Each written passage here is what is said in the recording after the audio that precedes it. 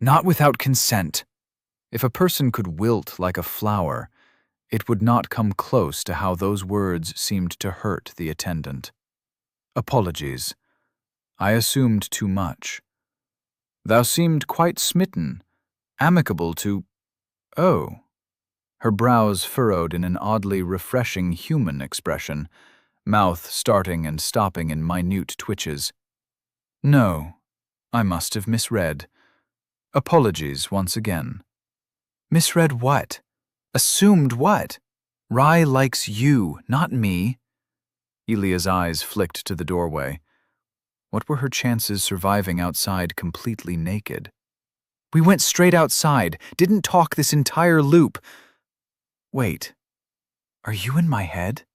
An ethereal yawn echoed throughout her awareness.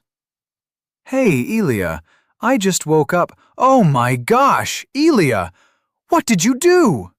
Nothing. I just woke up and this creep thought she could non-consensually snuggle me like a body pillow. I'm not an anime girl. I'm not filled with feathers. Oh, she did? Sorry, what? The stare-off between Elia and the eyeless woman continued. Did you do that to her? On her face? No. She eyed the attendant as she rose, silently gathering her things. Maybe. Before leaving the room, she bowed in what was probably meant to be another apology. Elia sighed, sagging down against herself. Hordes of undead, poisonous magic casting spiders, a giant wielding a prosthetic snake, and this was what finally got to her? A single touch from a woman? In retrospect, maybe that was to be expected. She didn't have many people that were safe to hug in the maze, or as a child. Not like she had 19 freaking other family members, unlike someone. Is she that bad at cuddling? Or are you not into women? That's fine. I can't believe her having any intentions beyond empathetic kindness. She even fed your toad. Silently, Elia's head slinked into hands. Why did she react to human contact with instant violence? If it was something she didn't remember, some part of her left eternally in that maze, then there was no fixing that because she was never going back.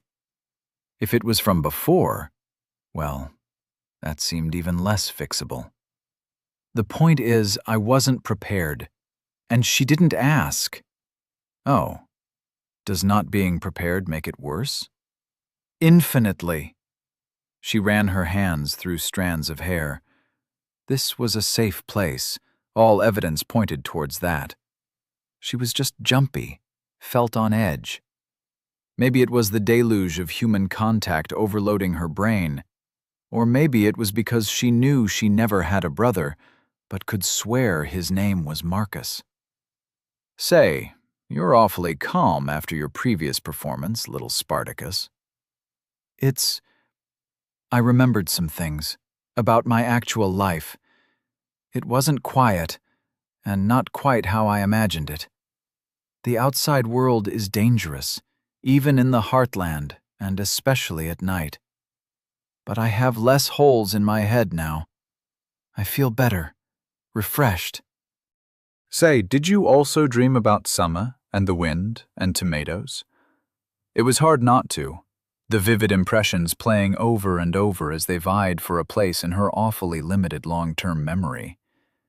For a few moments, it felt like she could name every odd farm tool, knew when every grain was planted and how long the harvest would take. It wasn't unpleasant, even in spite of the fear that their memories might be merging. Even if she didn't openly admit it, her short vacation and the dream had loosened her up, giving her a fresh mind to start the day with. Disco rooster. What? Disco rooster. That's our safe word now. You do know what a safe word is, right? As a matter of fact, I do. I have used it plenty of times, and am a big proponent of the idea. Quite the charmer, aren't you? She checked her pockets, making sure Quibble's nest and all her knickknacks were still in order. "You're not going to yell at every fucking time I need to waste an undead, are you?" "Lon, no, I don't know. The dregs are mindless. It's a mercy killing them. At least it should be, but I just can't. I can't say it's right, nor can I say it isn't. If they die, even if they get back up, they might dream for a bit like we did. Forget it all. Maybe be human for a while. Or it'll be just another prick in the endless repetition of suffering they'll face. Can we even give them a proper farewell? A proper death without a burial?" Sheesh, a little less caffeine, my little depresso espresso. "What did you just call me?" "Nothing." She eyed the many different clothing articles. A piece of cloth, a weird shirt-dress hybrid, a belt. "Say, since you're Roman, can you help me figure out how to wear this shit?" And there you go talking nonsense again. Your provincialism is showing. And no, I am not a Roman, whatever that is. "Hey, that's a loincloth, not a headband." No, you're doing it wrong. Give it here." Watching Rye bind her bits and bobs with one arm was fascinating, though the demonstration didn't last very long, as the tunic could just be worn like a long t-shirt that was fastened with a belt. Her belt was leather, but frayed so much it looked like a band of twine. Without the two large bags at each side, she wouldn't be able to carry much at all, nor save items in between loops. She loved having a belt, but she should really get a new one. And boots, too. And, well, a lot of stuff. There were many things she really should do. "We need to get to Lofton," she muttered as she finished counting her pebbles. "We? As in you and me? What happened to your vacation?" "You happened," she muttered before talking much louder. "We're friends now. Tit for tat, was it? You want to go back home, undead yourself, probably save the world, etc. Anyhow, City of the Gods? Seems like a good start for doing the impossible." "And you want to go there to kill the gods?" "Nah, I'm over that. Deicide isn't cool anymore." At least until she got some answers and a name. This world had many gods. She couldn't just go around killing all of them. It wasn't logistically feasible. One of them had to be responsible for her unceremonious start in this new world. Unfortunately, her lack of explanation wasn't enough to assure her cranial companion. "So, what's your real reason, then?"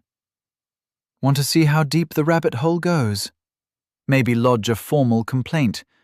With the soles of my boots, if we ever get any." She shrugged ineffectually, trying to hide her lingering suspicions of the overly perceptive attendant behind a completely unrelated puzzle. "Shit, I'm stuck in another girl's body, in a world that has telepathic tomatoes. And now that we're out of the maze, I can finally start getting somewhere. Maybe even enjoy my second life. I'll join your adventure. Heck, I'll even feign some interest for all this civilized behavior you keep slinging at me." "An adventure? Oh, like the stories of Sir Geck and Lady Lovebell. It'll be us two on our journey back home. A knight and a maiden." Elia could practically hear a light bulb lighting up above Rye's head. "Since we're going to our capital, I can give you an introduction to our empire's glorious history, its people, inventions, and all the things good about it. You probably haven't even heard of the concept of concrete. It's like clay, but becomes hard like stone after it dries. We build roads with it, great baths, and the circus, too. I cannot wait to show you all great wonders you barbarians are missing out on." Great. Cultural re-education. Though the more she thought about it, Someone from ancient times calling her, a 21st century adult, a barbarian, was greatly amusing. I'm thrilled. As you should be. Don't worry. Once I'm done with you, you'll appear like a model Empire citizen, like the attendant. Yeah, because she doesn't appear a little too perfect, a little too nice and too caring. After patting herself down, checking on all her gear, she got up and left her room. Might be just coincidence, but I'm calling it now. Conspiracy is afoot. Conspiracy? Like how some people think birds are real? For the second time in less than an hour, someone managed to interrupt Elia's already chaotic flow of thought with an even stronger current of counter-logic. Yes? Wait, don't you have roosters and chickens? Yeah, and? They're birds. No. Birds have feathers. Roosters and chickens have scales. Elia picked up quibbles, still happily smacking his gums from the last of his feast. Right. Anyways, it's high time we got some rewards for our hard work. You're the worst negotiator I have ever seen. Elia tensed, barely visible. She casually wiped away the water healing her leftover wounds and rolled her eyes. All she had to do was trade some common bone shards for uncommon, at a set rate at that. How she managed to nearly screw that up would be a sticking point for ages. The merchant's an annoying prick. Undiplomatic. Rude. Crude. It's not my fault he kept on trying to convince me to sell my helmet. It saved my life so many times. It has sentimental value. Your helmet is so dinged up its only use is being smelted, and he was annoyed because you threatened him with your hatchet, the one I bought from him. That was half a dozen loops ago. It's not like he remembers. And we got what we came here for, so shush. She dug out a handful of shards from her pocket, fusing them to underline her point. You have fused Bone Shard, Uncommon, times 10, into Bones of Boons, Uncommon, times 1. The emerald die twisted in her hands, glowing symbols flashing on a million sides. Next to the great sea of greens, twisted blues appeared and disappeared in erratic intervals. Much to her dismay, gray was a still present, if only as a minority color. See? Traded 9 commons for 3 uncommons, and boom! Now we've got a new boon. Could have done it without so much fuss. Gotten it cheaper, too. The merchant probably hates us now. Potato, tomato. Here, this is yours. Ready to be disappointed? She presented the die with a dramatic flourish, an ethereal sigh ringing in her mind as the tingling will of another crawled down her arm. I don't know why you say it like that. This is supposed to be special, supposed to be exciting. Now I'm just sad. Elia was moments before saying something nice for once, but her lips had barely parted, and already the die had stopped its journey, landing right on the rim of the great cup of healing water. Elia squinted at the green symbol, a tilted diamond with many smaller ones coming off one end. Is that supposed to be a... You have gained a divine boon. Heavy hailstone bolt. Uncommon. Empty socket. What does it say? I can't look. Elia stared at the smoke for much too long, mind blanking. What? What? Is it that bad? Please tell me, Elia. Rye, get that smoke up in here, now! Heavy hailstone bolt. Uncommon. Empty socket. Gather your spirit to launch a heavy bolt of hailstone at your target. A cumbersome pattern of conjuration, this projectile submits to the laws of gravity in exchange for greater potential. Disliked by conjurers for its crude design, though its efficacy is undeniable. Magic? Rye stuttered. From me? But I don't have any. I didn't learn. I don't deserve. Calm your tits, brain bud.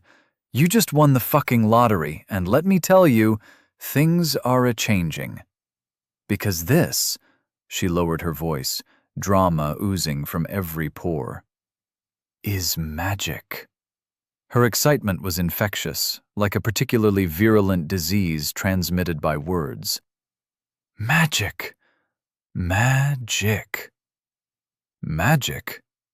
To be honest, I always had idle dreams that one day I'd go on an adventure, learn magic, and see faraway places. A real fairy tale was what I wished for. But now that it's on my platter, now I feel like I'm eating a stolen pie. Ha! I knew you were going to be disappointed. She grinned at her reflection, only for it to grin back just as stupidly. I had a bolt for a while. Really cool, didn't last. Stupid stone bird. At the immaterial sigh, she stood and stretched, thoughts jumping between the road ahead, a muddled past, and the attendant, standing wistfully some distance aside. This was not her world. Telepathic tomatoes were normal here. Scaled, vicious lizards the size of a rhino were normal too, domesticated even. Dying 1,000 times could be normal.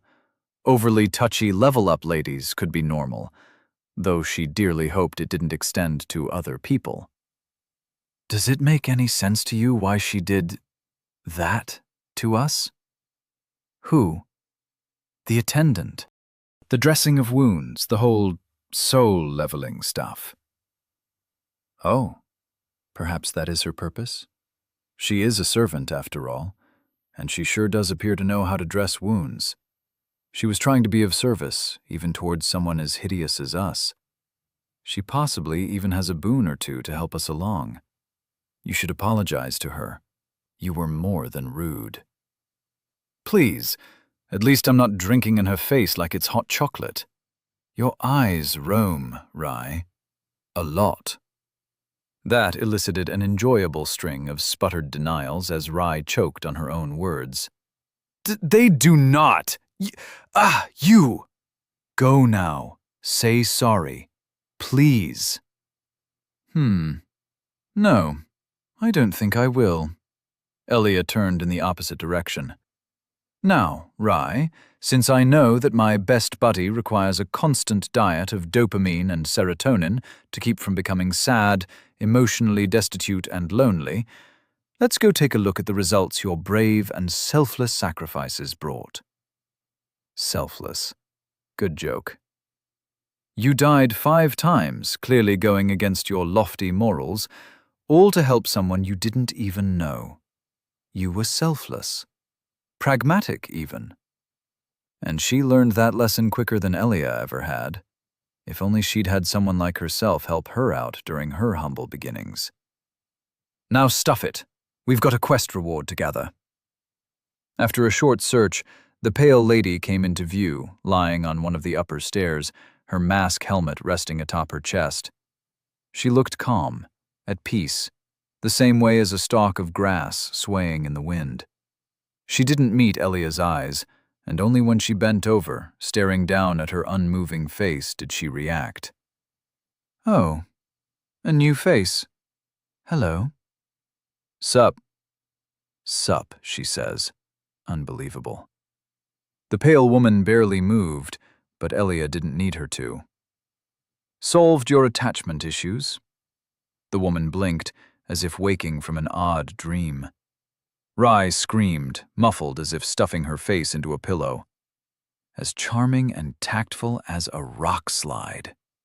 Gods, smite me now so I don't have to witness this travesty of a conversation. No lack of tact seemed to move the woman from her everlasting ennui. I assume I have you to thank, then, for putting my sunshine to rest. You seem more than meets the eye. Perhaps you'll make it further than I. As for myself, my capacity for adventure has been sated. I suppose I will lay here and wallow in my misery, sorry twice-lived fool that I am. The awkward silence returned as she closed her eyes. Elia found it hard to empathize. Too often did she return from death, only to find people oblivious to the time spent together, not even recognizing her name. She would have liked to say that she still tried to care, still tried to listen, but the time she spent in that maze never left her. Life, then, was all still about balancing the numbers, never letting the ratio of deaths to boons acquired tip too much towards the former. Now she was past basic subsistence, finally allowed to build up a buffer. If only she wasn't certain how that was going to last just as little. More shards would work wonders. Anything would, really. Food, bugs, essence, weapons, knowledge. Her gaze drifted to the side, an assortment of gear folded half neat at the top of the stairs. No, stop. You are not going to ask for her only spear. Just look at it. The flourishes, the inscriptions made with love and care. It doesn't look cheap, and probably has sentimental value. Like your helmet, remember? Elia tried not to ask. She tried hard, really, really hard. So, no reward? A single eye cracked open to the silent sound of rye sinking into a second round of second-hand shame. Still here? On second thought, service such as yours does deserve a reward. She pulled a ring off a finger on her third arm, staring at it for but a moment before placing it in Elia's waiting hand. Here, take this. You have more use for it than I. Ring of Grace. Philia, the gentle watcher, crafted these rings in the hopes they would lessen the burden placed upon those undead, still loyally within her service. Upon death, the wearer loses nothing, yet the ring is shattered. Oh, this was nice. If she was in a particularly deadly area with a lot of souls and shards, Elia could slip this on and simply return unharmed upon her death. Though, in all likelihood, it was going to fall into the box for later use indefinitely. It was a consumable resource, after all. A simple spear would have been better. Or boots. How much was this worth to the merchant? Maybe another angle could reach another reward, should they die before finding the next checkpoint. It was an infinite source of rings before then, though whether a single ring was worth suicide was another question entirely. Elia.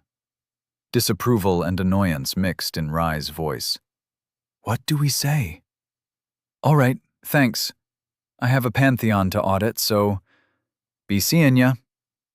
As she turned to leave, the woman stirred once more. My name is Avis, if it pleases thee.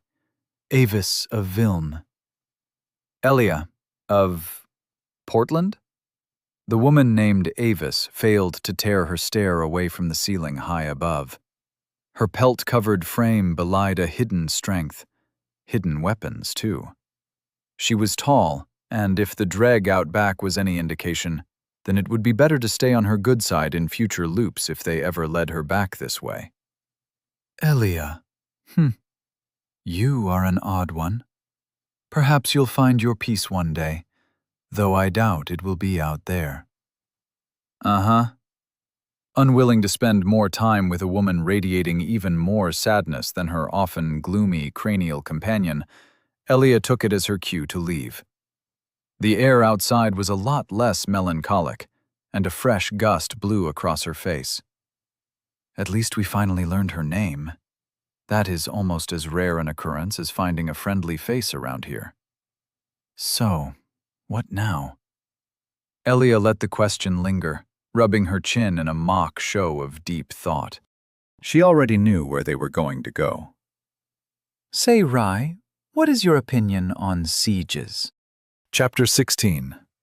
High Road. Rye's opinion on sieges remained quite the same as 5 lives ago. They were not her favorite pastime, especially not when enacting them against her own people. The castle at the end of their promised path was supposedly there to protect the north entrance to Lofton. But if they didn't even let those people carrying souls back to the gods pass, then why make an entrance at all? "Where the fuck are those 3 damned legionnaires?" Elia yelled as she walked down the road leading away from the temple. "They're probably already on their way to Castle Glenrock. Or maybe you scared them off with all your cussing." An overturned cart blocked her way. Elia found nothing of value among its remains. "Maybe you overslept." "You're such a piece of work." "No, we're 2 pieces. I thought you studied math." "I thought you were an expert cloud navigator." "Cloud navigate us to Glenrock Castle then, please." "Touché. Moving on, it is." Crossroad Temple was built under a 50-foot-tall cliffside, where the foothills of the nearby mountains transformed into jagged terrain, stone peeking out under carpets of sickly yellow grass. The never-ending maze loomed heavy in memory and sight on one side, the endless drop onto the surface of another world at the other. This temple, then, was in a remote location that seemed designed to break the back of any person or animal transporting goods up and down. Though how the many large tombstones and variably sized stone sarcophagi found their way this far away from civilization remained a mystery. Yet, even in this remote place, civilization reached. A path along the cliffside was marked by rocks and the occasional rope tied in elaborate knots or handholds to prevent a plunge down dizzying heights. Where the strewn stone and dirt floor was washed away by landslides and a past deluge, wooden walkways allowed for less than stellar passage in between the broken pieces of a road carved into the mountainside. As long as they too weren't washed away. There were side passages of doubtful reliability, small workarounds to the workarounds that seemed more practical than safe. They found themselves on one such side path, much to the dismay of some. The scaffolding creaked ominously with every second step. Elia tried hard not to look down. "Do you have a problem with heights?" "Birds, mainly." Elia peeked over her shoulder, only to jerk herself back as she had the impression of losing grip. "Big, fuck-off giant ones. They're made of rock. Killed me in the maze every time I tried to cheese it. I could go for some cheese. Or a ski lift." Just following the path ahead was taking all her attention. Being able to look down on something still gave off the impression of a physical transgression and imminent violence. A number of scenarios played in her head. The giant stone bird variably throwing her off, squishing her against the cliffs, or kidnapping her to feed its gravelly young. The worst part, in between the steep descent, the North Duck cloud was obscured behind the mountainous massifs. Already, insecurity was mounting. "I always thought rocks stayed in the loft parts of Lofton, that they were bound to service under the gods, or that they didn't exist." "Knew it," Elia said, in between switching her hands on the handholds, breathing a heavy sigh as the end of this particular reroute was coming into sight. "Gods were trying to sabotage me, knew what I was planning, sent the Burb Inquisition. Next thing you know, they'll put archers out here to shoot us down." She ducked, in anticipation of immediate divine intervention. Nothing came. She probably looked like an idiot. "You look like an idiot. Get up, it's just a mountain pass." "See, we're already through." And just like that, they were. A small plateau greeted them, the road continuing on with few obstacles and fewer holes. With muscles that felt too tense for the 20-minute hike, she lowered herself from a wooden plank hammered into a sheer stone overhang. Her feet met the ground, and only then did she let go of the secure rope. She was doing fine. Everything was fine. For now. "Shit, I'm going to hate doing that every time we croak," Quibbles croaked, adding that yes, he too would not like turning into a frog-shaped smear after a sudden fall down Infinity Cliff. Though, when Elia looked down, the ground was much closer than a dozen miles, closer even than a few hundred feet. The landscape opened up in front of her eyes, her heart nearly missing a few beats too many. The road ambled downwards in a twisting left-right fashion, disappearing behind hills and the forest that stretched from the foothills to the horizon. She was looking down upon a valley, starting with a 10-lane road that crumbled where the world abruptly stopped, and ending on the other side in a rise that went up, up, and up. The pass cleaved the ever-steepening incline down the middle, and the great mountain into twin peaks. A castle. No, a sprawling leviathan of a fortress was set in between the slopes on either side, ring after ring of walls dissuading anyone from illegitimate passage. The top was crowned by a keep near carved from the mountain itself, towers rising around it until they joined a wall that appeared to run across the very peaks as well. Wow. Wow indeed. Elia took a moment to just revel in the sight. This here is adventure. Primo medieval style meets fantastic megalomania. Imagine the taxes people had to pay to have this constructed. Imagine how many workers died during construction and now haunt those walls. And we'll be right in the middle of it. Oh, the places we'll go, the things we'll see, the people we'll meet, the loot we'll find. Elia nodded. I'm pumped. You pumped? Yes, I think. I am pumped. I'm pumped. Oh, do you think they have a chapel, or even a larger temple? I really would like to make another sacrifice and pray for my family. And for our safety, of course. An eyebrow arched. Doubts formed. Are you planning on donating all our hard-earned shards to your imaginary friends again? No. The gods are real, and they don't have friends. God, I fucking hope so. Elia swung her axe entirely without malice. You should gamble your shards away like a good little consumer. It's good for you. I'd rather trade them for safe passage or an escort back to Arvale, back home. But if there were any place to trade souls for goods and services, it would be Lofton. Then what are we waiting for? With a smile on her face and a renewed kick to her step, she set into a relaxed wander downslope. Her newly improved constitution was already making itself felt. No longer did she need to stop after an hour of walking for an extended break. No longer was she close to a cardiac arrest after 5 to 10 minutes of jogging. The air in her lungs was fresh, and with a sigh she could almost feel all her previous tension bleed away. This was better than a vacation. This was the smell of progress.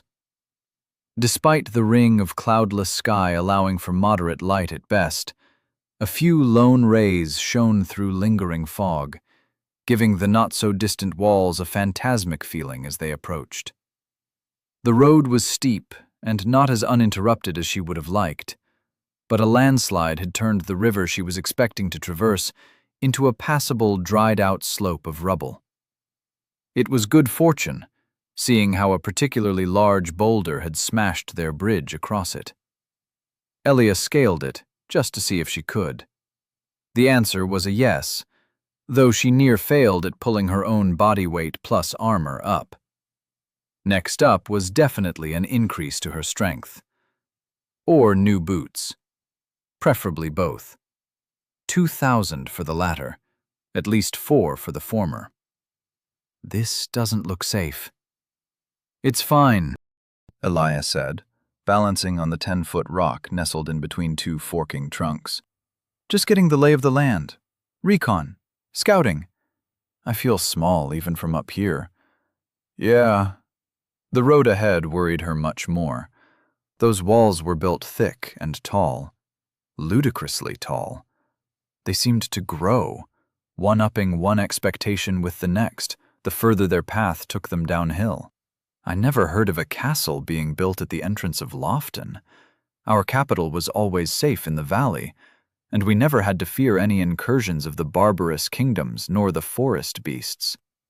It seems like a waste of labor and resources, but what do I know? You think they'll let us through? Maybe. For now, I spy trouble ahead. You can see that far? Sorry, but my eyes never were really good at looking too far. Everything's blurry to me after a few dozen feet. Elia made to climb back down, the trees offering a safe descent. Same eyes I'm using, just saw movement is all. Possibly not friendly. Undead? Likely, though not the talky, huggy kind. Dregs, these mindless ones were called? Dregs. The leftovers of a person when all humanity has left them. It happens. The longer an undead is alive, the less they are themselves.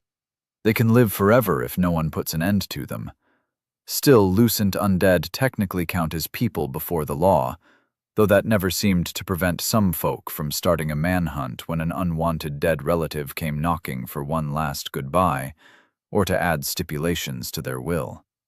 Yeah, if my grandma came back just to continue nagging me, I'd pick up a pitchfork as well. Oh well, I more meant when kids get involved. They don't really understand that they are dead, and that makes telling them they need to go more complicated. A moment of soaking up implications went by. Sheesh, and you call yourself civilized? People who hunt undead children are bad apples. My family would never do something like that. They'd accept me or any of my brothers and sisters. I know they would. Somehow I'm inclined to believe you, if only to prevent herself from worrying over yet another potential issue. Walking on a riverbed flooded with loose dirt and rocks wasn't as easy or safe as Elia thought. More than once, she put down her foot, only for it to sink into a hollow, or stumble and risk twisting her ankle. They still had a dozen dried fruit left, but she'd rather not waste them, despite their divine taste. They arrived soon at another bridge, this one made of stone, in a neat arch that was cleaved in half by past forces of nature. Wooden planks connected the two bridge stumps. The rocks, trees, and dirt had piled up against it, blocking the path further ahead. The closer Elia got, the more nervous she grew. We're in a bad spot. Low ground, bad lines of sight, uneven footing.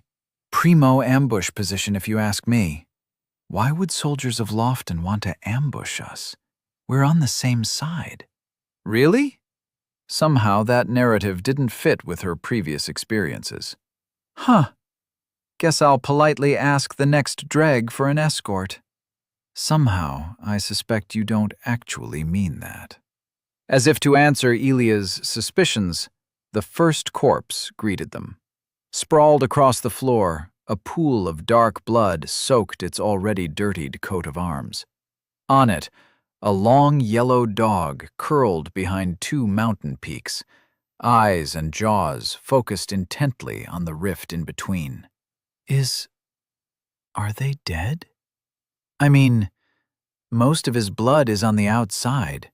Carefully, she approached and turned the undead's face with her axe.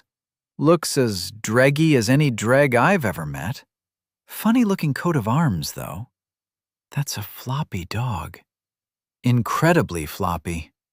Anyhow, let's take another route. One with less corpses and... A shudder ran through the undead's body. Eep! Elia caved its head in with a simple swing of her axe, and it crunched like a watermelon. There was an unusual heft to her new weapon, a bit top-heavy. She preferred a short sword she could put her entire weight behind, but this would do. Not like the dregs were using weapons that were any more sophisticated. Ugh, that sound. I think I'm gonna... Rye did, loud and long. Another thing to get used to. The last time Elia felt squeamish, she hadn't even met Quibbles yet. She returned some of the undead's brain matter by wiping it on its coat. Undead soldiers. Better armed and armored than militia, still pretty slow. So, yeah, some undead come back after a time. No idea how long, no idea why, no idea even how they heal at all. Only thing I know is that this guy didn't give souls, or shards, which means someone else took them already? My guess exactly, Brain Bud. We're on the right track. Now, she studied the way ahead, where the remains of a massacre lay under a bridge. Let's hope we find the Legionnaires instead of just 3 more bodies. At Rye's whimper, she snuck forward, peeking over a fallen conifer. 4 figures stood among the corpses, definitely not their friends. Acquaintances, rather. If they were there, it would be among the corpses, the dozen of which could get back up at any time. As it looked, the riverbed was a death trap, especially since she noticed the odd crossbowmen staggering about near misshapen shrubbery along the former riverbank. She counted 1, 2. Was that a third one, or just the second one from a different angle? The lack of clear eyesight beyond about 20 feet was really working against her outside of the hemmed-in corridors of the maze. Short-sightedness only became relevant once she had to peer beyond the next simple step. Say, did you people invent glasses yet? Glasses? Well, only super rich people drink from glass cups and decanters, make entire windows out of it. I mean, ludicrously rich, like owning a mansion, 20-plus servants, a seat in the local centabat. All right, that answers that. She peeked around a patch of thorny shrubs. 2 on the bridge. 1 short sword, moderately armored. Robes on the other, easy kill. Rye, use your new magic missile launcher and blow them to dust and ash and smithereens. She stretched out her arm, waiting for Rye to take over. But nothing happened. I can't. Right, forgot. You're still down with chronic pacifism. Horrible disease. I'm not sick, okay? Give me some time. Elia watched them stagger back and forth, repeating their little patrol ad infinitum. They still feel human to you? Mm-hmm. Figures. You'll grow out of it. As she stared ahead, a third figure appeared, hidden behind the balustrade. Any opinions on dogs? I don't like spiky dogs. Floppy dogs are all right, I guess. This half-undead mutt looks plenty spiky.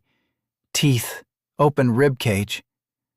Lightning-fast speed and reflexes, at least as far as undead were concerned. A priority target for sure. You good for that? A tingle down her arm was the only response. The dog marched on, skinless face with deep eye holes bereft of any awareness. Its skinny flank offered an easy target. Once again, nothing happened. It's not working. It's not... Oh, that feels weird. Rye shook her arm like a wet dog trying to dry itself. Elia waited patiently for an explanation, mostly because she'd rather not talk out loud in the presence of the dog. Nasty, perceptive little things that they were. They always went for joints first. A shudder ran down her spine. So, I have a boon for a magical conjuration, yes? Well, normally you'd have to study for months, even years at an academy to learn how to cast even the most basic spell.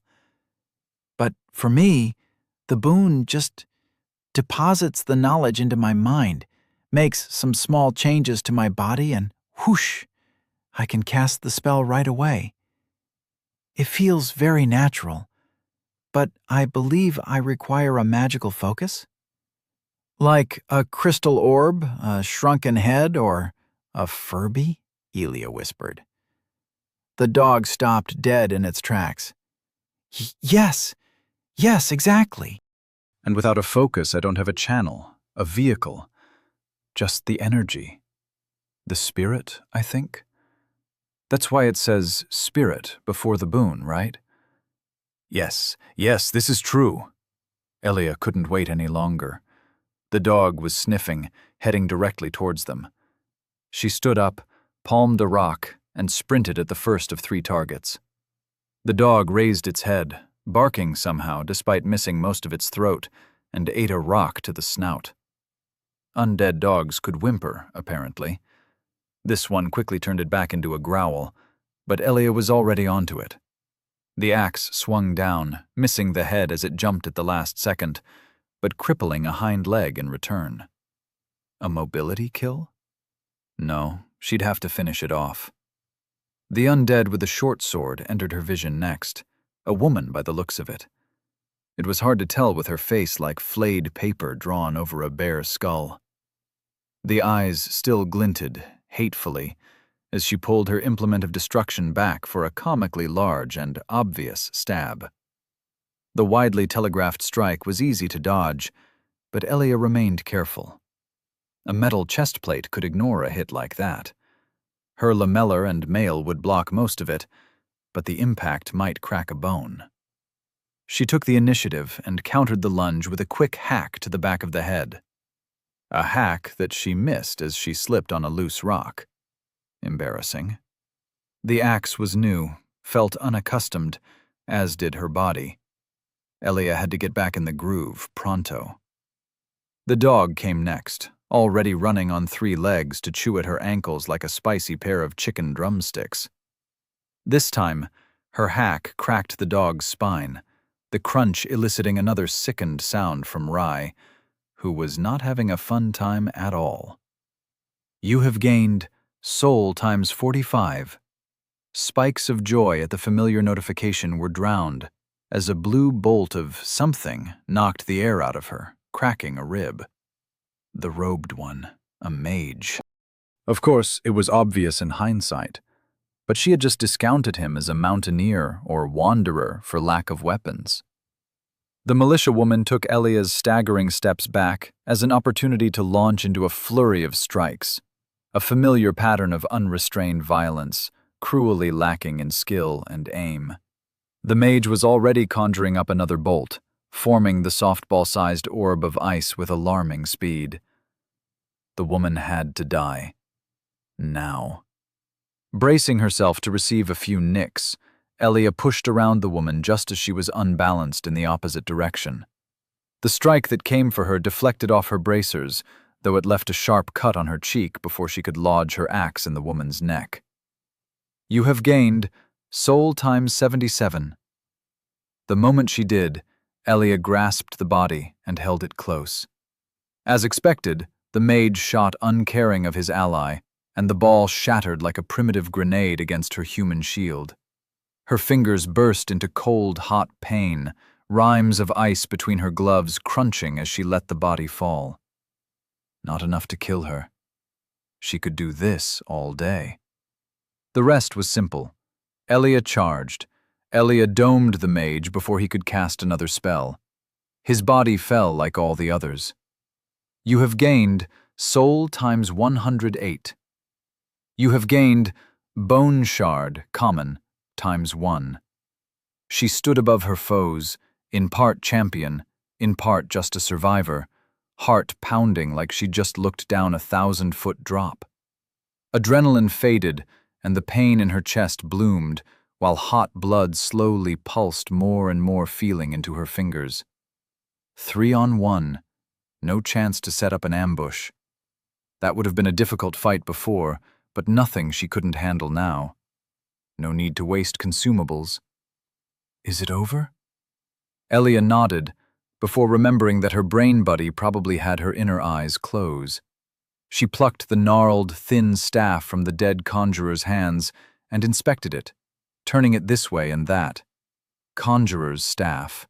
Focus used by the conjurers of old Yorovale. Wrapped in coarse fiber leather, to always remind the acolyte of the humble beginnings of their art. "Hey, Rye, this'll work for your magic, methinks." Her arm tingled, hand turned, staff waved. Oh, this is great. Great! I have magic. Me, Rye, farm girl and firstborn. Magic. A giggling glee echoed inside her head, infectious and rare, like a child with a lighter. "If you say you don't deserve it again, I'll chuck it off a cliff." Elia chuckled. "Now come on, do something cool. Here, I'll give you emotional support. Magic, magic, magic." "Shush, you're making me blush. I have to mentally prepare myself." "All right, ready?" "Always." Rye pointed her staff at a nearby tree, and the end started glowing. Elia felt something flow down her arm in the same way an ice cube dimpled down a river. Her breath came out foggy, and the next thing she knew, a thick bolt was slowly materializing at the staff's tip out of seemingly nowhere. Now point and release. The heavy piece of ice flung off toward the tree. It veered off to the left, thunking into the ground way before it could even miss the target. Elia stared in disbelief at the deep gouge left by the chunk as it slowly turned to steam, and the steam dissolved into thin air. "I missed." "You kidding me? I've got an alternate persona capable of casting magic. I'm a magic girl now. You did it! Rye, you did it!" She whooped and hollered, and tacitly didn't mention that magic bolts were meant to look like defined shapes, in this case like an actual bolt shot from a crossbow, not an ovoid chunk of ice. Her spirit stat was hit the worst by her repeated deaths as an undead. Rye wasn't at fault here, and admitting her own would only serve to demoralize the fragile companion egg in her head. "I did it. Yeah, I did. More than just that, that bolt was the size of a football and a half." She laughed, banishing her worries as she reveled in the carnage that was to come. "Forget potato cannons. You're dispensing a gallon of dense, high-velocity hurt with every cast." "Well, I'm glad you liked it. You can count on my magical support for any beasts, bad dogs, and other nasty critters." She tried to flourish her staff in a fancy way. All that accomplished was hitting Elia in the face. "Sorry." "No worries, my cranial companion," Elia said, rubbing her nose. "We're gonna go far together. And by the looks of it, the way ahead isn't all that unguarded either. Maybe we can take another route? Or maybe we can get enough souls for those boots you wanted." Elia had to admit, she never heard Rye as torn as then. There was no other path to the fort, not one that didn't involve rock climbing and navigating the slippery woods, an impossibility without the North Duck cloud. If the choice was between risking her life for no souls and risking her life for souls and shards, then there wasn't more than one correct answer. Soul count, 1,206. Shard count, common times 3, uncommon times 0. With a smile on her lips, she sauntered over the bridge, almost letting herself believe that things were starting to look up for her. Chapter 17. Downhill. Things as they were had a tendency to roll off the rails really fast. Escalate downhill, in other words, especially for lack of rails, and when said hill had the integrity of a wet sandcastle. The ground was replete with water, soggy earth slipping away under every step, turning the initially jovial progress into a calf-burning, ankle-twisting disaster. The undead milling about the road had some fault too, though they suffered similarly from the bad footing. Except the dogs. Those in particular were nasty. Whenever Elia didn't get a jump on them, they flung their bony bodies at her like suicidal heat-seeking missiles, often from unfortunately strategic angles. Even more unfortunate was their tendency to travel in packs, either paired with another dreg or with one or two other dogs. Presently, a total of 7 ravenously snapping beasts of bone were nipping at her heels, making the descent that much more involved. Oh my gosh, I can't look. Elia slid down a crumbling ravine, grabbed a protruding root, and nearly slipped out of her gloves. Mud covered them on the inside and out. She wasn't quite certain if the root could hold her weight, and had little time to ponder. The baying was closer than ever, as she measured the fall to a poorly defined trail in the forest, sinking ever more into the nearby swamp. She'd survive. Elia let go, regretting the decision only a moment after rolling down a slope before meeting a tree with her forehead. Dazed, but mostly alive, Elia came to a halt after inertia and friction had done their duty, the pack growling and snapping at her from atop the 10-foot fall. The forest so far had been less than inviting, and all the more confusing. Conifers stood with their needles all pointing straight up. Some trees bloomed flowers, while not a single leaf was in sight. And in her immediate vicinity, the trees looked more like anemones, transplanted from the sea and turned into gnarled, woody constructs grasping for the sky. Miraculously, she didn't sustain any major injuries, despite the poor footing. A small mercy, which was quickly drowned by 2 thumps sounding out nearby.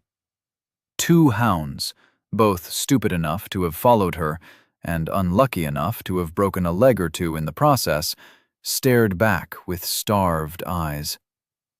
Elia guessed she'd be hungry, too, without a stomach or most of her digestive tract. With still spinning vision, she stumbled to the first dog, doming it in the head. She could get used to this axe, but the simple stab-retract motion of her old short sword would always hold a special place in her heart. For now, the still twitching dog demanded her full attention. You have gained Bone Shard, Common, ×1. 1 dead. Good. On to the next. Can I look yet? The second dog had nearly righted itself when she gave it a good kick in the kidney. Not that it had anything there besides bones. Though they were bleached and brittle, the hurt went both ways. Elia decided to check for broken toes afterwards, when her foot suddenly gave out and she toppled on top of the dog. Uh-oh, she said, staring down at slavering jaws. Uh-oh? What do you mean, uh-oh? Keep your eyes away, shut. She tried hitting the dog with the hilt of her axe. The dog bit her punching arm, sharp teeth closing in around her bracers with uncomfortable pressure. What are those noises? I don't want to know. I'll open my eyes later. The struggle went on for a few seconds, the dog trying frantically to dislodge her arm by wrenching its head side to side, while Elia was leaning more on the let's not do that side. Her magic staff was useless, and after dropping it, she pulled out a dagger she had repossessed. It found its way into the dog's neck. It died, and Elia immediately minimized the smoke, confirming her victory. The baying was distant now. They were looking for a way around. They'd find it, too, given time. Undead were persistent like that, no matter the type. What else was there that could turn undead? Werewolves? Hydras? Dragons? Rai, does your world have any dragons? Dragons? Well, I heard Warga fought some, though maybe those were just stories and fairy tales. Can I open my eyes yet? Yeah, man, I'd love to have a dragon. I'd love to be a dragon. Scales, fire, death, rawr! Elia stilled. Were those barks drifting closer or further away? I'd love to be a fast dragon. Time to move. She struggled to stand. The moment she put weight on her left foot, pain that she couldn't ignore lanced up her leg. She definitely twisted her ankle on that fall. Running was out of the question now. Hiding as well, if the dogs could still smell her. Elia gave the path ahead that seemed to move mostly on planks and into an actual swamp a look before soldiering on. This wouldn't have happened if you just hit your shot. Excuse me?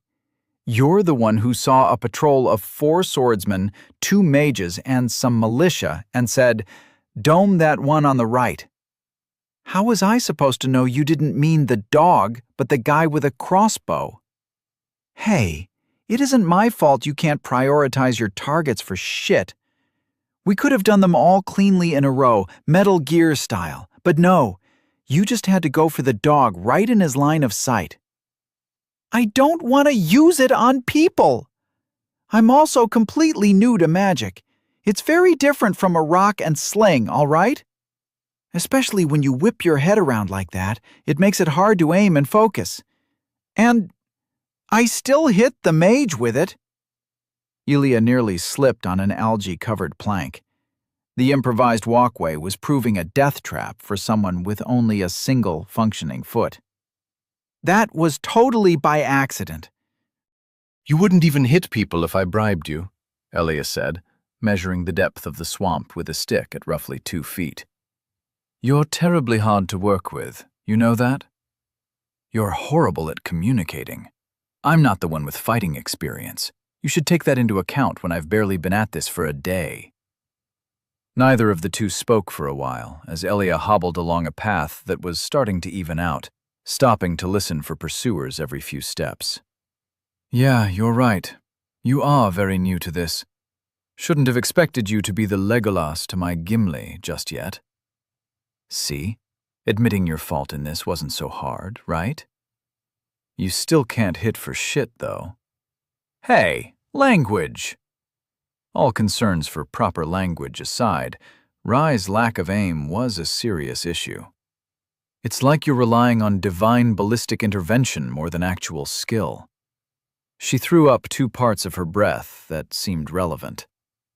Undead curse mark, swelling. Greatly diminishes spirit, moderately diminishes body, slightly diminishes sense and mind. While she didn't know why it changed from quelled to swelling, the greatly diminished soul was an issue with Rye's boon being dependent on that stat, and it was weak as an unlearned child's. Yes, you're right. I am a poor shot. If I had to learn magic the hard way, I'd have studied how to heal sickness or shoot fireworks from my hands. But I don't have a choice, do I? I have a boon, and now I just have to make the best of it. And that means practicing hitting my few shots. Elia perked up, blinking in mild astonishment. Way to go, brain bud. You're finally getting into that die or grind mentality. Also, the bolt is super hard to control. Like trying to press a wet bar of soap in your hand. It's hard to grasp and slippery. I'm doing my best, all right? Elia giggled immaturely. That's what she said. Yes, I did. Your point? Never mind. They trudged past a swamp-soaked corpse, again empty of all loot. The trail went past a row of half-sunken walls, little more than lines of rubble, before a less completely dilapidated ruin peeked out between the endless trees growing ever twisted up ahead.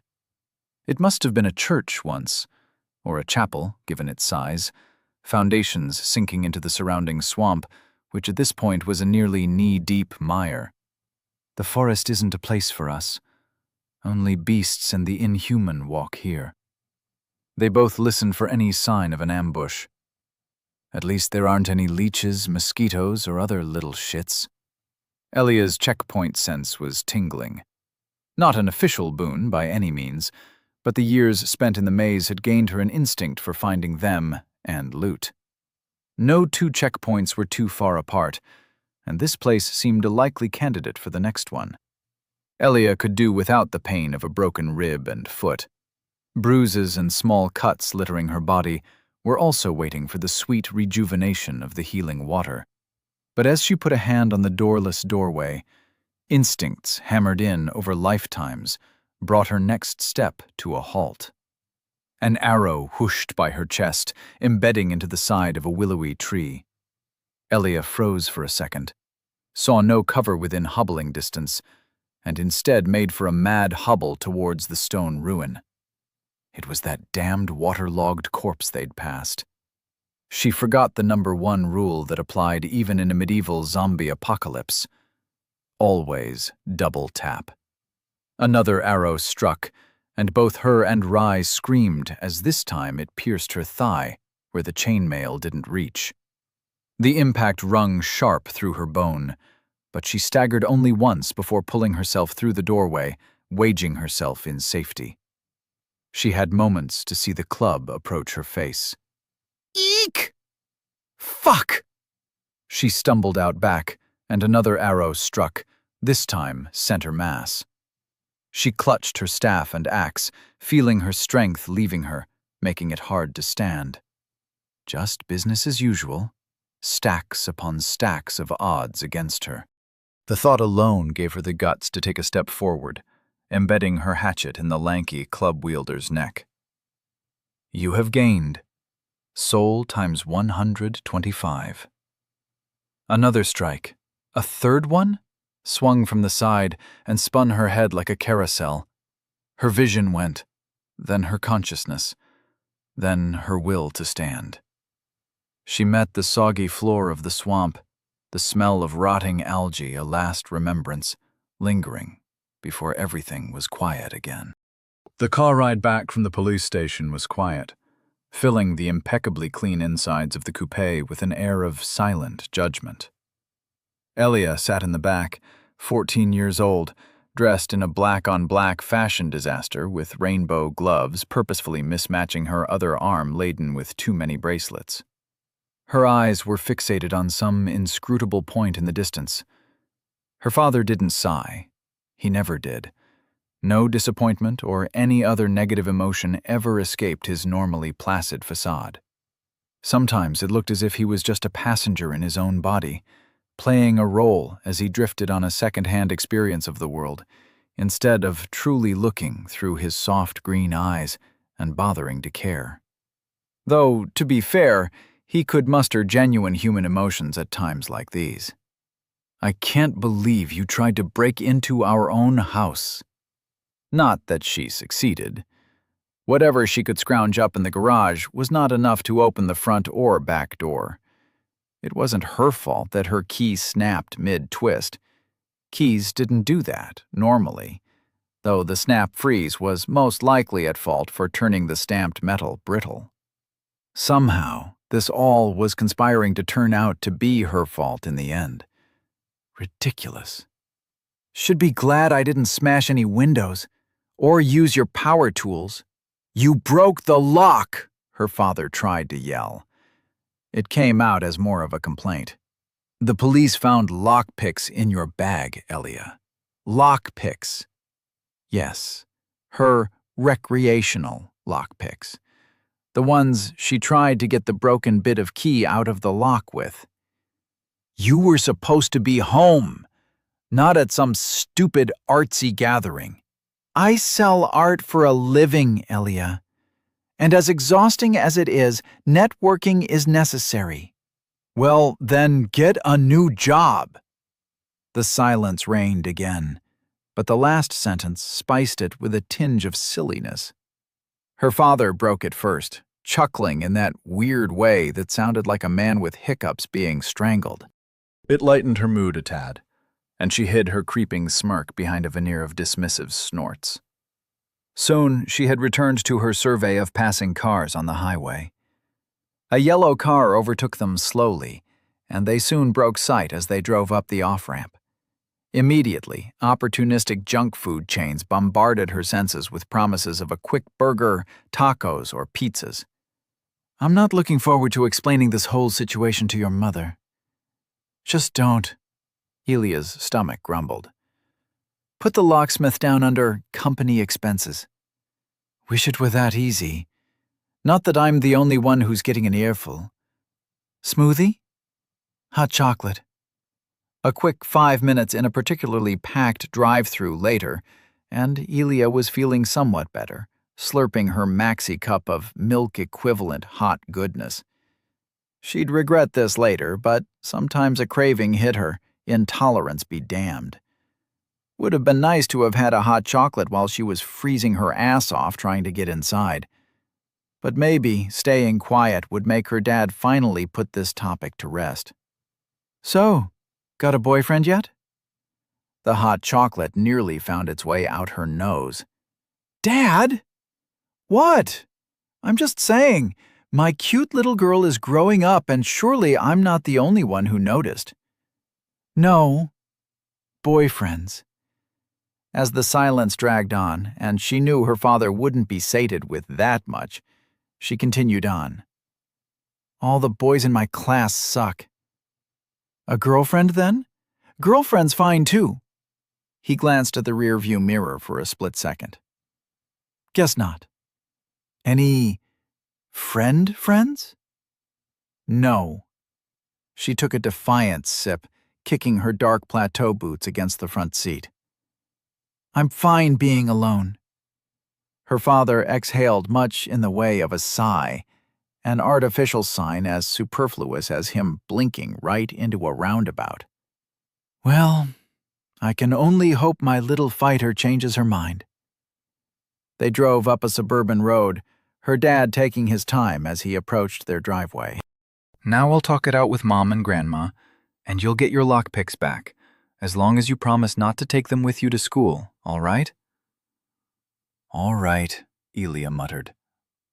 The car stopped, but instead of stopping, Elia jerked forwards straight through the back of the seat, tumbling, falling down into indefinite darkness.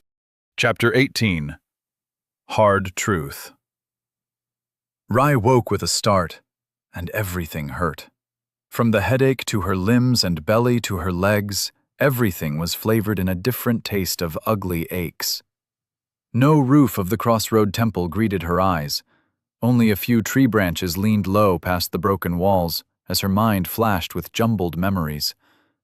Undead, home, magic, car, dogs, the ambush. Voices. Close. 3 armored individuals huddled in a corner, vehemently whispering about catapults and machicolations? That wasn't a word, and instantly the roaring cacophony of the dream that was not hers echoed in her mind. It was an odd experience, living the memories of another, feeling them while knowing that neither the sights nor the smells or tastes were hers. Especially the sights. The loud metal creatures were not creatures at all, but carriages. Without grug or horse to draw them, they moved at breakneck speeds across the dark stone and played at a dance to lights on intersections as large as she never had imagined. Elia's strain of barbarians had great roads, not as great as the Empire's, of course, but a critical question remained. What was a smoothie? Rye could not sit still without an explanation, bumping what to do next and whether she should escape or not into second place. The giant stone bowl set behind the leaning doors and crumbling rock marked the next checkpoint mere feet away. If only she could crawl there, she could stop the hurt and clear her mind. Elia, Rye whispered. Elia! Fuck! Ack! Rye acked in surprise. What is it? I totally forgot I had a goth phase. I feel all slimy and ugh. Blech. Well, first off, we seem to have switched control. Again. Again? Shit, being knocked out counts as being unconscious. We need to be more careful from now on. Wait. Hostiles. 3 to the front left, melee mostly, shields, spears. On a squinting second peek, Rye recognized them. Those are the Legion soldiers.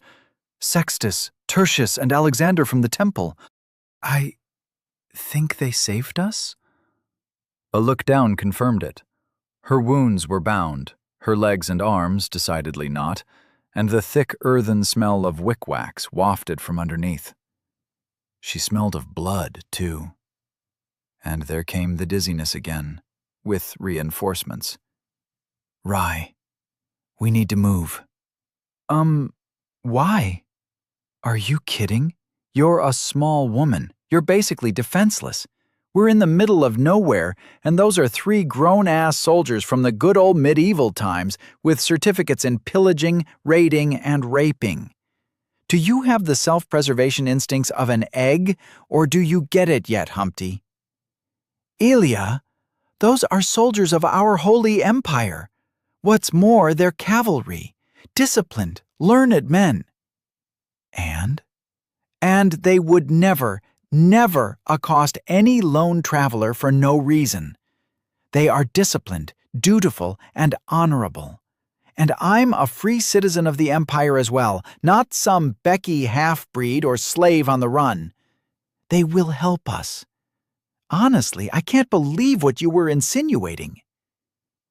Yeah, and the blood on that wooden club definitely doesn't belong inside my nose. Our nose.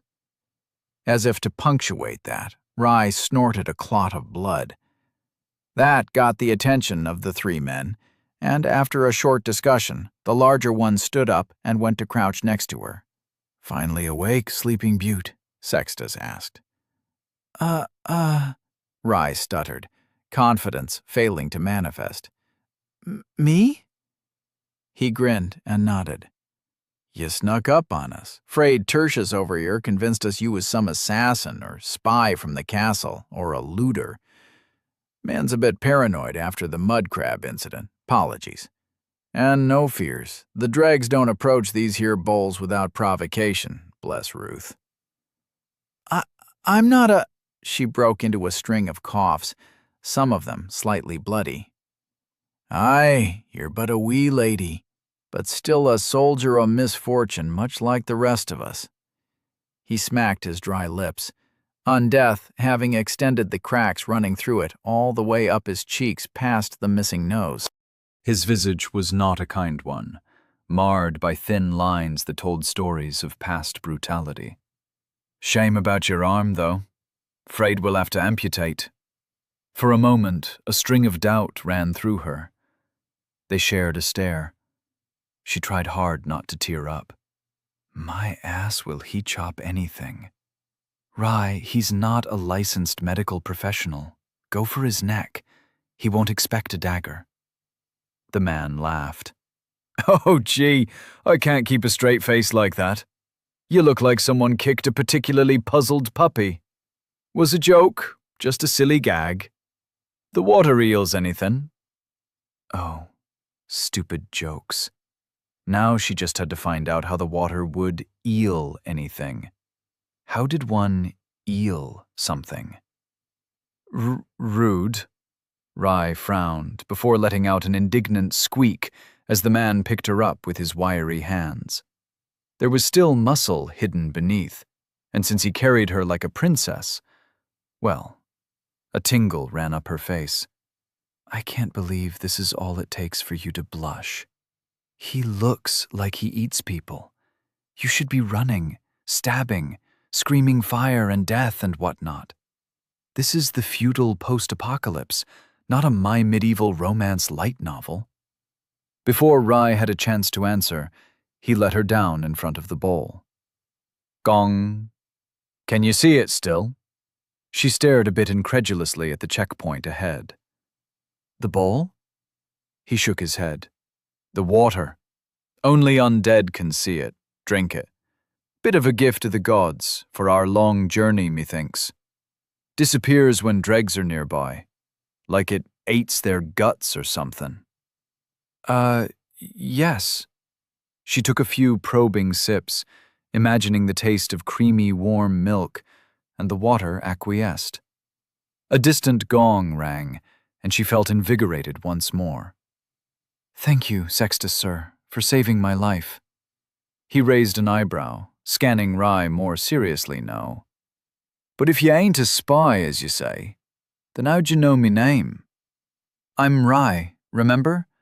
Bedsheet girl from Crossroad Temple. Suspicion increasingly grew along his face as Rai tried to remember what it was that ticked him off. I've come to do the scouting I promised. You are still trying to get through the castle up ahead, right? Glenrock Castle? I knew she was a forest-damned spy, Tertius called from behind as he and Alexander exchanged a small bone shard. Sextus just laughed nervously at the whole shtick as he brushed through his oily hair. Rai did not find this funny at all, but upon seeing the other man's grin, she figured it was just another unspoken joke. Well, I hope you have some explanation as to how you know about our humble undertaking, or else I'ma have to ask you some uncomfortably physical questions. Not good. Not good. Getting mafiosi vibes over here, and he's like 3 times our weight. I'll shank his nuts and then you run for it. What? No, I mean, because you told me? Did undead have bad memories? You do remember volunteering me as your scout, right? He turned visibly confused. Only caught a glimpse of you. We never spoke a word. No, I'm pretty sure. I mean... Rai's face fell into a frown. Rai, before you get us killed, let me remind you, you talked to them on your first loop, after I touched the checkpoint for the first time, and you died 5 times in between then and now. They don't remember. They can't. For them, the conversation never existed. The unwelcome attention was turning her panic inwards. This is what Elia meant with turning back time. Setting the undead curse aside, no death mattered when she could succeed once in the end. In an ironic reversal, any rapport she had built would become just as useless, forgotten, unless she managed it on a successful loop. Tertius, standing at the edge of the chapel, right next to the only exit. Just as she was about to stammer the sentence that would probably get her and Elia killed, she felt her face and throat tingle. Someone spoke with her mouth and voice, but not her. Hey, big guy. Your name is Sextus. You and your friends are part of the 41st Legion of the Empire, the best legion. Now, I'm gonna trust you all. I've got a boon, real good one, with an essence of ego. Lets me gain some information on things I touch. There was an exchange of hand signs in the back. She's not lying. The suspicion was still evident on Tertius's face, but Sextus relaxed visibly. Well, that's that. I hit you quite hard as well. Apologies again. If you need anything, me and me mates, we'll be over in that corner divining schemes and whatnot. Now that you're cleared, you're welcome to join. I'm sure none of the lads will deny a lass our help. Phew, am I ever glad they didn't ask any difficult questions. Seems one of them has a boon for truth-telling. Dangerous stuff. Let's be careful around them, yeah? Rai was left confused and sat on the floor, more than a little tuckered out. Elia didn't lie, but she didn't tell the truth either. The legionnaires would threaten her, but they believed a barbarian just like that? It rankled her, tugged on twin vines named jealousy and indignant anger. Hey, do you know how to trade boons? Dunno. Go ask your soldier friends. If Elia noticed the anger in her voice, she gave no sign. It was better this way than having yet another argument. Well, I sure am glad we didn't have to fight our way out. Not looking forward to respawning here in the middle of that conversation. Anyhow, we can take our 20-minute break here if you want. Also, Quibbles wants to take a dip in the swamp. Elia followed up her demand with a tingling pressure that made Rai think she'd take over by force again if she had to. Not like she understood any other language. Stupid barbarian. I'll let you take over if you let me practice magic for as long as I want. Nuh-uh. An hour, tops. 5! 2. Take it or leave it. Ugh, you... Fine. 2 hours of uninterrupted lobbing of magical bolts. But don't blame me if I can't hit anything after that little time. Sheesh. It went unsaid that 5 hours wouldn't help that much more either. There was reason to think that entire institutions of learning weren't dedicated to something anyone could learn overnight. Having a standoff with herself was becoming an oddly routine feeling. Not that it made her look any less weird from the outside. She could already feel the green-scarfed Alexander staring at her from across the broken chapel. All right, I can dig a bit of a training arc. Now chop chop, time's a-wasting. Let's get those bolts a-flinging. Rye stood up, making sure to take as much time as she wanted. If time turns back when we die, don't we have infinite time? Only if we have infinite lives, and at about 11 to 13 deaths, we literally start falling apart with every further one, in body, mind, and soul. Time loop or not, we lose when we forget who we are. Now come on, let's double that accuracy to 30%. Could have worded that a bit nicer and less existentially terrifying, Rye mumbled, before walking out behind the chapel, over 2 undead's corpses, and onto the small island in the middle of swampy bogland. There, she took the most rotten-looking tree, aimed, and fired. The bolt formed, slowly, over roughly 5 seconds, before a force pulled it forward at her command. It missed the tree, plonking into the muddy swamp water. She disregarded the shot and focused on another, and another, and another. The 5th one was her limit, but a quick trip to the checkpoint bowl alleviated her mental exhaustion and the accompanying nosebleed. Sets of 5, then a short trip back, possibly small talk with the soldiers, then another 5 bolts. The magic came to her naturally, an instinct like a well-practiced gesture of the hand. Magic. Magic! It felt too good to be real, a dream come true, if she only disregarded the purely violent applications of her singular spell. Getting into a rhythm was easy, but keeping it up while errant thoughts drove her mind into dark and grumbly places kept her from consistent concentration. A distraction would be welcome. Tell me, how those metal carriages in your dream work? Do they have little critters pushing them forward underneath? Does the road itself move them forward? Are they even real? A Cheshire grin bloomed inside her mind. Cars are easy. All they require for fuel is the following: magic, the blood, sweat, and tears of the common worker, and a Furby chanting pig Latin backwards. What's really hard is how to make them.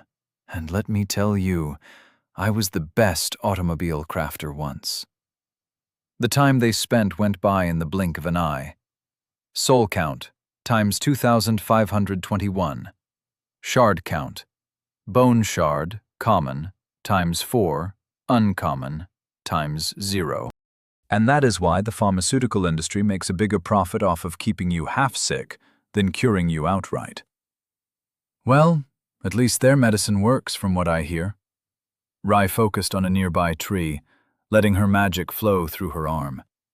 It didn't feel any less exciting even after doing it over 100 times, and she had to admit that watching the ice form made her heart flutter a little. Hard to tell if the apothecaries in our vale are selling you official cures, or just something that will make you even more sick. She put all her focus into the next, willing it to wait for her command to surge forward as long as possible. The projectile flew, missed the thick trunk by nearly a foot. She bit down her frustration, deciding to glare at the tree instead. Quibbles croaked, swimming happily in the swamp. If only you didn't need to sell your soul for a 3-month supply of insulin. But, you know, with enough money, you can pay a king for an arm and a leg. Yeah, that. What a weird adage. It's not like yours are any better. What even is a fiat punto? What do you mean when you say you farmed undead? Half the time you don't make any darn sense, and the other half you're making jokes I don't understand, probably. I think that might be due to the translation going on. I can tell you right now, everything you say comes to me in a weirdly accented English. Another shot, A near miss, though only a grazing hit. And for me, you sound the way some street rats mangle the holy language of our empire, Empyrean. Gee, give a medal to whoever came up with those two names. Like always, she tried and failed to manifest a sixth bolt. Her arm was frigid, shivering like after a day of exhausting labor, and whenever she tried to go above her limits, all that manifested were headaches and nosebleeds. Magic had its advantages, but a solution to all her problems it was not. But wow, imagine the look on the faces of her parents when she returned with a boon of magic. Uncommon as well. Sam would be surprised, but happy. Mum would be overjoyed. Marriage prospects would be so much better with an uncommon. Da would be satisfied for sure, and Marcus and Callie would twist themselves into knots with envy. Marcus always wanted to go to the legions and become a soldier like Da, but Da never let him. He was the second in line, an important role should anything happen to Rai. Something did happen, something that resulted in her death and branding with the curse of undeath. She couldn't remember it, not how she died, not when or why. Maybe she should ask Elia. Then again, how could she trust a word out of her mouth? Her thoughts were jumping hard today, possibly a side effect of conjuring ice again and again. It was time to stop soon. She'd rather not lose more of herself. Memories, personality, ability, identity. Sacrificing a boon didn't seem so unreasonable anymore, not when the alternative was a loss of everything else. But not her magic. Anything but her magic. There had to be a cure. If there wasn't, then... Think happy thoughts, Rai, she muttered. Puppies, kittens, salami, warm milk. Thanks. She swallowed once and let her mind settle on a less existentially horrifying conundrum.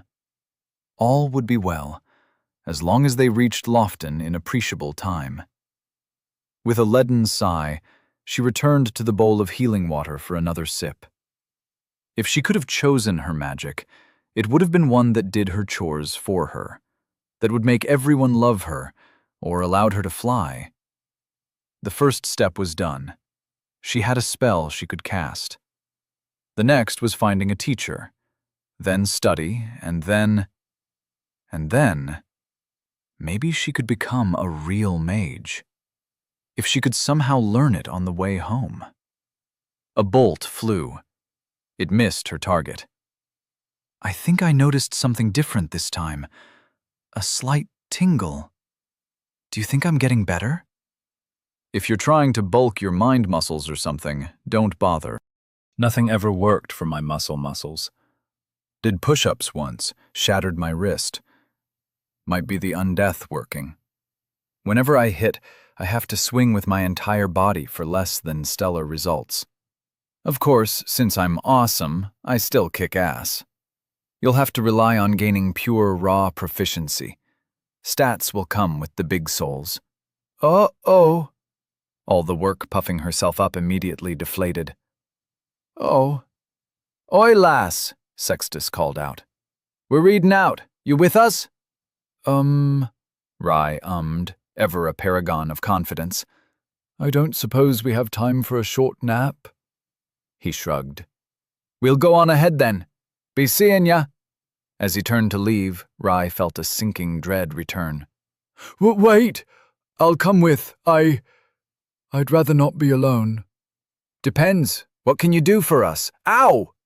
Tertius got slapped above the head by Sextus, who just gave Rai a grinning smile. We ain't cruel enough to deny anyone our company. Better 4 than 3 anyhow. Aren't you forgetting someone? Rude. Hey, that's actually pretty fun to say. Rude. With apprehension and just a bit of anxiety, Rai scooped up quibbles and followed them out from the protecting walls onto a small, half-sunken path through the swamp. Everything was quiet as the anticipation of disaster ate its way through her bowels, leaving a hole for every ill thought to take root in. Chapter 19. The Old Switcheroo.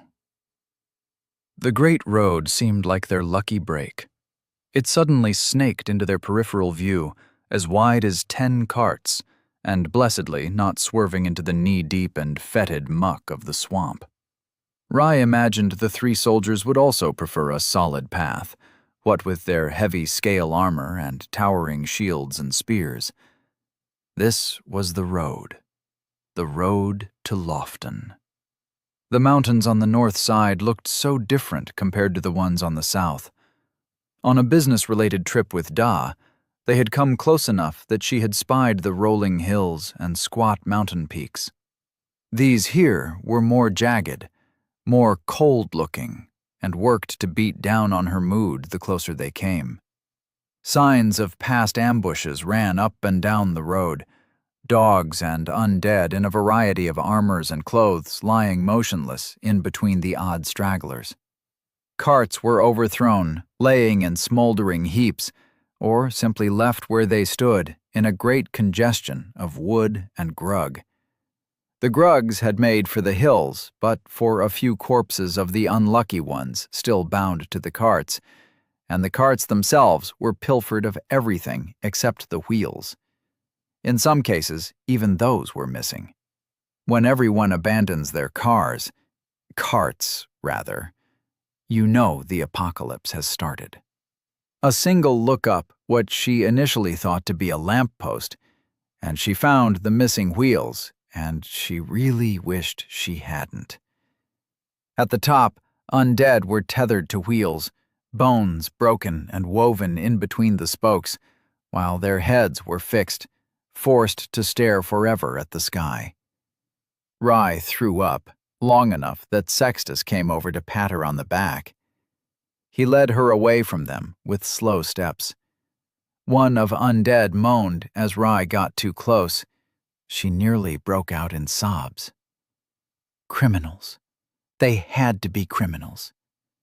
This was fine.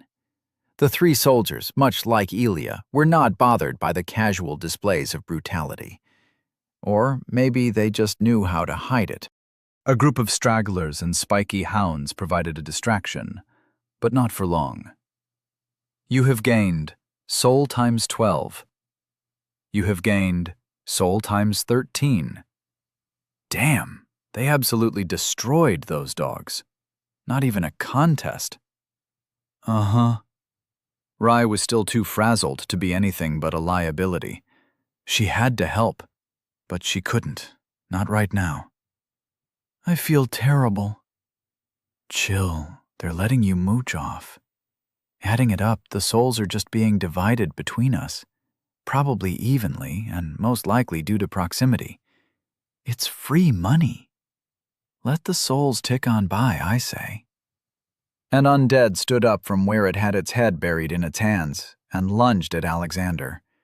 Even as the smallest one, he easily met it with his shield, pushed it back, and stabbed twice through the chest. All of this happened before Rye could do anything but yell a warning, now unnecessary for lack of any threat. You have gained soul times 13. I don't know whether I should feel glad or guilty. It evens out, since you're still refusing to loot any of the bodies for shards. Or gear. Look, that guy has perfectly fine boots. What's keeping you from yanking them off and feeling a bit better for yourself, brain bud?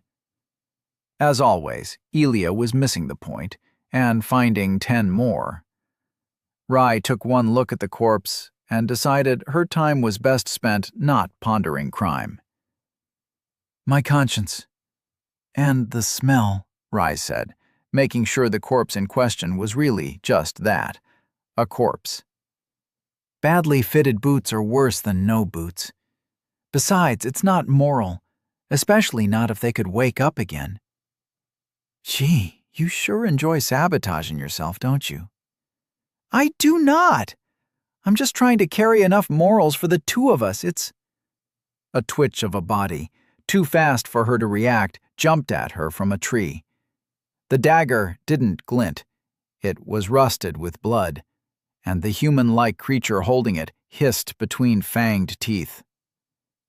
"According to plan," Tertius yelled, as an invisible force directed the assassin's blade left and herself right. Like a kid trying to catch a falling leaf, Rye glided past her assailant's grasp, and he buried his dagger into the ground. To her credit, Rye's scream was more of a silent wheeze escaping her mouth. To Elia's credit, she knew when her unwanted assistance was equally necessary. Ya-yoink! You have gained soul times 65. The body fell, and Rye fell too, but on her butt. She nearly died there. She barely saw the assailant hidden in the forest. She knew it. Trees were evil. "Thank you, Tertius. Thank you, Elia," she muttered. "No problemo." Also, did that guy hiss at us? What's up with that? "Rye! Hello?" Rye was busy looking at the three soldiers who were staring at her like she was a total loon. "Who is this Elia person?" Tertius asked, with appreciable, if unnerving, suspicion. "Another spy?" No. Beans, why was it so hard to keep people from thinking she was a spy? "I have a boon of invisible friends?" A wave of ahas, muttered congratulations, and apologies emanated from the three, and Rye was, for the first time since the temple, pleasantly surprised. The looks they were giving weren't suspicious. Curiosity ruled, and she then realized that she wasn't the only one interested in this boony business. "They believed me?" she whispered. "Just like that?" "Sure. Boons can be anything. Wouldn't be surprised at the number of people who wished their imaginary friends into reality, and being openly interesting is a lot better than being quiet, plotting, and mysterious." "Shouldn't you be the one who knows this stuff?"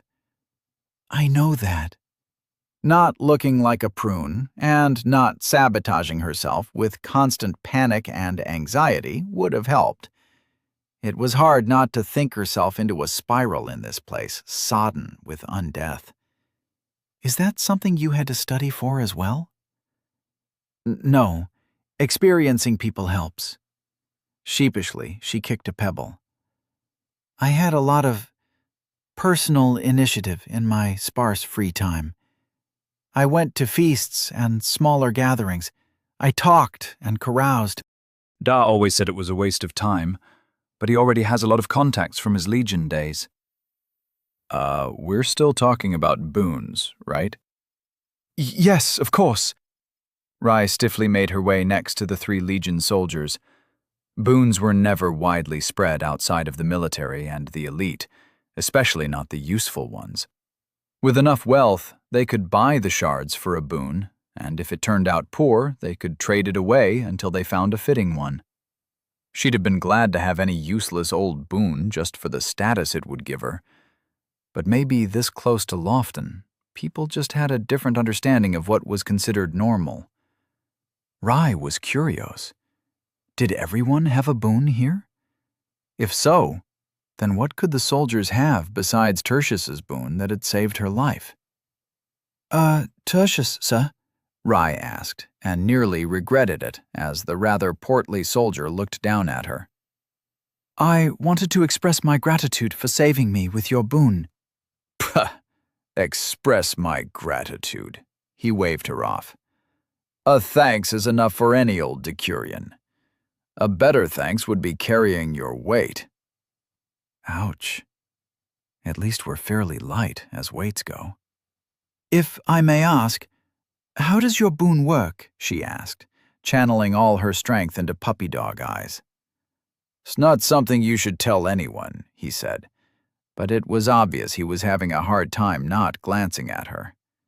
She redoubled her efforts, adding a thin liquid sheen to her eyes by squeezing her tear ducts. To be fair, he didn't cave in immediately, but cave in he did. Ah, pox on it. You've already seen it in action. The short and quick of it is that I can help an ally out if I make a plan beforehand and then yell my boon's name. Course, that means I need the time to actually say it, and the better the image of the plan, the less the boon strains my noggin. Restriction breeds strength, after all. Oh, restriction breeds strength. That explained a lot. Now she knew how to carry her weight. Make sure she wasn't an easy target. Where her psychometry didn't strain her in the slightest, she couldn't imagine the same for him, even with a perfectly detailed plot. Thank you again for the explanation and the help. Fair, he said, waving her away. Go bother Alexander or Sextus. I'll call you if anything Weasley needs doing.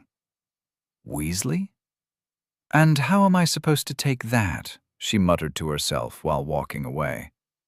With dignity and pride. We are the mighty weasels, and we will do what weasels do best. Drive every nearby prey species twice our size into extinction.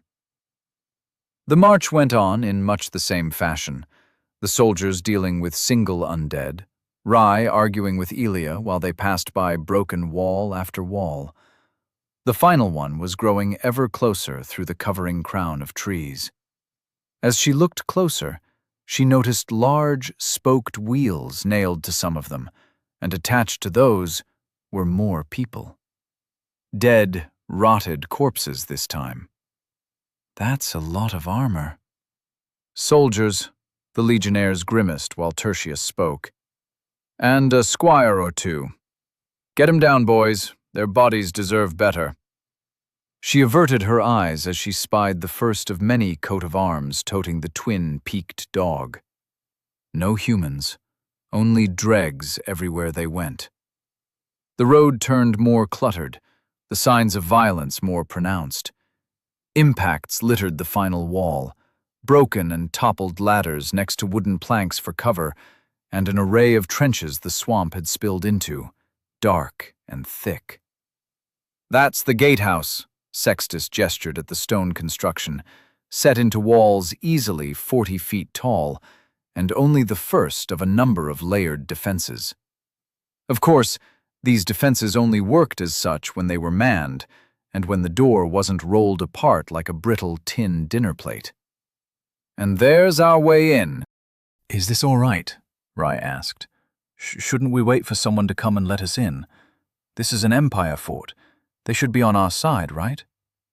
Whoever closed the gates locked all of us out together, Tertius said, plucking at his helmet plume. Not gonna wait all day for no good reason. And as with all assaults, initiative is key. Yeah, what he said. Don't be a wuss. Between breaking and entering, you'll only be filed for half of the crime. Now go. I'm getting boredom cramps. With a whimper and a sigh, Rye followed her three companions through the foreboding portal. The walls encompassed the outermost parts of the castle, leading into a staging ground large enough to house an entire army's worth of tents, fortifications, and stores. Rings of burnt tarps and charred wood remained from the fires which had eaten through most of the above, and a shanty town that had once grown along the walls suffered a similar fate. Holy shit, a fucking trebuchet. Judging by turned-over wagons carrying rye-sized stones and the odd pile of lumber, there had been more than just a cursory attempt at breaking the castle itself. Distant watchtowers worked into the steep valley at the side looked similarly broken and abandoned, with one looking like it had exploded from the inside out. Whatever happened, it did some time ago. All structures that had persevered seemed to have sunken a few feet into the mud, and the muddy ground promised only a slight improvement over the swamp itself. Someone must have already started sieging this place long before, Tertius muttered. And yet he looks like he already knew this. I told you, they're hiding something from us. They don't look happy, she whispered before tiptoeing over to Sextus, because he seemed the most amicable and talkative out of the three. Are we actually going to join this siege? Doesn't that seem kind of reckless? Stupid? Futile? He gave her a knowing look. Aye, perhaps all three. But not death nor curse'll stop us, and we need to get past that keep to die for our empire. And Tertius has a plan. The keep in question still towered some distance away, an array of moats, dirt hills, and the tallest wall separating them from the mess that was the inner castle. Tertius plucked a stray strand from his plumed helmet. Only way from here is up. Alexander made some complicated hand gesture, at which the plumed one let out a chuckle. Sextus smiled, as was so counter to his brutal visage. Rye took in the biggest breath she was able, her plan to examine the tips of her boots for the rest of their journey cut short by an arrow hitting Sextus right in the neck. "Ambush!" Sextus yelled as he clutched his neck. The remaining two presented their towering oval shields to the right, leaving Rye to scramble towards them. 1 second Sextus was standing, the next they was on the ground. He's... Ah, fuck, he's dead. "According to plan!" Tertius yelled. Another arrow cut through the air, harmlessly hitting a shield instead of boring past and hitting Rye between the eyes. Rye yelped as Tertius yelled something she didn't quite catch. A heavy club hit her in the back of the head, and her already jelly-like legs gave away. Screams echoed long into the dark, muffled all by the sudden embrace of another death. You have died. You have lost. Bone shards, common, ×4. You have lost. Souls, ×3081. Elia woke up on the ground, mind running through the last fight piece by piece. The archer was clearly a problem and would need to be dealt with, as was the random ambush of the other dregs. Someone shook her shoulder, and she realized that she was in control again. Right, the hit on the head. She turned abruptly, the worried face of the Sextus guy staring down at her. Hey. You all right there, lass? She gave a slow nod, pinching his hand and gently lifting it away. Why was everyone in this world so touchy? Time until lost items and souls dissipate. 14 minutes. Not a minute of rest, then. She got up, taking a few steps towards the doorless exit before stopping short. They would need to fight through half a mile of enemies set along the road just to get past the first wall, where her reward would be another ambush. Funny how that worked. But setting amusement at the cruelty of the world aside, Elia found herself in a predicament. Should she run ahead recklessly to regain her lost stuff, or do it the slow, methodical way? Either or, there was an ambush right behind the last wall. Archers and undead to bog them down aplenty. A simple and deadly combo. Every minute spent grinding her teeth over this decision lowered her chances of success. A third option, then. Abandon her souls in favor of getting to know the area ahead, find a way through, and introduce the archers to the concept of a post-mortem colonoscopy. The 3 legionnaires could not be trusted to keep pace with her, if only because they didn't trust her yet. What to do? What do to? There was a fourth option, an option that required the greatest effort of will. God damn it, I hate escort quests. Rye, you still here? Pain. Scary. Don't wanna. Look, I may be awesome, but I've lived with my head stuck in the maze for the last who knows how long. Frankly, I have no idea how we're going to get our souls back without these guys. So if you've got an idea on how to get them to move in under 5 minutes, I'm all ears. If I do that, will you do the fighting? That's always been the plan, Brain Bud. You talk, I fight. I'll try my best as well. But I will not lie, this might be difficult. The electric feeling wormed its way across her head and down her throat, and with an apprehensive smile, They approached the three soldiers. "Hello, Sextus. Hi, Tertius. Alexander. I'm Rye, but you probably don't know me, so we'll just stand here." Rye gave a nod to each before feigning interest in their little model castle filled with stick bridges, stone foundations, and tiny trebuchets. The level of detail they could get with simple sticks and pebbles spoke of a masterful mind for tactics, or simple boredom. Possibly both, and now that she considered it, it was put to good use considering the benefit it gave to Tertius's boon. "There are some archers over here, some dogs and dregs over here, an ambush there, oh, and a Becky assassin in the woods." "I knew she was a spy!" Tertius yelled, once again changing a bone shard with Alexander. They could tell truth from lie, but would never believe what she was going through. Rye closed her eyes and tried her best. "I'm not a spy. I was born and raised in the same empire as you all. I have magic I can barely control. I'm no good in a fight, and I can understand if you're suspicious of anyone on this horrid trail." Elia nudged her, annoyed at time lost. But time lost was not time wasted. Not for them. "I have a friend, and this friend really needs to get past these walls. If you'd assist me on the way, you would gain her endless gratitude." "That last part's a lie," Tertius scoffed. "Well, I mean, she would probably say thank you." Tertius laughed. "You don't even believe it yourself." Stupid Tertius. Stupid Boone. Stupid Elia. Fudge, beans. I mean, all I can offer is to help you as much as I am able. But I need to go to the castle, now. I know it's selfish, but even if only out of the kindness of your heart, would you help a lady in need?"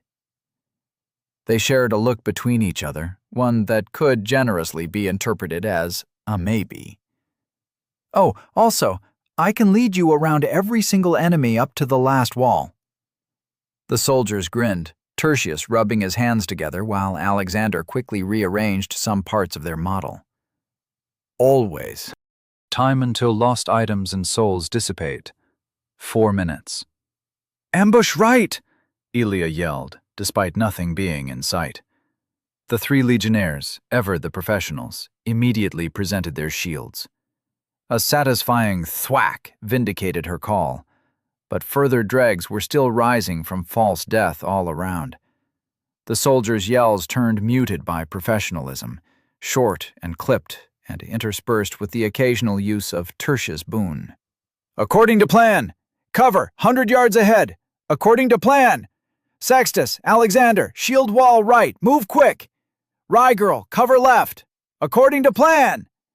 These blasted arrows, I swear they have a fucking immortal shooting us! Let's go, chop chop, lads, ladies!" "Don't fucking tell me what to do," Elia yelled before her mouth seized up. "Sorry, we'll try our best." "We? Who is what? According to plan." An arrow that was yearning for his kneecap plonked off his greaves, whizzing into the distance. The feeling dissipated, just in time for Elia to flinch away from a flail aimed at her head and axe the undead in turn. Its glowing eyes fell dim, relief filling her as the lost souls and shards returned to her. "Sorry." With a grunt, she wrenched the axe from the corpse, ducking under an arrow as she moved back fully in cover behind the 3 soldiers currently finishing off a dog and its handler. "To front!" Elia yelled, and the 3 legionnaires shifted their formation, spears menacing the torn militia who were completely unaware of the struggle approaching them 20 feet out. Alexander threw 1 javelin and then a second while the first was still in the air, his arm moving faster than she could follow for a few seconds. "Boon that allows for quick throwing," Elia muttered, so only Rye could hear. "The way he's rubbing his shoulder possibly got a cooldown, or it hurts his arm. Did he hit?" "That he did, right through the chest on the first one, then the shoulder on the other." Maybe an accuracy component, though that would make it uncommon at least. And as far as Rai had said, one shouldn't expect someone to have more than one boon slot on the regular. She was an outlier with her 3, just as much as 0 would have been. The 2 undead fell just in time for the party to meet a ball of densely packed enemies. Threshers, pitchforks, and retooled scythes poked out of the ball of violence as the undead fell over each other to swarm the group of 4. "Cover me!" Sextus yelled while running straight for them. He barreled into the group, flipping one over his shield with a crunch while the others scattered to the ground. Definitely a boon. Unnatural resistance? A charge attack? Or just raw stats? What are you muttering on about, Elia? Concentrate for the love of— Ah! A sneaky undead tried to stab her with a dagger. Elia dodged and swung, tearing its throat from its neck. They fell on the remnants together and cleaned them up one by one. You have gained soul times 21. You have gained— Most of them weren't armored, and even their clothes of wool and what looked like sheep leather hung in rotten strips from their bodies. Even while Elia methodically chopped at the flailing limbs of a much larger, hulking figure, her thoughts were drawn back to the weirdness she had initially felt upon entering this place. The place was built like a funnel, only allowing a certain amount of foes to attack the castle at the same time, while being peppered from all around. But what was a peasant mob doing trying to attack a castle? Tax-related reasons, most likely. Ah! Eek! A group of dogs encircled the formation. Behind them, more undead approached as an arrow dinged dangerously off the back of her helmet. They were moving forward, but not fast enough, bogged down by the archers and a constant trickle of enemies. Tertius was using his boon much more frugally. They needed to move faster. But this loop was not one crowned with success. It took little time for the dogs to find the weakest link. Elia domed the first, but the others wrenched her to the ground, savaging her until she saw her companions blasted apart, surrounded, and cut down in turn. You have died. You have lost. Bone shards, common, times 5. You have lost. Souls, times 3,405. Back at the bowl, Elia awoke again. Rai, do your thing, and do it with pizzazz. She turned to Sextus and in one smooth motion clambered atop the rim of the checkpoint bowl. Attention, Sir Gentle Soldiers! I have scouted ahead and can tell you all with 100% certainty where every single enemy is well beyond the last outer wall. No, I am not a spy. Yes, I have a boon that helps me with information. And no, I am not as strong as any of you. But if I said I could get us past the last wall in under 10 minutes, what would you say? Stunned silence followed, and she felt as if she could hear a key opening a new door of endless possibilities. Sextus raised his voice first. Well, I say we show those artless bastards who locked us out what we legionnaires are made of. 41st Legion, best legion! Rai yelled, and was nearly knocked over by the furious echo. They could do this. Together. The dogs bayed. Her axe felled the glowing one first, then the rest as she kept close to the legionnaires. You have gained soul times 21. You have gained bone shard, common, times 1. You have regained— Yes, another!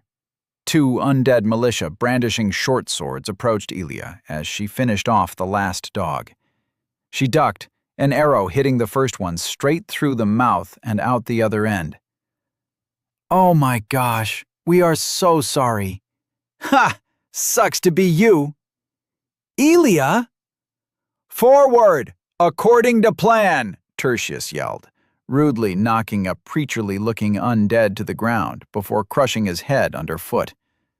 A strength-related boon, a strong soul vessel thing, or just a particularly rotten dreg. We can't stay out in the open. You ever realize that Tertius only ever uses his boon precisely when things aren't going to plan? Elia huffed. Well, that's something to chew on, Sextus said, as he speared an undead with spikes growing out of his body like a rose stem. Fucking hell. When will they learn and stop? Soon, I sure do hope. I can't. Ah! Eep! Eek! More dogs. More thwacks. You have gained soul times 21. Another! Elia yelled. You have gained soul times 24. A second preacher in coarse robes kneeled in a dark puddle, muttered prayers, illuminating a dreg in silver-gold light. The dreg threw itself against Tertius's shield, frenzied strength leaking from every pore as it managed to force him a step back. Elia?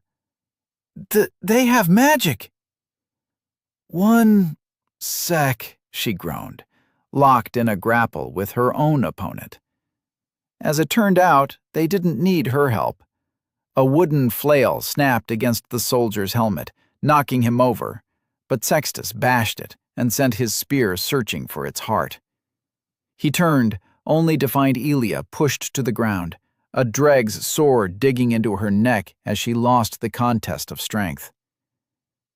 Am I the escort quest? She gurgled, before a final push severed her spine. You have died. You have lost.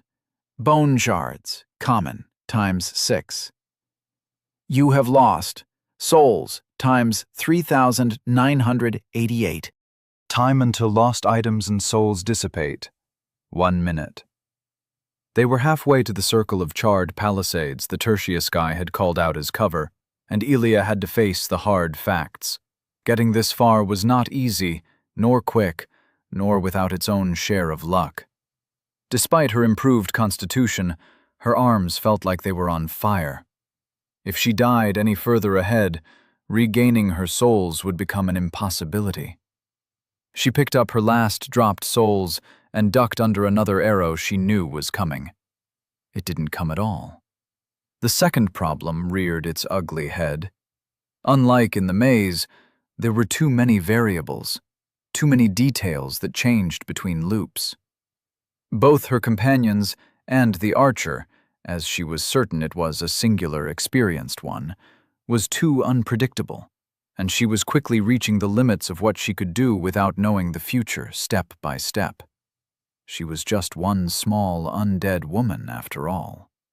The next group of enemies came, and though Rai dodged a pitchfork and slew an unbalanced swordsman, when she stepped back from a wildly swinging wooden flail, its pole was just a few inches longer than she had expected. It socked her in the chin, and the world tilted sideways. The next time she opened her eyes, she was lying in the mud. "Lass, you're right," the largest one asked. "Mm-hmm." Her voice answered, but she wasn't in control. Rai? Yeah? I think we might have forcibly switched. Again. Oh, fudge. She stared wide-eyed at an undead crawling along the floor with a rusty cleaver in hand. Disco Rooster? The undead moaned, and Rai screamed. Chapter 20. KO. Today had not been a good day for Rai. Magic training was a bust. She had to remember who she talked to about what in between time turning back whenever she died. And to top it all off, she was now in control, in the middle of a field filled with undead, trying to tear out her throat and steal her liver. She didn't know why Elia insisted they wanted her liver, brains, or other internal organs, but she trusted her to use her axe arm to greater effect than she herself was able. It was already taking most of her brain power not to simply freeze up and let panic convince her to lie down, accept death. Speaking of freezing, she finally had a bolt conjured, filled with force, ready to do work like a dog tearing at its leash. Her aim drifted from her companions to the preacher still chanting its gold-silver magic. He looked up, beady yellow eyes buried in his skull, staring back at her. Hands shaking, vision blurry, her breath came in short, staccato bursts. Alexander's javelin tore him to the ground, unmoving. Her own magic plonked ineffectively into the mud. Another disappointment, then, on top of all the horror. Why her? Why now? Why? Rye, let's move! Sextus clapped her on the back, nearly sending her sprawling. He's right, you know. We're fish in a goddamn teacup out here. She nodded, immediately regretting it as a forgotten, dull pain throbs to her head. They were moving quickly, perhaps quickly enough. Her feet felt heavy, every puddle filled with a viscous substance approaching black more than red. She'd rather not think about it, but that only left her to lift her gaze and face the situation head-on. "According to plan!" Another arrow sung, this time nearly taking one of Alexander's eyes. His head shrunk back into his green scarf like a turtle in the nick of time. He didn't swear, his hands were full. When she finally lifted her head, a small circle of tents stood within a wooden palisade wall, merely 10 foot high, and only 50 meters ahead. 2 arrows hitting wood. "We should have asked for safe passage, for parley, for the mercy of Rue," Rye wheezed, blood and oily sweat clinging to every part of her face. "This is uncalled for." Judging by the frequency of attacks, there's a single archer out there, hidden damn well, too. Seems a bit too brainsy for just a dreg on sentry duty. "A normal undead like us is trying to kill us?" That gained a chorus of affirmative grunts, Sextus standing a bit taller next to her, as she realized her head was sticking out over the shield wall. "Do they even know if we're friendly or not? They didn't ask. Don't they care?" "Wouldn't surprise me. Counted more than 20 different banners. Real battlefield, this place." He stepped over a corpse, only for it to get back up and grab his ankle. He tripped, immediately taking an arrow to his side. "According to fark! Soldier down!" Her right arm tingled, struck out on its own as it stabbed the undead lying in wait through the wrist with her dagger. The undead then was shortly after skewered by 2 spears, and a strong arm roughly pulled her back up. "You have gained soul times 18. Did this count as her killing someone again? It felt just as wrong, just as horrid, but they were in the right. They were the ones being ambushed, right? Letting Elia stab them counted as perfectly legal self-defense, right? There was little enough time to play the moralist, and she shoved those thoughts down her throat where they could stay. "Thanks," Rye muttered as she watched her own arm play with the dagger with increasingly dangerous flourishes. "You're not half bad with knife and axe," he laughed, seemingly not yet feeling the full effects of the arrow. "It's what I do best, big guy." Yoink! Her arm seemed almost alive.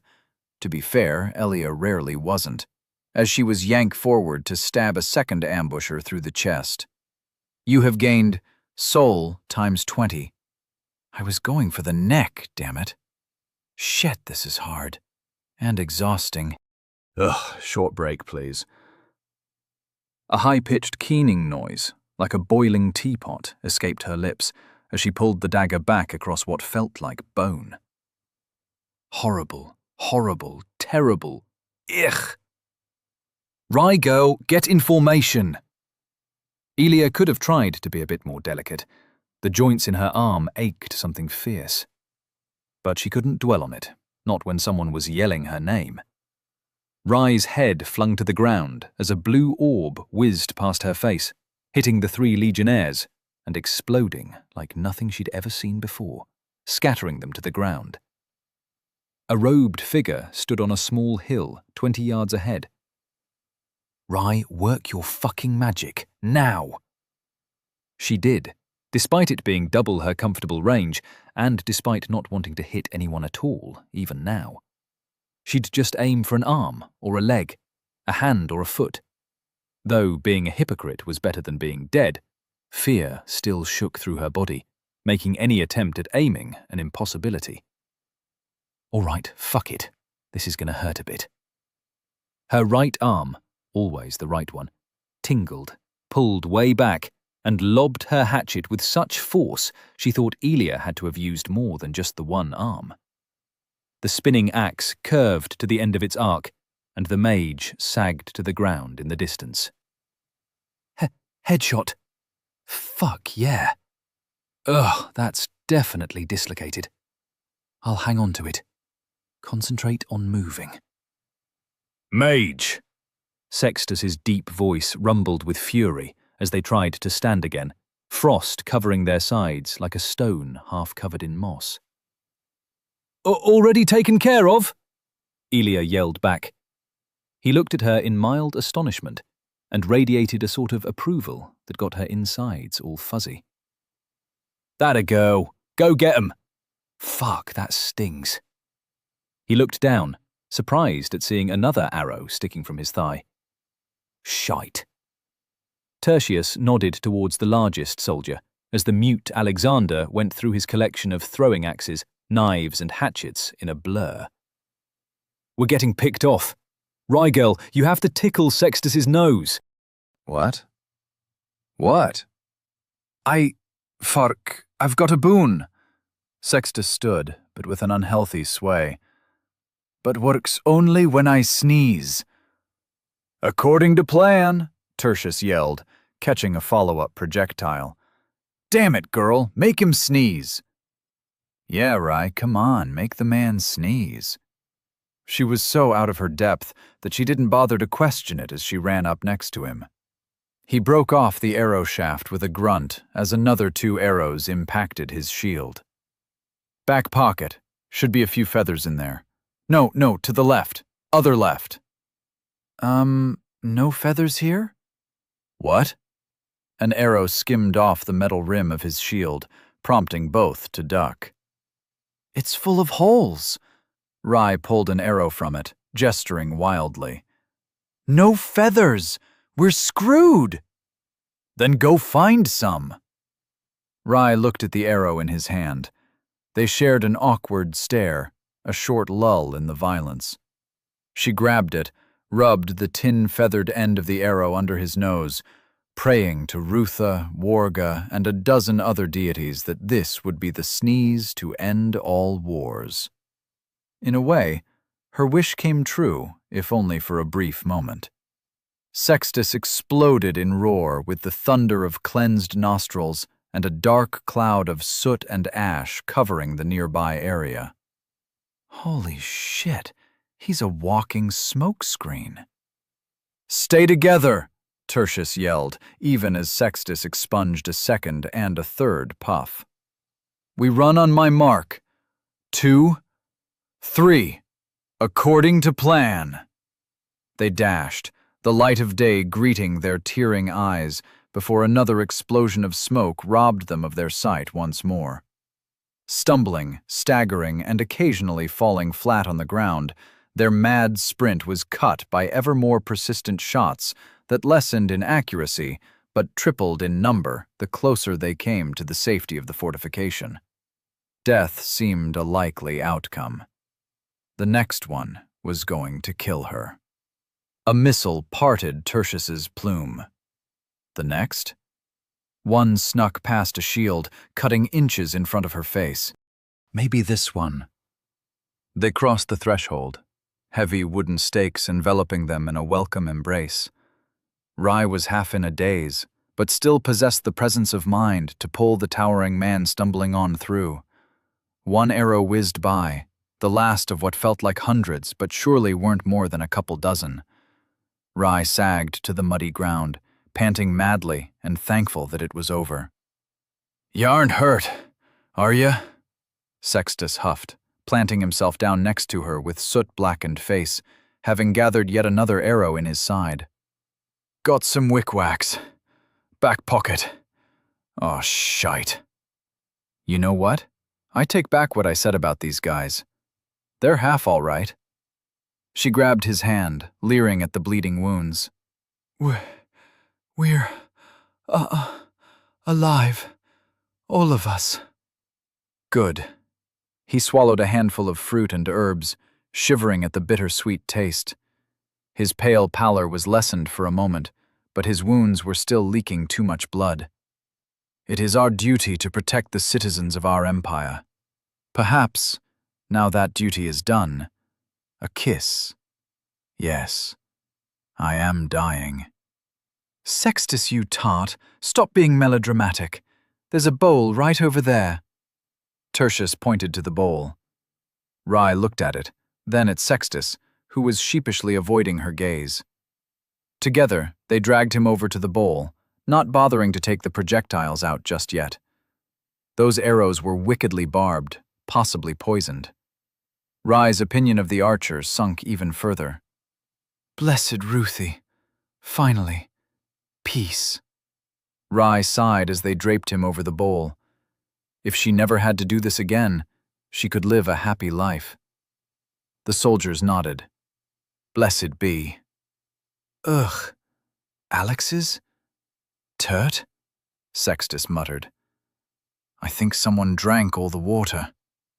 And then one of the large tents stood up, looming above the three like a vengeful spirit. Leather fastenings wiped around. Torn canvas fluttered in the wind. A low gurgle escaped its lips. The tent's a mimic. The tent was in fact not a mimic, whatever that was.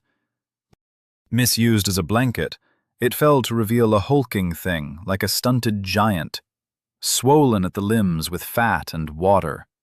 Excessively prolonged neck, crowned by a head like a catfish peeking out from its recent napping spot. Two beady eyes, one hanging by its ocular nerve, looked down at the conveniently assembled meal. Nobody said a word. The catfish ogre vomited, and a rain of sludgy ick hit Rye perfectly in the face. "Don't eat me!" she screamed, blind and in terror. "Alexander, give him hell!" Sextus stirred despite his wounds. "Let me at him!" Sadly, he was still too busy succumbing to blood loss and /or poison to do much more. "We're gonna die!" Rye screamed. "No, we're not. Magic, Rye, magic!" She whipped the sticky substance from her eyes and grasped for her staff. With horror, she watched the smallest soldier step in front of the lumbering hulk. He pulled down his green scarf, revealing scarred skin around a bird's beak. And then he breathed fire. "He's a dragon person! No, wait, that's a beak. He's a bird person! A phoenix!" "What?" was all Rye could manage. In a single moment, the creature's worm-like head was engulfed in a sea of flame, licks of flame sizzling the fat beneath wrinkled, pock-marked skin. Rye was inundated with a smell of cooked fish mixed with grug meat. "We're gonna live!"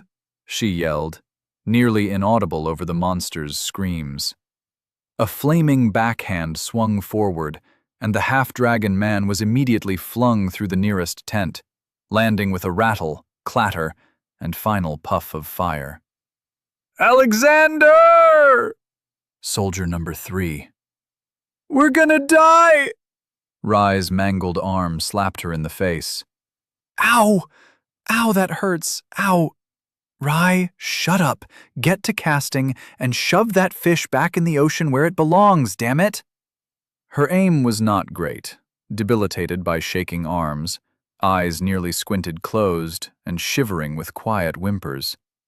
Her first bolt materialized, and flew with all the grace of an obese rat. It chunked into the ogre's side, actually hitting, mostly because it was the size of a barn door. Its burning head immediately wrapped around to look directly at Rye, mouth snapping and swallowing fiery air like the suffocating fish it should be. Dozens, hundreds of tiny needle teeth ran across its gums, and it smelled worse than death. Rye was already screaming, already entirely in panic mode, already... Shoot! The thick ice bolt thunked past the head and into its chest, breaking bone beneath thick yet brittle skin, but doing little to stop its advance towards her. The fire left its front charred and blackened, and though its eyes were stricken white by the heat, it staggered unerringly towards her. "Make him fall, Rye!" She was too slow, couldn't conjure up the bolt fast enough. The ogre raised its arms for a hammer blow, but Tertius rammed into its side, burying his spear tip and a good part of its shaft into its torso. The ogre swung and missed, but before she could thank the gods for her luck, the rest of it fell on top of her. Its fish maw searched for one final meal and went for the larger morsel called Sextus next to her on the ground. "Hey, fish face!" The fish ogre lunged in a sudden burst of winding movement, not toward Sextus, but the origin of the sound. It swallowed Rye's arms up to the elbow, and she bit back a scream as its hooked teeth pierced her skin. With a whimper, she released her bolt, and the still burning head exploded. For a long time, it was quiet.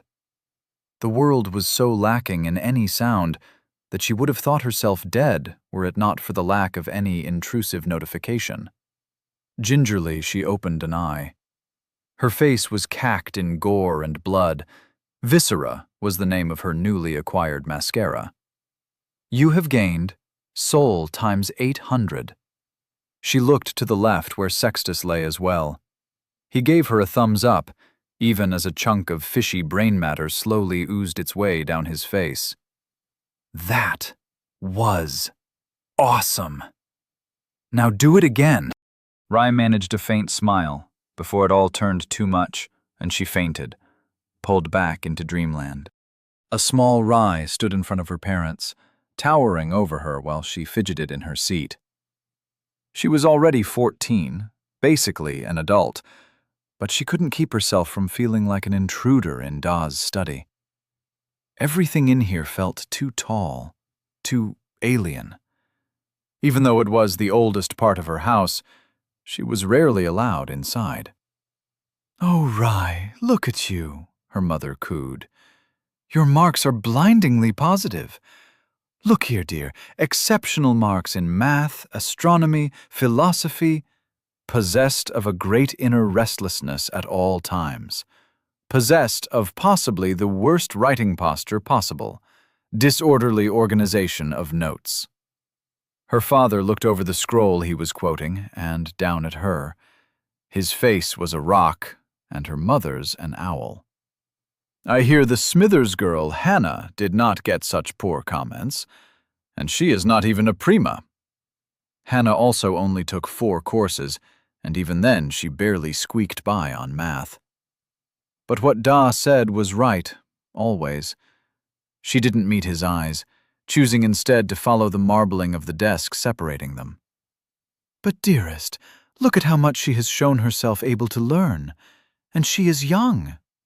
Her mother leaned over for a hug, and it was good. She smelled of berries today. "You're coddling her. Again." Da's voice always had an uncomfortable hardness to it, the kind that made her heart jump and twist. He stayed sat where he was, but fixated her with hard gray eyes. "And you, don't think that you deserve a reward simply for meeting expectations. You are our prima, our firstborn. You will one day carry responsibility over all your siblings, all the servants, and all our lands. You must exceed. Is that clear, young woman?" Here it was. The point where what she said either resulted in a dismissive nod or going to bed without dinner. I will not disappoint, sir." He inspected her for a few heavy moments. Why did she have to stutter? What else did she do wrong? Was he returning his attention to the scroll, or was this just a false sense of security? "You are dismissed, Prima." She stood up, bowed, and slowly walked out, careful not to trigger a landslide. The door closed with a heaviness, and she breathed for the first time in what felt like hours. "How'd it go?" She turned to her younger brothers. Marcus, who always put frogs in her boots. Califer, who was smart and adopted like so many of her siblings, stood there like two puppies waiting for food. He was holding the youngest, currently, yet to be named as she hadn't passed the age of 2. Sam was here too, her well-worn servant's tunic a rough contrast to the smooth cloth of herself and the others. Her sharp eyes instantly found a hint of sorrow Rye was too slow to hide. "It went fine," Rye lied, convincing no one. Callie and Marcus shared that look again. "No, seriously, Mum praised me lots. If I keep doing well, maybe I'll get a private tutor even this far out."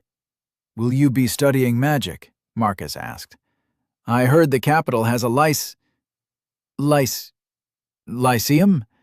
An academy. You could sign up, become a priestess, a knight scholar, or, I don't know, learn to shoot lightning from your fingers." Callie gave him a rough elbow to the ribs. "Magic doesn't do lightning." "Course it does. There's conjuration, exaltation, stone calling, blood calling, pyromancy." "Pyromancy's illegal, Mark." Callie shook his head. "Magic doesn't do lightning. You would know if you read a book every once in a while. And Da wouldn't pay tuition for something likely to get her sent to the legions. He wants her to become a bureaucrat." "Yeah, that."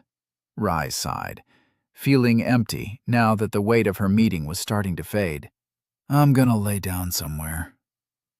"All right. See ya." Marcus left, and after a moment of hesitation, Callie followed, leaving her alone with Sam. The servant girl followed her through the estate, past pots boiling with the evening stew, past servants mending holes in bedsheets, past a window where the smell of the kitchen melded with that of the grug barn. She reached her room, slumped face first into the bed, and Sam was still there, standing at her side. "What?" Rye said, failing to entirely keep the annoyance from creeping into her voice. "Mistress, is there anything I can bring you?" She had that look again, that small uncertainty as to which role to play. Not long ago, they had still played like sisters. Now, the hierarchy didn't allow for much casual fun. "You of all people don't have to call me mistress." The silence stretched much too long. She didn't want to cry in front of everyone, but Sam could be trusted. With everything. "Then from this day on, I dub thee Bean." "Because I like beans?" Her friend nodded, evidently satisfied with herself. "Yes. Now, Bean, is there anything that would make you feel better? Milk and honey?" "Mm-hmm." She leaned in close enough that Rye could smell grass mixed with lye and ash. She must have been on washing duty today. "Anything else?" she whispered, as if their friendship was a grand conspiracy. "A hug?" Sam smiled.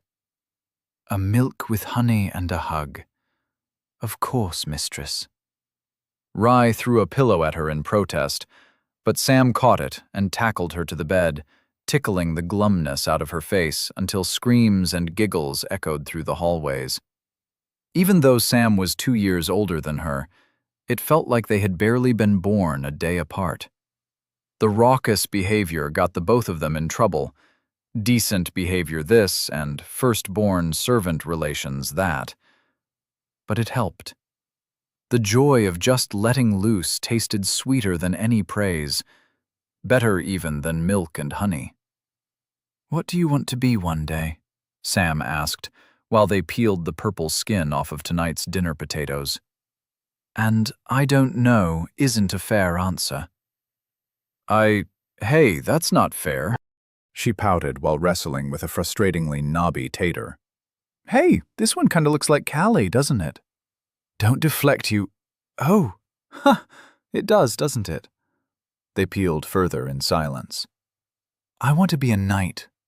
Rai looked at her friend with an arched eyebrow. A knight? Yes, a knight. They are strong and their armor looks so cool.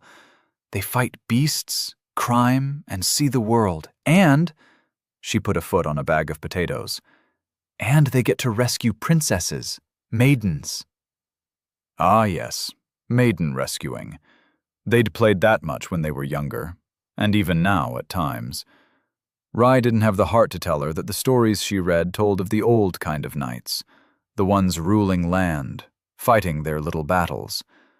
She didn't understand her friend's aesthetic taste, but she could imagine her as a knight, peeling potatoes. You'd have to get noticed by a recruiter first, she said, flicking a peel away. Then you'd have to move out to a bigger city, Lofton, optimally.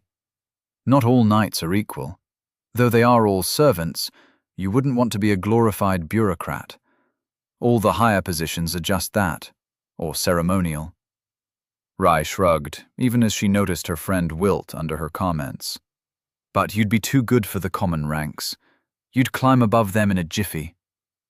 A knight of pen and sword, a learned knight, a knight scholar. When she looked up, there was a light in Sam's eyes like nothing she'd ever seen before. It was weird. She looked away. You think I'd make a good one? Well, hard workers earn the hardest jobs, so yeah, I'd guess. You're a busy bee, the busiest I know. Besides maybe herself, but this wasn't a time to be comparing swords. They fell into silence once again. When they were almost done with their punitive chore, Sam turned and Rai felt annoyed again that she had to look up at her. And you? You haven't told me what you want to be. What I want to be? She tried to think, but all she could conjure up was a blank. I guess I could be a knight too, maybe? You'd make a much better princess, Sam smiled and pinched her cheek. I have some other chores to do. No rush thinking. You can give me a real answer later, all right? All right, Rai said, but this time she drew up quite the opposite of a blank. Even as Sam left to do whatever the head servant told her, she remained standing where Sam's blade had stung her long after. Chapter 21. Odd Talks. Rai awoke to lumbering clouds painted across the static sky above. It was quiet, serene even. No fish ogre thing was in sight, and the only thing that dampened the lingering fuzziness of her dream was the fact that she couldn't move her head. Help! I'm paralyzed! I can't move! Oh, welcome back, Rai, Elia said. Right. Sleep equals swap. She was not in control now. At the lack of panic in her voice, Rai herself calmed down. What are you doing? Did we win? I'm on break. 20 minutes per life, remember? Over a dozen lives, that makes for at least 4 cumulative hours. And yes, we won, Brain Bud. The checkpoint bowl water came back as well.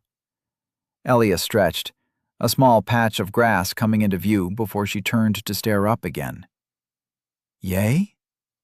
Yay! Yahoo! We won! We did it! And now that they were at the castle, everything would be a breeze. They just had to find who was in charge, ask them politely for safe passage, and continue on to Lofton. Elia should be happy too. She should be singing, should be hollering with joy. Is everything all right? Elia sighed, and not in a happy-to-be-alive way.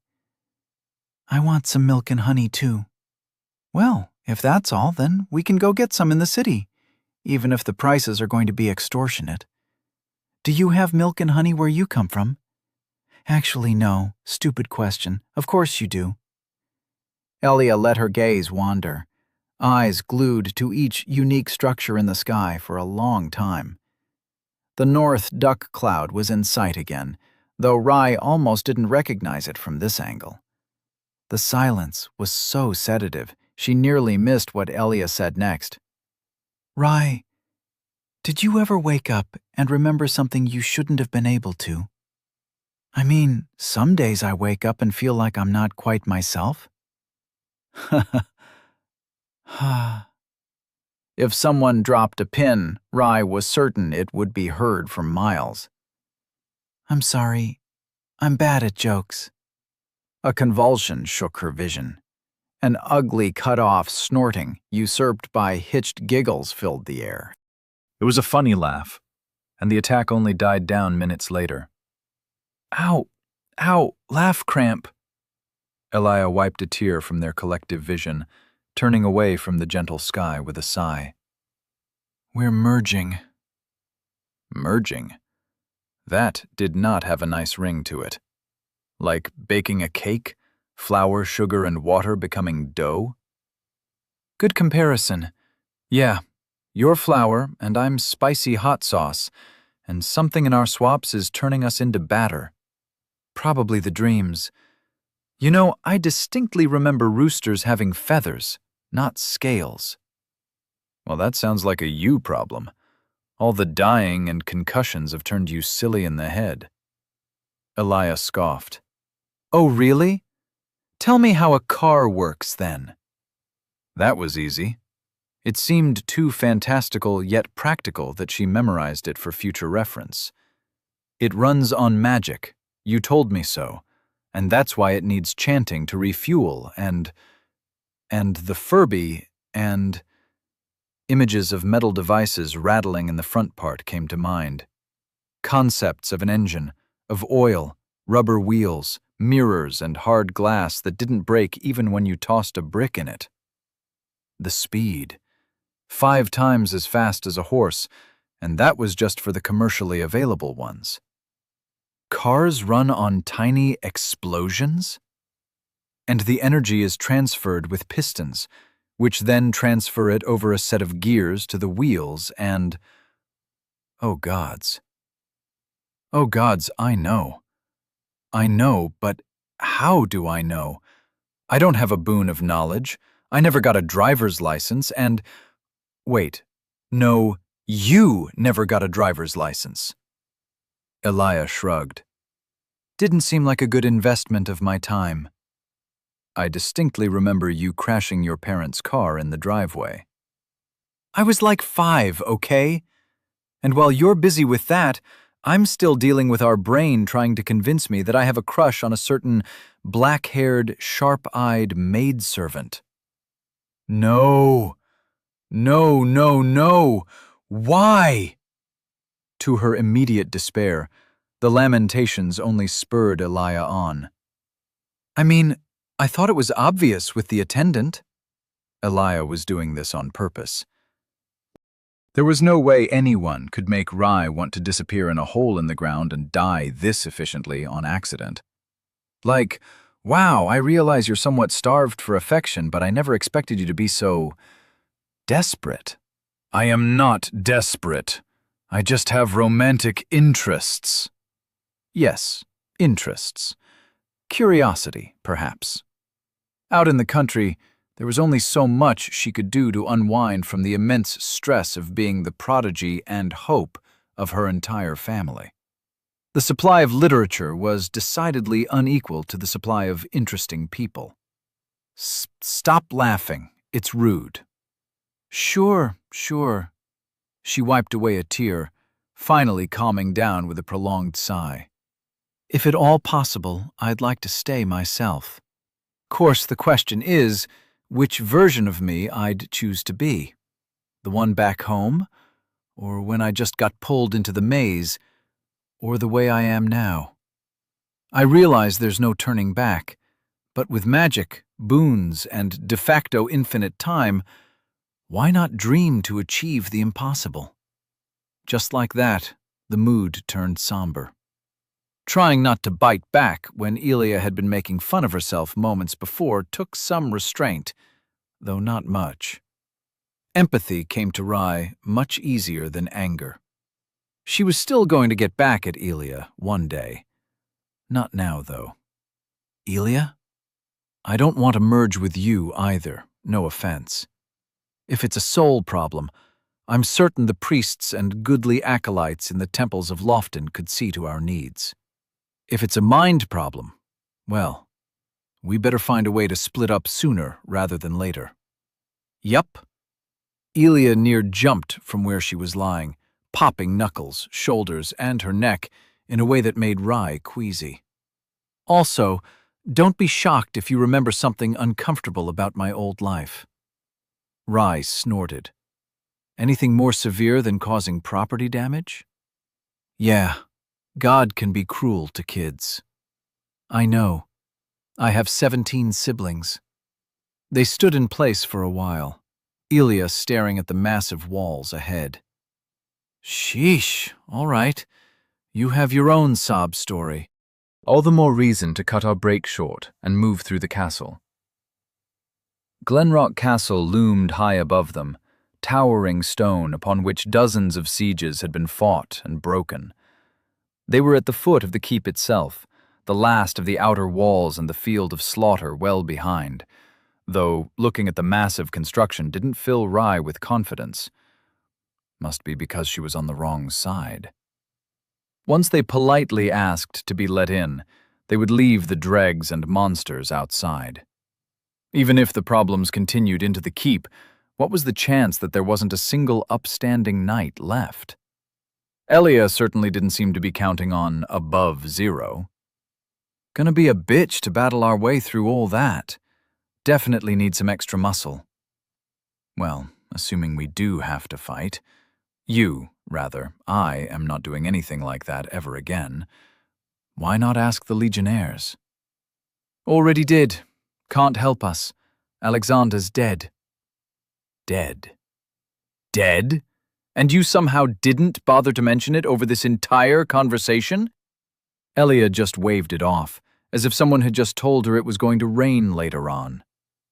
Chill, he'll get better. He's dead, Elia. Dead! Ignoring her, Elia casually sauntered over to the two remaining Legionnaires, who were in the middle of discussing how to best represent such a vertical construction as Glenrock Castle within their stick-and-stone model. Alexander was sprawled out beside them, his neck obviously broken, where the bone jutted out for all to see. I don't feel so good. Sup, Elia said. Well, if it isn't the little informant. Maybe now you can finally deign to give a name attached to your person. Tertius turned, mid-constructing an implausibly accurate rendition of the top right tower. Elia. And Rye. Hello, introduce me too, please. Or no, wait, don't. We can be Elia for them. We'll talk later. Tertius said, turning back to his model. Decurion. Sextus, and me mate Aureus Alexander. How Sextus didn't stumble over his smattering of vowels, Rye had no clue. So, you're not a spy. Probably don't even have a good boon for informing. Didn't exactly mention we'd be facing heavy infantry, or mages. Tertius gave her a suspicious glance. Didn't exactly have the time to get this far. Elia shrugged. So, your friend doing all right over there? They shared a look at Alexander's corpse. If not for the complete lack of any insects, this would have been the perfect moment for one to poignantly land on his open eyelid. He'll get better, Sextus said. No hard feelings, bad luck is all. Should be up in a few days again at the latest. Lose a few memories, maybe, is love for pistachios. We're all undead here. You know how it is. Of course they did. Except not at all. Yes, but no was the true answer, since Elia was keeping mum about their whole turning back time situation. Rye didn't see a need to correct them either. They wouldn't understand. Probably just think she was crazy, especially if they dug a bit deeper as to how they were two people in one body. Please don't tell them we're two people. I really want to make some friends on this trip that treat me like a sane person. Elia gave a nod, both to Sextus and her other self. Rye was too tired to take the reins. She would be happy if Elia didn't screw this up half as bad as with Harris the merchant. "So, you ready to bust open the gates?" she asked. "Actually," Sextus said, shaving the stubble off his cheeks, "we're taking somewhat of a strategic break or 20. Mighty fine work here, girl, especially towards the end. Didn't use your magic till the last moment. Mighty kick, though. Doesn't seem easy to control." "Yeah, it's kinda got a mind of its own." Ow! She got a pinch from her own arm and was offended when Rye released her possession before she could retaliate. Pouting. She was definitely pouting. "Or maybe you were luring us into a trap, trying to get us killed. Your performance fell off towards the midline, suspiciously right when things went to shit." Well, Tertius wasn't wrong. Elia and Rye had swapped from an unlucky hit, and Rye felt like that played a large part in their near failure. Elia, meanwhile, just grinned as he kept on spinning yarn. "Not talking, eh? Maybe you wanted to loot our corpses. Or maybe you're a spy for the eternal enemy. You work for the witches in the forest, don't you?" He placed his tower in the dirt, and it flopped over dramatically. Tertius cursed. But for once, he didn't have a hand near any weapon, busy with his model castle. Sextus was laughing, and after finishing his shave, started rummaging around his pack. "Truth is, we'd be dead a few times over without your help, lass, no matter the preparations and scenarios. Sorry, Tertius. Truth is truth. Almost died myself, even with it. Well, I did kill a giant before, so I guess I'm just awesome like that." The two legionnaires almost looked like they believed her. Almost. "Hey, I'm serious. He was 10 foot tall and had this sword the size of Alexander over here. He only had one arm, but there was this weird snake thing too, and... You don't believe me, do you?" "Well," Sextus said, coughing awkwardly, "you'd be a bit stronger if you'd add his soul. Guess it would be a strong common, or even an uncommon one. Me, I've a common one of some spiky boar we found, and Tertius, he's got a soul of one of them moor ogres. Alexander's got nothing, but that just means he gets the next one. I do have a giant soul. I just haven't fed it yet."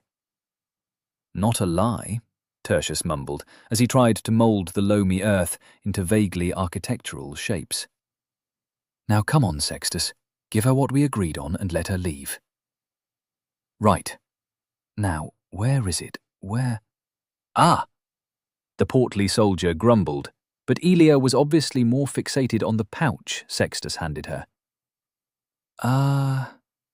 Elia erred, flagrantly copying Rye's catchphrase. "Are those dried fruits in there? Nuts? I'm not a chipmunk, but please tell me your empire invented fantasy gummy bears."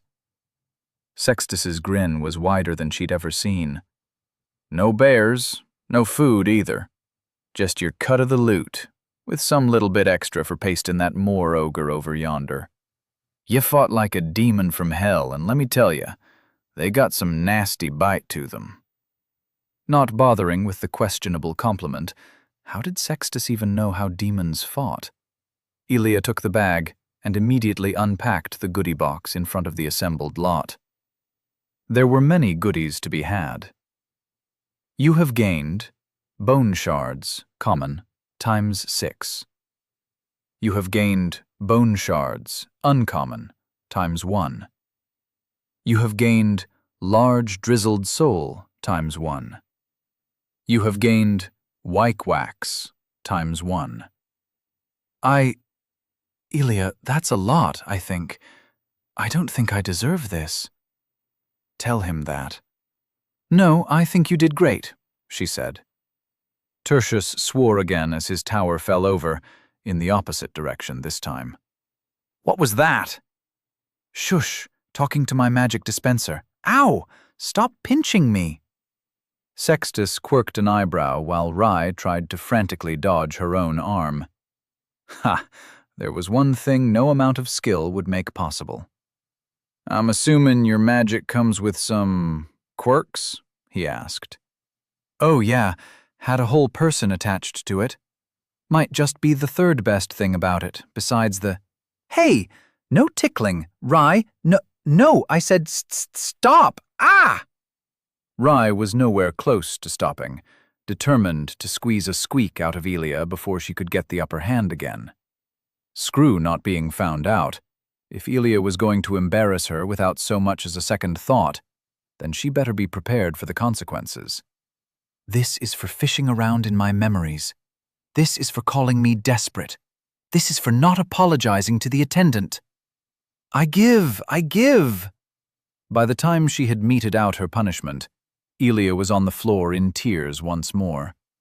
A worried Sextus and more paranoid Tertius peered down at her. "I swear I'm normal," Elia sputtered in between coughs. No one believed a word, and it served her right. By the time she had repeatedly assured the Legionnaires that she was not insane, or under mind control, or being threatened by an invisible person with a knife to her throat, Elia was just about ready to leave and never come back again. This had turned out to be a lucrative little side quest. Soul count, 5,385. Shard count, times 12. Bone shards, times 1. Yep, those kinds of numbers would make any girl happy. They were possibly enough to gain an increase in strength.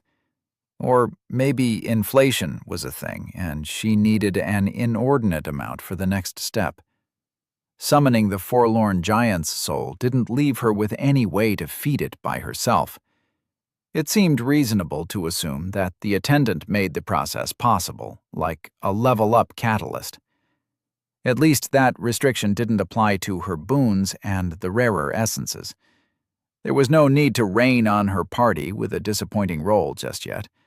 Not after the last result, and not when she could trade them for uncommon shards. A twinge in her little toe sparked her instincts. Rain is coming. Looking up at the sky revealed the exact same static hole surrounded by climbing cumulonimbus clouds. What a shitty boon. At least the other rewards proved more promising. Large, drizzled soul. A collection of souls once possessed by an undead or a dreg can be crushed in hand for a large number of souls.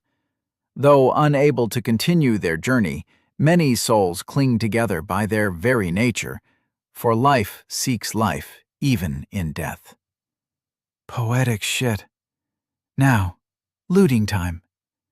The small encampment proved a treasure trove for her grubby, loot-seeking hands and heart. Around 50 barrels, pots, and crates were filled with ammunition and a variety of shields and ammo, though only 1 in 10 were unrotten and unrusted enough for use in combat. Oakwood heater shield. An unpainted shield of heavy wood assembled in haste. Protects well against piercing, slashing, and bludgeoning, though the smallest spark will see it alight. Oh, this is actually a fairly decent shield. It was heavy for its size, but in exchange it had straps with which she could attach it to her forearm. Neat. Morning Star. A mace that menaces with many sharp spikes. Useful against armored and unarmored foes alike, though its use is commonly denounced as crude, if not outright barbaric for the wounds it leaves behind. The Morning Star mace would be a lot more useful if she had an appreciable amount upper body strength, or simply longer limbs to leverage its brutality. The axe had been useful because it focused heavy blows on a single edge, her dagger and short sword because she could put her entire body weight behind every thrust. But since her axe was embedded in some schmuck's head a few 100 feet back in the field of undead, this would have to do. I really need to invest in strength. We're fucking weak as shit. I believe you should invest in a course on proper Lang Yu. Elia swung the heavy mace a few times. Nah, seems like a waste of my time. Ooh. Is that a leather bandolier? It was a leather sash with 10 pockets that had easy-to-unfasten leather buttons. The pockets came filled. Throwing knives times 10. A quick and easy ranged weapon for those with sufficient skill. The blades are dulled from use as diversions or parlor tricks, though the tips remain frighteningly sharp. When it came to armor, her options were vastly limited. This was a camp for soldiers' gear, which all adhered to some norm that definitely didn't take the frame of petite women into account. Most of the breastplates would simply hinder her more than the protection was worth. The merchant back in Crossroad Temple had stuff in her size, but walking all the way back simply for a new fit seemed wildly disproportionate. She found some assorted bits only slightly too large for her, strapping the pieces to her shoulders, elbows, and knees. They were horribly mismatched, both with each other and the rest of her gear. But such was life. A worn surcoat toting the yellow dog fit a lot more easily over it all, masking the most egregious crimes against fashion. I wonder if they have armor in the kids section. Damn it, Brainbud, why couldn't you just be a bit taller? Well, excuse me for being born short. Apology accepted. Wah, I wasn't serious. People just say that. I know. She swung the Morning Star a few times more. It was definitely too heavy for extended use. I too was joking. But on a level, you are simply not equipped to deal with. Silence reigned as she thought on what to do next. She was currently in the best position she'd been in since forever. Her armor and gear wasn't falling apart. She had 2 boons to her name, one of which was actually useful in a scrap. And her companion even had a boon she'd call unfairly good if Ilya hadn't gained and lost a few of the sort as well over the years. She could work with this.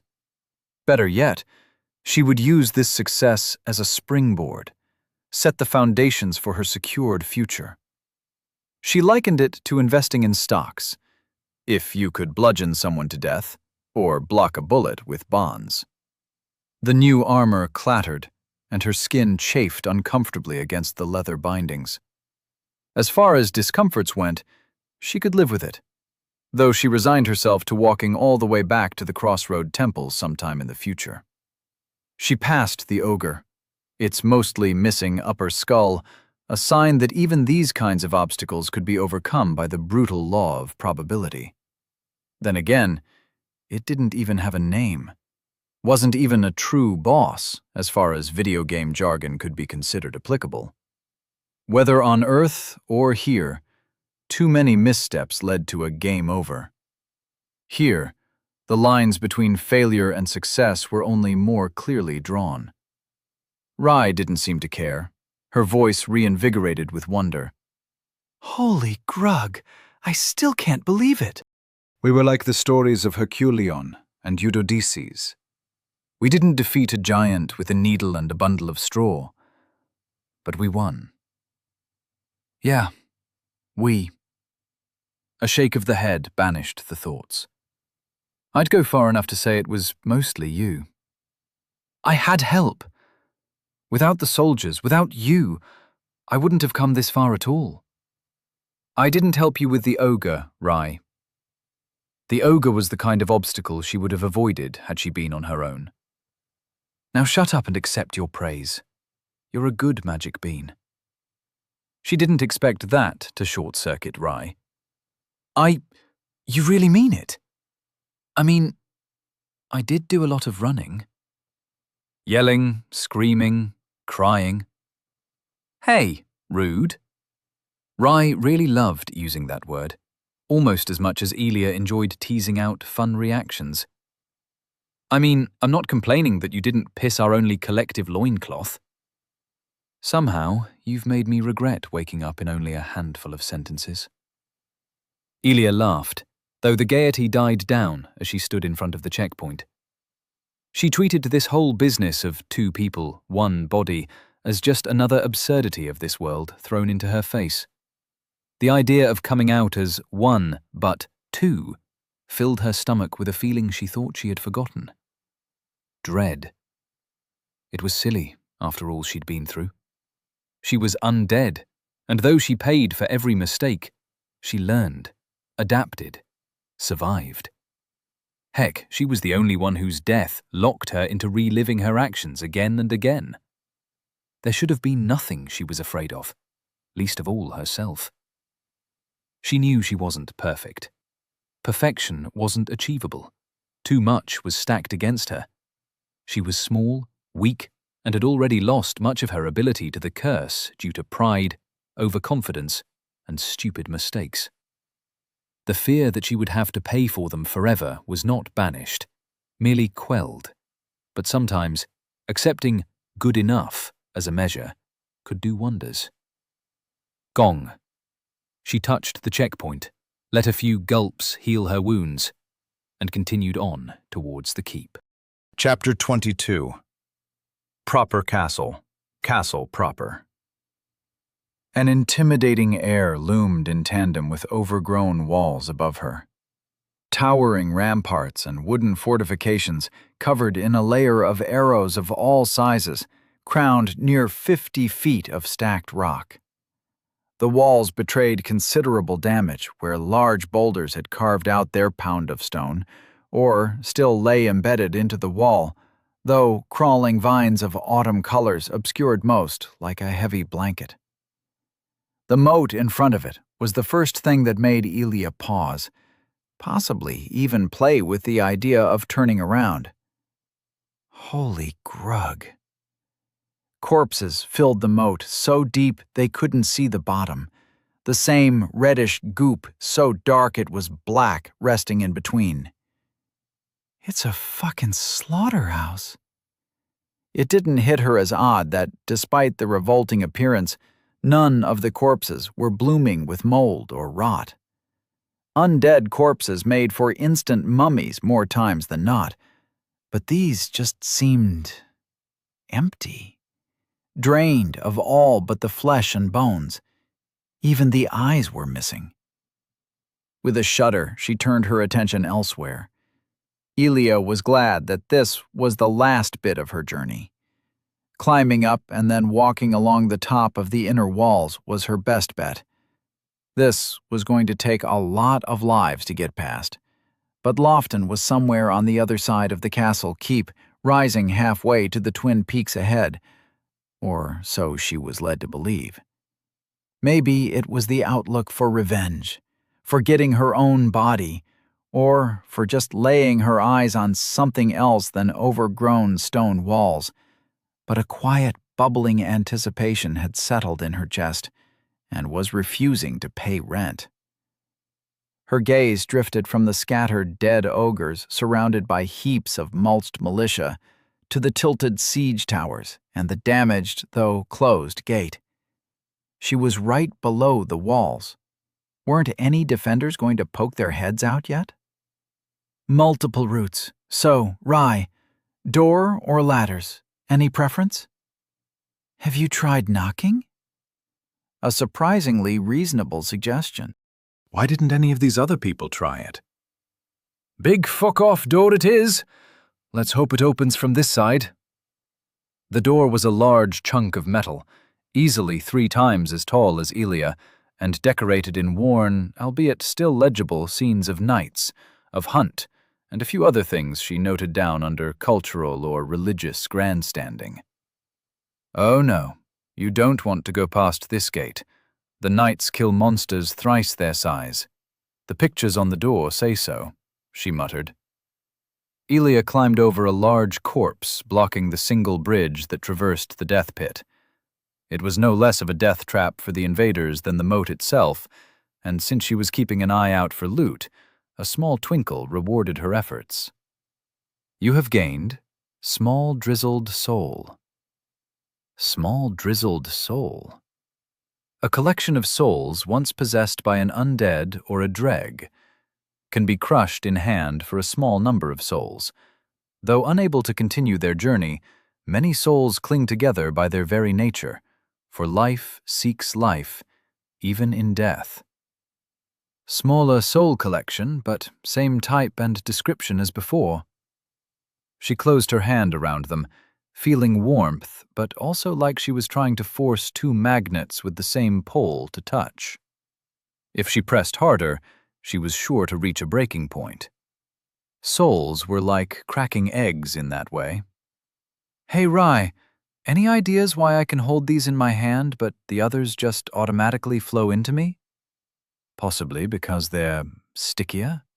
Life seeks death and vice versa, meaning you attract both as an undead. Though since life also seeks life, the larger ones seek to hold together more than they seek to become part of you, unless you crush their bindings and pull them apart." Huh. It was kind of like gravity then, or like some other smaller physical force. Elia couldn't say. She got up to 10th grade physics with a solid D. What a surprisingly reasonable explanation. I hereby promote you to head soul person. You may count my souls. Your pay stays the same. But you don't pay me. Oh, haha. Joke funny. I'm still waiting for us to get arrested for crimes against humanity and gods. The mass of undead are a sign that something is really, really wrong. But I don't know if that justifies all this soul-sucking we're doing. Rai worried too much. The fantasy cops would have to catch her first if they wanted to arrest her. Actually, they might have boons for that.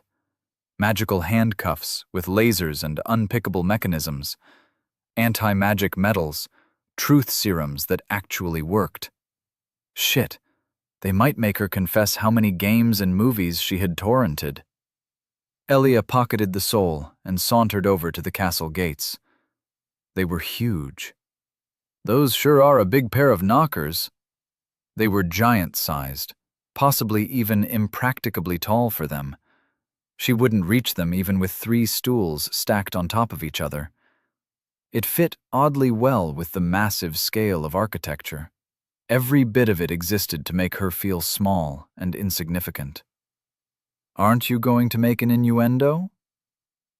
What?" She blinked herself out of her thoughts. "Oh, no, I was just marveling at the beauteous vista." There are corpses everywhere, Elia.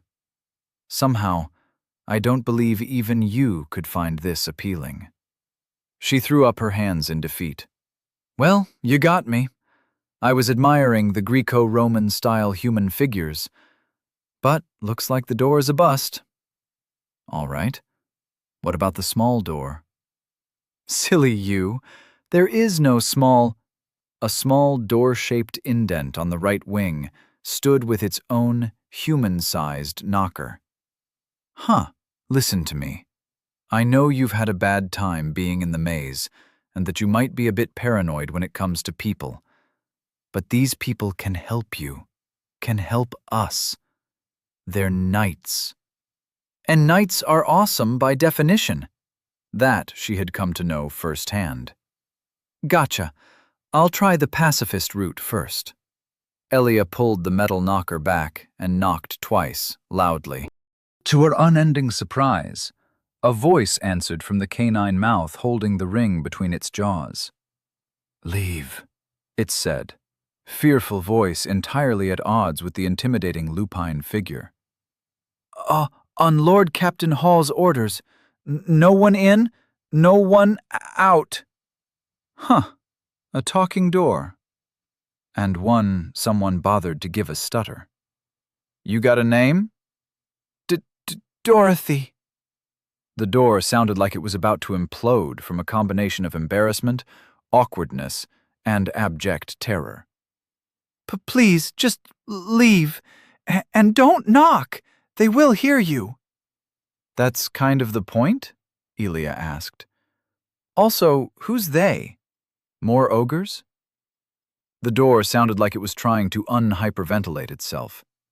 It should get some pointers from Rai. She did it on the regular. Elia would have laughed at the ridiculousness of this situation if she didn't feel a cold breath crawl out of the canine head and over her body.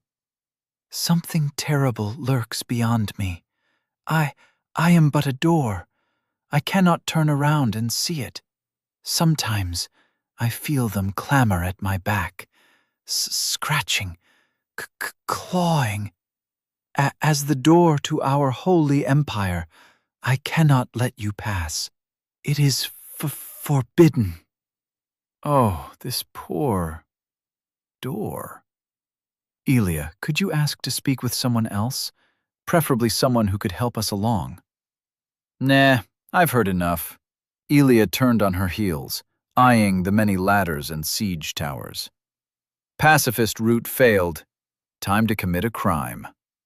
You didn't even try. You are such an anti-people person. Yes. Much to the displeasure of her cranial companion, Elia sauntered over to the nearest free shortcut over the walls. Whoever assaulted this fortress left some adventurously constructed ladders, but they were preferable to climbing bare-handed, as long as she didn't look down. I think I saw something move down there. No, you didn't. She tore her gaze back skywards, vowing not to look down a second time. I did, though. Nope, you're wrong. Sorry. You really have a problem with heights. The ladder swayed for an uneasy moment. I have a problem with falling down in that human abattoir and then having to get our souls back from it, which just so happens to involve heights. I ain't afraid of shit. It's always souls this, boons that. Is there ever anything else on your mind? Food. She gave a look to her soul count. I could buy 5 bags of fruit with these. Or you could not do that. I see the way you look at your souls with irreverent eyes. They aren't anything more than numbers to you. Well, maybe numbers are holy to me. Maybe I worship them. Ever thought of that? I don't believe you. Elia couldn't shrug as she was 40 feet off the ground, and her confidence in the constantly swaying construct of wood and fraying rope was dropping harshly. Math is cool. Math is cool.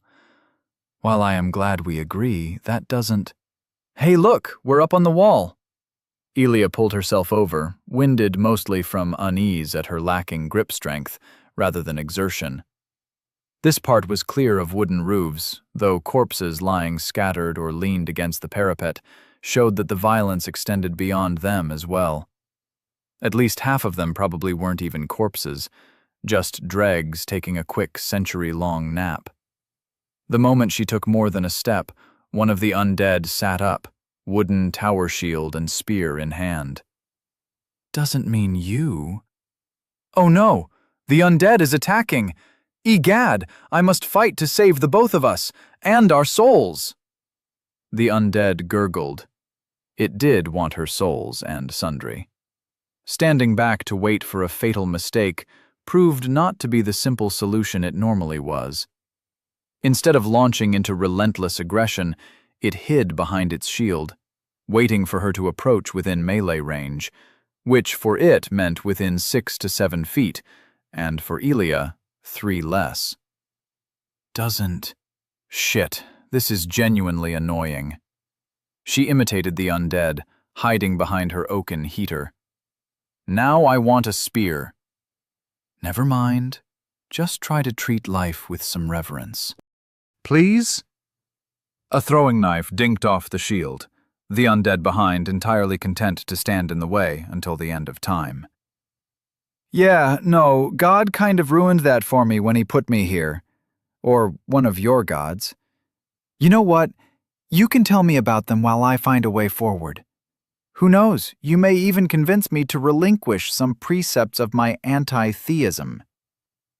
That is a great idea. I honestly thought you'd never ask. And between Crossroad Temple and here, so many things happened that I just forgot about my duties as a civilized human to educate you from your barbaric ways. Barbaric.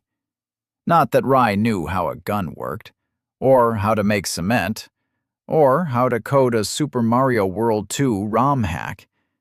Technically, Elia only knew how to do 2 of these things, but being born in 21st century Oregon left her with so much passively acquired knowledge that she had to be superiorly civilized in most ways that counted. "I bet you don't even have flushing toilets," she mumbled, baiting out a spear stab and advancing into the opening until she could dome the undead with a two-handed strike. "You have gained soul times 89. "Holy shit, this thing destroys helmets! Rye, did you see that?" She eyed the spear, but found its tip so bent and rusted she didn't know why she was worried about it in the first place.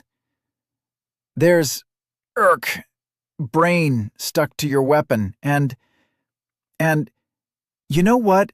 I'm just going to close my eyes again." Anyhow, the gods are a family with many members.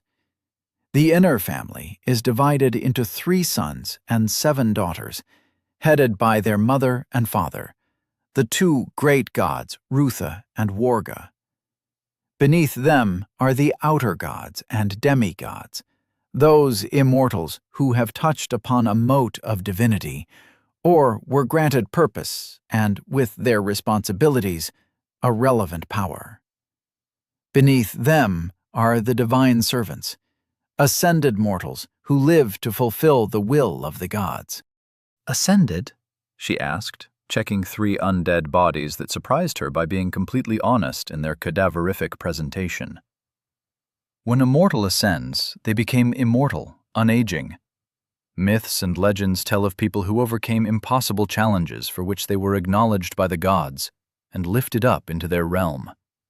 It could be fighting a dangerous mythical beast and winning, inventing some important thingamabob, or even just being so ridiculously good at dance and entertainment, the gods give you this gift after inviting you to one of their banquets. Rarely is it a single task that makes a legend, and there are many who purposely undergo excruciating labors in a bid for having their worth be acknowledged. Any questions so far? Many. No, continue. All right then. The gods. You might know them under other names, but these are the only true ones, so listen close. First is Rutha, father of metal and civilization. He's the god of peace as well as ingenuity. If you need a good idea, wish for the protection of your home, or just want your neighbors to quiet down, pray to him. Huh. You can just petition a god and they'll show up on your front lawn, fix your broken relationship with your family, and move on? She smiled when Rye didn't answer with a stutter and a curse. She was starting to learn when Elia was joking. Whether they answer or not is entirely up to if you are worth their attention and have made the correct sacrifice. All things have a price, as per the law of sacrifice. If you do catch their attention, best pray it isn't for malign reasons. That's a lot easier, and it's why I've been telling you to stop challenging them, to stop cursing. You never know who might be listening, and while smitings aren't a weekly occurrence, that's because they mostly send divine servants in their place, or find more subtle ways to pay you back for your transgressions. Figures. If I had a cockroach in my living room that kept on insulting me, I would step on it too. She was the cockroach in this case. Best stay in the darker corners, then. Not make a fuss until she could stomp back. Though with undeath, I guess we're kind of immortal now too, eh? Well, maybe? I don't think undeath is quite the same as divine, unending life. I've never heard of an undead surviving decades without decaying to become a dreg, though I guess that can in part be put down to the weird circumstance we found ourselves in. Anyhow, on to the second goddess and his wife, Warga. Elia continued her jaunt along the wall, occasionally taking the time to dome an undead mid-standing up, or to look ahead and plan her further advance. The slaughter within the field to her right still felt much too close. The intersecting and interlocking walls to her left filled her with unease. No friendly faces showed themselves yet, just more dregs. The castle bared too much resemblance to the maze, though thankfully it was not as expansive, and walking along the walls was considered legal, incentivized even. Still, the odd night covered entirely in plate she spied from up top was already an abundance of dangers. The way they moved, one clanking step at a time, didn't leave her with a good impression of her chances. The strength upgrade to her giant's soul was turning more and more into a necessity before she could think of exploring this place in any depth. Sorry, I didn't quite catch that. Warga who? Warga, goddess of conquest and control, gave birth to the sun, fought back the moonwell and the dark forest. You know what that is at least, right? Uh-huh. She dodged an undead that looked much too tall for the breastplate it was squeezed in, and had a lot more enthusiasm for bisecting her with a massive axe than she preferred. The part about the sun was probably just myth. Forest, save the trees, global warming bad. A smack to its helmet left it dazed, but it surprised her with its sturdiness by almost knocking her over the parapet with a backhand strike. It too died after she crippled its knees, just in time for a bolt to clang off her mismatched pauldrons. You have gained soul times 200. Will you be okay? I'm fine. This is... She threw a dagger as she dodged a bolt from a second crossbowman, hitting the first straight through the eye. Whew! Still got it. All right, well, what you probably know under a different name we call the Dark Forest. It is a massive, world-spanning expanse of giant trees that give shelter and nourishment to the most horrid of beasts. The whole world? As in land and ocean? Seems like a bit of a dramatic overreach. No. From the highest mountains to the deepest seas, wherever you stray too far from the God's grace, there loom roots like spears, trunks like mountains, leaves like green roofs. It is a forest so dark, it might as well be eternal night beneath its canopy. It is the epitome of danger, with a capital D. Anything that comes from the forest has only one purpose: to destroy all civilized lands and take away what the gods have bestowed upon us and we have built from there. Of the 54 legions of our eternal empire, 46 are tangled up in the far provinces to keep it at bay. And there is no world in which we aren't better off, with that stupid forest burnt to the ground. You have gained soul times 67. Funny, you sound like the exact opposite of some professional tree huggers I know. It's all, "Wah, save the rainforest," and "we have to reduce our carbon footprint," but then they hop in their SUVs, eat a full meal at Taco Bell for under $8, and order half a metric ton of pants and dresses that couldn't have been made anywhere but an Asian sweatshop with same-day delivery. That seemed to hit a nerve. What, do they think talking with trees will convince them to grow any less fast? It's not the trees that are evil. It's the entire God's darn forest.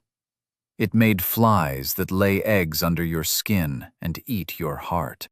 It made Molochs, slimy creatures that wait in pools of water to drown kids in or turn them into Molochs themselves. It made gouging pox. Would your traitorous barbarian friends still be hug buddies with trees if they knew how many people die in gouging pox outbreaks? You have gained bone shards, common, times 1. Elia quirked an eyebrow as she finished looting an already fallen corpse. Easy there on the heat, brain bud. You're approaching Unrai-like levels of anger there. I'm just saying, where I come from, people burn down forests for short-lived profits, while on your end, weeding is apparently a patriotic duty. Elia flexed her right arm, feeling an odd sting in her elbow after these last few swings of her mace. It was too early for a break. She only had 50 feet to go until this end of the wall ended in a tower that would hopefully open up some further routes. My granda and his da died fighting the forest creatures. I never got to see their faces. And Da was only pulled out of the legions because first Uncle Marusius died in a mugging, and second Uncle Ingenious invoked divine retribution when he offered the bag of glass gems instead of real ones at the temple. It wasn't his fault.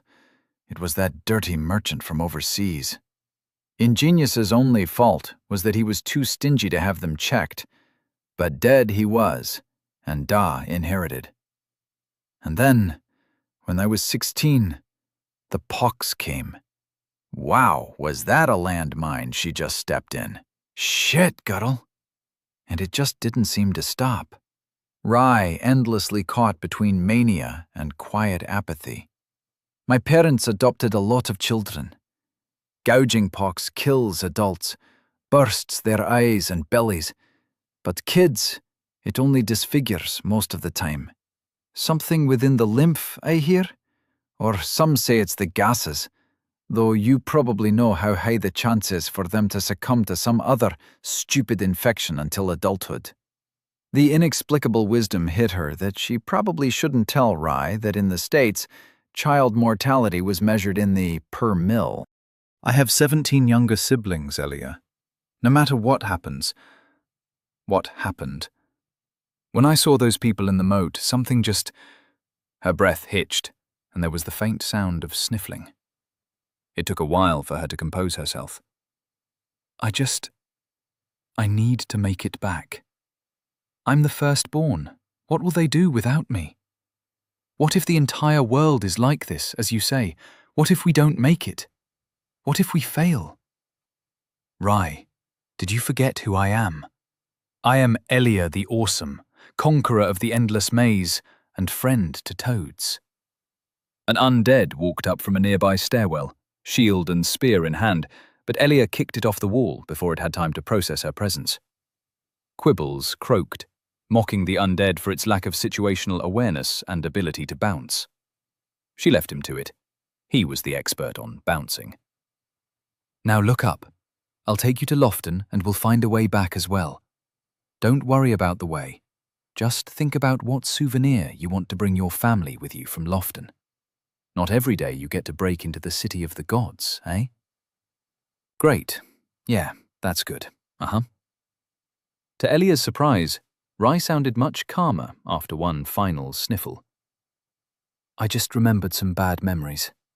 Sorry for burdening you with my own misery. No problemo. I can't really relate, but I probably will the next time you dream about it. Now, tell me more about those silly gods. An undead stood atop the wide-set stone tower up ahead, the same as all the others. Almost the same. Is that a seashell? The undead threw a seashell large as her own head, and out of reflex, Elia tried to block it. She had a new fancy shield and all. It was made of heavy wood, too. The next thing she knew, the world exploded with sound and light, and she was lying on the ground, pain arching up her arm. Through muted sounds, she found her left hand broken, and her shield pasted with still smoking soot. She stood even without Rye yelling into her ear, plucked a shard of shell from her cheek that had pierced right through, and froze. That was a grenade. The undead was throwing explosive seashells at her, and he had more than one. Elia, he's got... She burst into motion, as far as staggering forward over shards of shell could be counted as much, running closer to the stunted tower to break line of sight. She managed, found a winding stairway on her left, and ran up, up, and up. The fear of being hit again crawled across the back of her neck, but when she reached the top a few steps earlier than expected, she found that the undead wasn't even bothering with her anymore. It was still standing where it had before, dumbly staring along the wall while holding an entire crate of shells. Stupid undead. While Elia couldn't walk up to it without being heard, the dregs soon found out that turning around was not the right move against a kick to center mass. It toppled and fell, a sharp boom and crack echoing along the wall below. The conflagration shook her to the bone. She could feel the heat up to here. She really had to up her expectations of this medieval world. Motherfucker, she spat after it. The hell are these things filled with? Nitroglycerin? I've heard of these. Urns and other things filled with dramatic fire. Also, language again. She sighed. No, not language. Shit. If I knew gunpowder existed, I'd have actively hunted for bombs. But hey, we're not in the maze, and regret is not my style. No strings, no ties. It's a whole new fantastic world, and a whole new fantastic me. I haven't by any chance managed to convince you of the grace of our good Lord Rutha, god of peace and civilization, have I? Nope. Fuck the gods. Or one god in particular. Say, you don't happen to have a god of abducting adolescents from other worlds, do you? Rai sighed. I think this is going to take some time. And no, that is a silly thing to be a god of. Be careful what you say. The gods hear everything. Good. And then the tower exploded. A cloud of dust enveloped everything in sight as Elia was thrown off her feet again, tumbling towards the stairs, then, unluckily, falling 24 steps down them. Stars flooded her vision, acknowledging how painful the fall felt. Good thing she was wearing a helmet. There's something in the dust. Elia coughed as she drew in a breath of pulverized limestone. Through squinting eyes, the figure rose, 2 gigantic limbs spreading out like the wings of an angel. This was no savior of hers, and when she beheld its visage behind settling dust, she was certain that death had come. It's a rock with a sword head? Fuck. Elia scrambled on her back like a flipped turtle. It wasn't the long, heavy sword that disturbed her, silly as it looked with its hilt embedded through the marble bird's white forehead, nor was she scared by its size, larger than an elephant, or the numerous nicks and cracks revealing its experience in fighting off trespassers like her. It was the feeling of utter helplessness, as if faced by a natural disaster shrunk down to a dreadfully personal scale. Elia? Elia! Elia ran. She turned and left without a second to look back. The marble birds screeched. She caught herself screaming in turn, flailing to get just 1 step further, just 1 second of extended life. The bird never failed to kill her. The bird never failed to find her. Even in her dreams, nothing she could do ever changed that simple fact that the bird would always be there, watching, judging, terrifying. A thundering impact, a jump propelled her over a crate, narrowly evading a 1,000-pound wing strike. A roll, too late to save her arm, now severed at the elbow, while her other searched her pockets with frantic mania for anything helpful at all. The pain was as much motivator as it was an obstruction to her escape. Blood loss put her on a timer, but she didn't need to survive, just die where her souls could be safely recollected. Or get the ring, but where was the ring? The damn ring, where the hell was it? She reached the ladder, took 1 peek back, and jumped. Talons closed around her legs, putting an uncomfortable pressure on the bones before they snapped. In an action that defied physics, the bird swooped up, flung her mangled body into the air, and with a single peck of its sword beak, hewed Elia from shoulder to hip. Her shield did not even slow it down. Her legs fell towards the inner keep. Her upper torso managed to just barely miss the walls, tumbling past the outer parapets to join the 1,000 bodies in the moat below. She muttered a muted curse as she failed to clasp 1 hand around the ring in her pocket, and closed her eyes before the impact shook her awake. You have died. Chapter 23. Profane. You have lost. Soul times 5,741. You have lost. Bone shards, common, times 13. You have lost. Bone shards, uncommon, times 1. Elia stared wordlessly at the sky. Such a matted blue thing. Such an offensive color. Why couldn't it be purple, or green, or something else properly fantastic? Why was it that the moment she encountered something straight out of a movie or a video game, that it was usually followed by her brutal and unapologetic evisceration? The birds. They were at fault. Little wonder, then, that Rye denied their existence. They were a horror beyond comprehension, better left unknowable, like some eldritch god, the recipe for the Krabby Patty, or what a McNugget was made of. Elia, are you all right? She let out a low groan that devolved into a scream as she punched and kicked the air, flailing in directionless anger. Getting over the walls wasn't supposed to be a cakewalk. Now she wasn't even sure she wanted to get to the other side.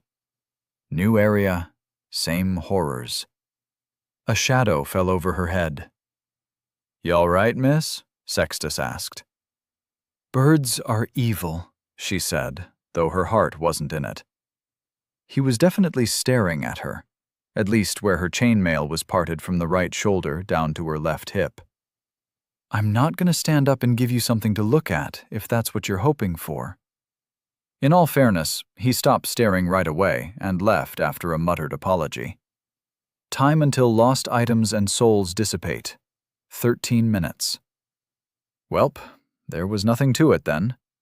She'd just have to jump down into the moat without any chest armor, or clothing for that matter, get her souls, and find another way inside.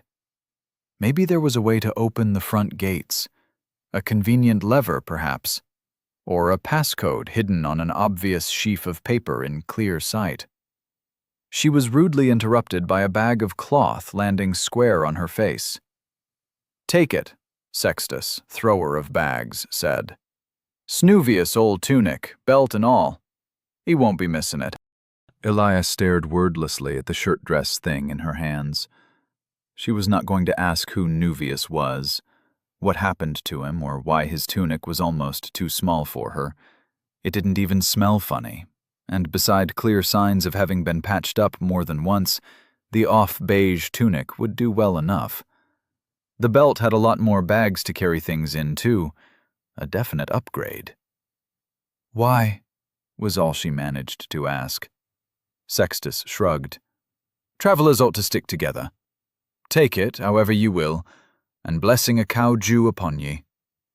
"Cow Jew?" she whispered while wiggling her way into the tunic. "That another god?" "He is the protector of travelers and seafarers at that. I think Sextus wants to show his goodwill not just to us, but to the spirit of cow Jew as well. It's partially self-serving, before you get any unnecessary suspicions." Ah well, Elia had nothing against a bootlicker. He was probably faking it. Cow Jew probably had some dirt on him. "Not really used to hand-me-downs. Certainly didn't expect this much from a guy who looks like a Friday night slasher." You can't just say that about him. Sextus is nice. "Well, he doesn't appear like he feels entitled to us just because he helped a bit. Nobody likes a nice guy." Well, all I can say is that I know the type, and I empathetically agree with you. Also, is he not your type, or why are you so vehemently trying to push him away?" That got her to sputter as she was half standing up. Between glances at the trio and worried looks to the way ahead, she finally managed a half-lie. "I'm not comfortable engaging in romantic shenanigans with your body, Rye." They walked ahead towards the moat, serene silence in contrast to the past violence all around. Eventually, Elia's head was filled with the humming of a happy tune. "You're actually pretty considerate, as grumpy as you can sometimes be. You're like a grumpy old cat." "I will stab you." Elia set one foot on a corpse desiccated like the aftermath of a vampire all-you-can-eat buffet. She slipped off nearly immediately, gliding in between the cracks of layered bodies with a wet squelch. Elia let go of the rope she had appropriated, fully immersing herself in the abattoir moat. Rye had, as always, announced she was going to watch none of this whole ordeal, and at the sound she let out a sickened whimper. "Time until lost items and souls dissipate. 6 minutes." Wading through a sea of dead people was not fast, nor was it the most pleasant of experiences. Whenever she pulled her naked feet from in between the squelching bodies, it came back smeared red, black, and filthy. Her souls were just under the bridge, floating a few idle inches above the surface, radiating a warm, gentle glow. Elia's thoughts were already on how to proceed next when the souls were suddenly slurped under the surface. What the fuck? A moment later, a pair of whiskers emerged from the same place, pink nose tasting the air. A rat? And what a chonker it was, easily 40 pounds of pure rodent. It burrowed through the bodies before stopping to sniff in her direction. She pulled her shield close, moments before the human, child-sized rat flung itself out of the ground and straight towards her. Its teeth gnashed against her shield, then batted it aside with a headbutt as it went for her arm, eyes glowing with the strength of 1,000,000 rodents. Its teeth closed a moment too late, and Elia dashed its brains out against her metal maul. You have gained soul times 36.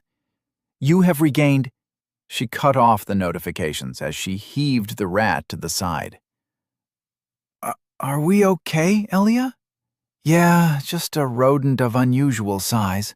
She rolled her shoulders, but noticed her left bracer had come loose. That bite went through my bracers. Shit, I think I'm bleeding. You use the wax. I don't want to get any corpse rot. Not here, not now. She did, while waging the benefit of gathering enough common shards to trade for uncommon ones, to using them right now. How likely was she to survive to the next checkpoint without screwing up twice in a row? If only it weren't for that stupid bird. She combined the common shards, snipping the die with gusto. Time went still as it bounced off the entrenched stone wall, rolled along the rat's naked tail, and finally stopped on the stretched-out tongue of a bald woman's corpse. A gray symbol that was unmistakably a tooth pulsed for a few seconds, then disappeared with the die as the world went round again. Elia immediately pulled up the information on the boon, licking her dry, chapped lips in anticipation. Blessing of Dentus. You have been blessed by Dentus, saint of dental care. Gain teeth as hard as steel, that shall never rot and always shine a pure, beautiful white. Oh hey, a useless boon with an essence socket. Like a turd with rainbow sprinkles. Also, who the heck is Dentus? Oh, I know who that is. He's depicted as a smiling man with a scruffy beard who really likes honey. There's a nursery rhyme about him that goes something like this. Brush your teeth day in, day out. Clean the filth inside and out. While Elia would have loved to listen to her companion's lovely serenade, she was busy trying to ascertain the source of swelling sense of dread in her chest. Were there more rats? Was the bird coming to finish her off? She waited under the bridge, and for a moment, all was well. Then her teeth fell out, all at once. Coughing and spewing them everywhere, she touched where her gums ached, only to feel entire rows slowly making their way up from beneath her gums. The entire process was not bloodless. By the time it was over, she had used a good part of her wick wax to pad the inside of her mouth. Great. Now the taste of old herbs and dirt was mixing with the coppery iron tang of her newly acquired biters. And that's how your teeth never fall out. Elia only had one thing to say. Fuck St. Dentus. Elia! I think I swallowed one.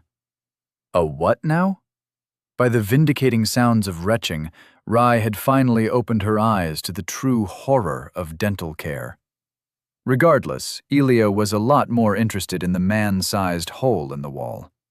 It was hidden beneath the shadow of the bridge, and by the looks of it could have been dug by either man or beast.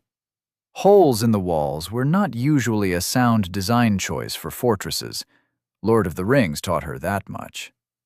Hoping no rat would follow her to nibble on her toes, Elia bent down and crawled her way through the damp confines. What was initially a sound idea for circumventing the need to fight a giant stone bird quickly turned out to be dark, tight, and a little anxiety-inducing.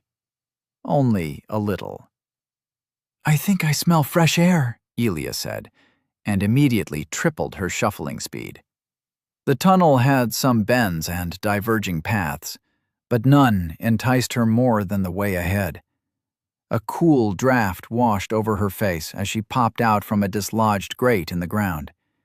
She clambered on out, immediately finding herself in a metal cage of some sort, sitting in one of the many courtyards of the castle.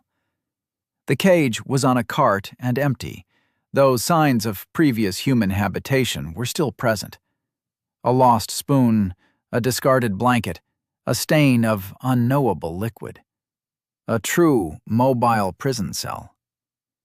Outside, the odd dreg patrolled atop the walls, and a few more shambled around the exterior of what looked to be a simple door leading into the castle keep itself. The cage door creaked open as she leaned against it. None of the undead bothered to approach.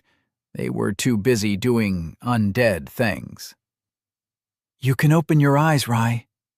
"Wow, those are a lot of dead bodies. I can see some knights? Those are definitely dead knights." Elia stopped to poke one of the reclining figures of metal with her morning star. The entire armor fell apart, revealing the oily residue of what was most likely undead sweat. But no undead. No body. "Shh, they're going to hear us." For once, Rye proved correct, as a towering undead peeked out from behind one of the dozens of strewn-about cage wagons. Its limbs looked just a tad too long, and besides a metal chest plate and helmet that slumped down over its eyes, a two-handed flail hung wickedly from its hands, 3 jingling chains ending in metal stars each as spiked and large as her own weapons. "At least it's not a knight." Her eyes went wide as the undead burst into a sudden charge. She jumped away, flails thumping against the ground. Her back hit the cage. The moment it took her to analyze this undead as new, faster, and thereby unpredictable was enough for it to tear its flail free and nearly decapitate her with a wild backswing. "Elia, run!" "No." She took a step forward, then 3 around its back as the undead tried to swing with an empty fist. "Screw running!" One smack to the hips. Clearly not enough. "But he's so big, you don't have armor. Eek! That just means—" She dodged another swing. "Means I need to be more—" Her shield arm was blown clean to the side. "Ow! More careful. Will you let me finish a—" The undead twirled, a deadly pirouette in a hurricane of spiked metal balls that smashed apart a wooden post, sparking off metal as it tried to kill. With endless stamina, it pulled back for another swing, but the flail didn't budge. A ball was lodged in between the metal bars of the cage. "God-damn sentence!" She bashed its knee repeatedly until the dreg bent down, then its head, which it was so politely offering. It took a surprising 6 hits before the undead fell to the floor, dead outright. "You have gained soul times 400. Ilya huffed, heart pounding like a drum. "Whoa, look at those souls. That was so risky. Dangerous. Brutal. Nasty." Nah, for most undead, you can just wait for them to flail at you wildly until they fuck up. Elia rummaged through the body, finding another goodie. It went just as planned. You have gained bone shards, common, times 1. And what if it hadn't? What if you tripped? What then? How can you be so sure of yourself? Elia smiled, and it felt good with her new teeth, clean and fresh. My confidence skyrockets the moment there's a flail at my throat. What are they going to do, kill me? A tingling sigh sounded out. I guess without fear of death killing you, you can be as brash as you'd like. Exactly. Now come on, we have a castle to clear. I just hope there's at least one person here who's friendly. Soul count, 7,613. Shard count, common ×3, uncommon ×1. Elia stood in front of a door to the keep, having fought a bunch of undead and another flail-wielding madman just to get across the next 2 sections of the outer bailey. At least none of the ranged undead had begun shooting down at her from atop the walls. She figured that was just a question of time and making enough noise. Predictably, the door was locked, because the easy way was never available to her. She tried everything, from knocking to unhinging it, to simply using every boon she had available on it, minus Rye's limited magic. Door to the castle kitchen.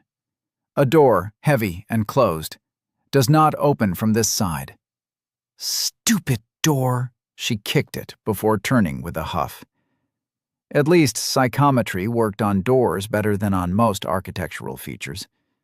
Touching the castle's walls netted roughly the same quality of information as touching a pebble. Wall. A wall, wide and tall. With mounting frustration and fatigue, she took to walking through a nearby raised grate, ready to clear out the next courtyard of its undead inhabitants. At least these big guys weren't stingy with their souls. She could probably return to Crossroad Temple and get her strength upgrade right now, though the fact that its total cost was hidden and that she had to purchase new armor pushed her to continue on forwards just a little bit more, just a scooch. 10,000 souls. When she had that much, she was turning around. Elia took one step out the inner gate and near immediately jumped back.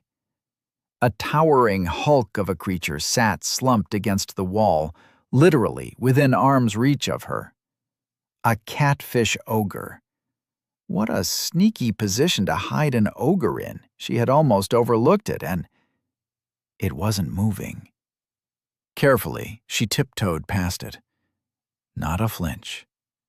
She poked it with considerable apprehension, jumping back as she expected it to get up like all the other undead. It didn't. As she took a closer look, she noted that half of the flattened fish face and neck was simply missing. A peek past the corpse filled her with more dread than happiness. Dozens of fish ogres lay all around in piles of muck and blood. Undead, too, and knights slumped against walls or simply torn to pieces. Holy grug, what happened here? The bird. I'm betting on the bird. Are you betting on the bird? It's not a bird, it's a rock. And they are supposed to be messengers of divine will and symbols of knowledge, not... Beans, do we really have to go through here? I really, really don't like this, Elia. Neither do I. I want to run past this place and purge it from my short, medium, and long-term memory. Okay, now you're really scaring me. She kept an eye on her surroundings as she snuck around, looting the plentiful dead as silently as possible. You have gained throwing knives ×10. To the right, a giant gatehouse stood closed, stairs up to the walls barred with anything these people could find to prevent anybody from ascending. That was the front gate by the looks of it. You have gained bone shards, uncommon, ×2. The walls themselves? They were high, though not infinitely much. Straying close risked gaining the attention of any dregs stationed up there.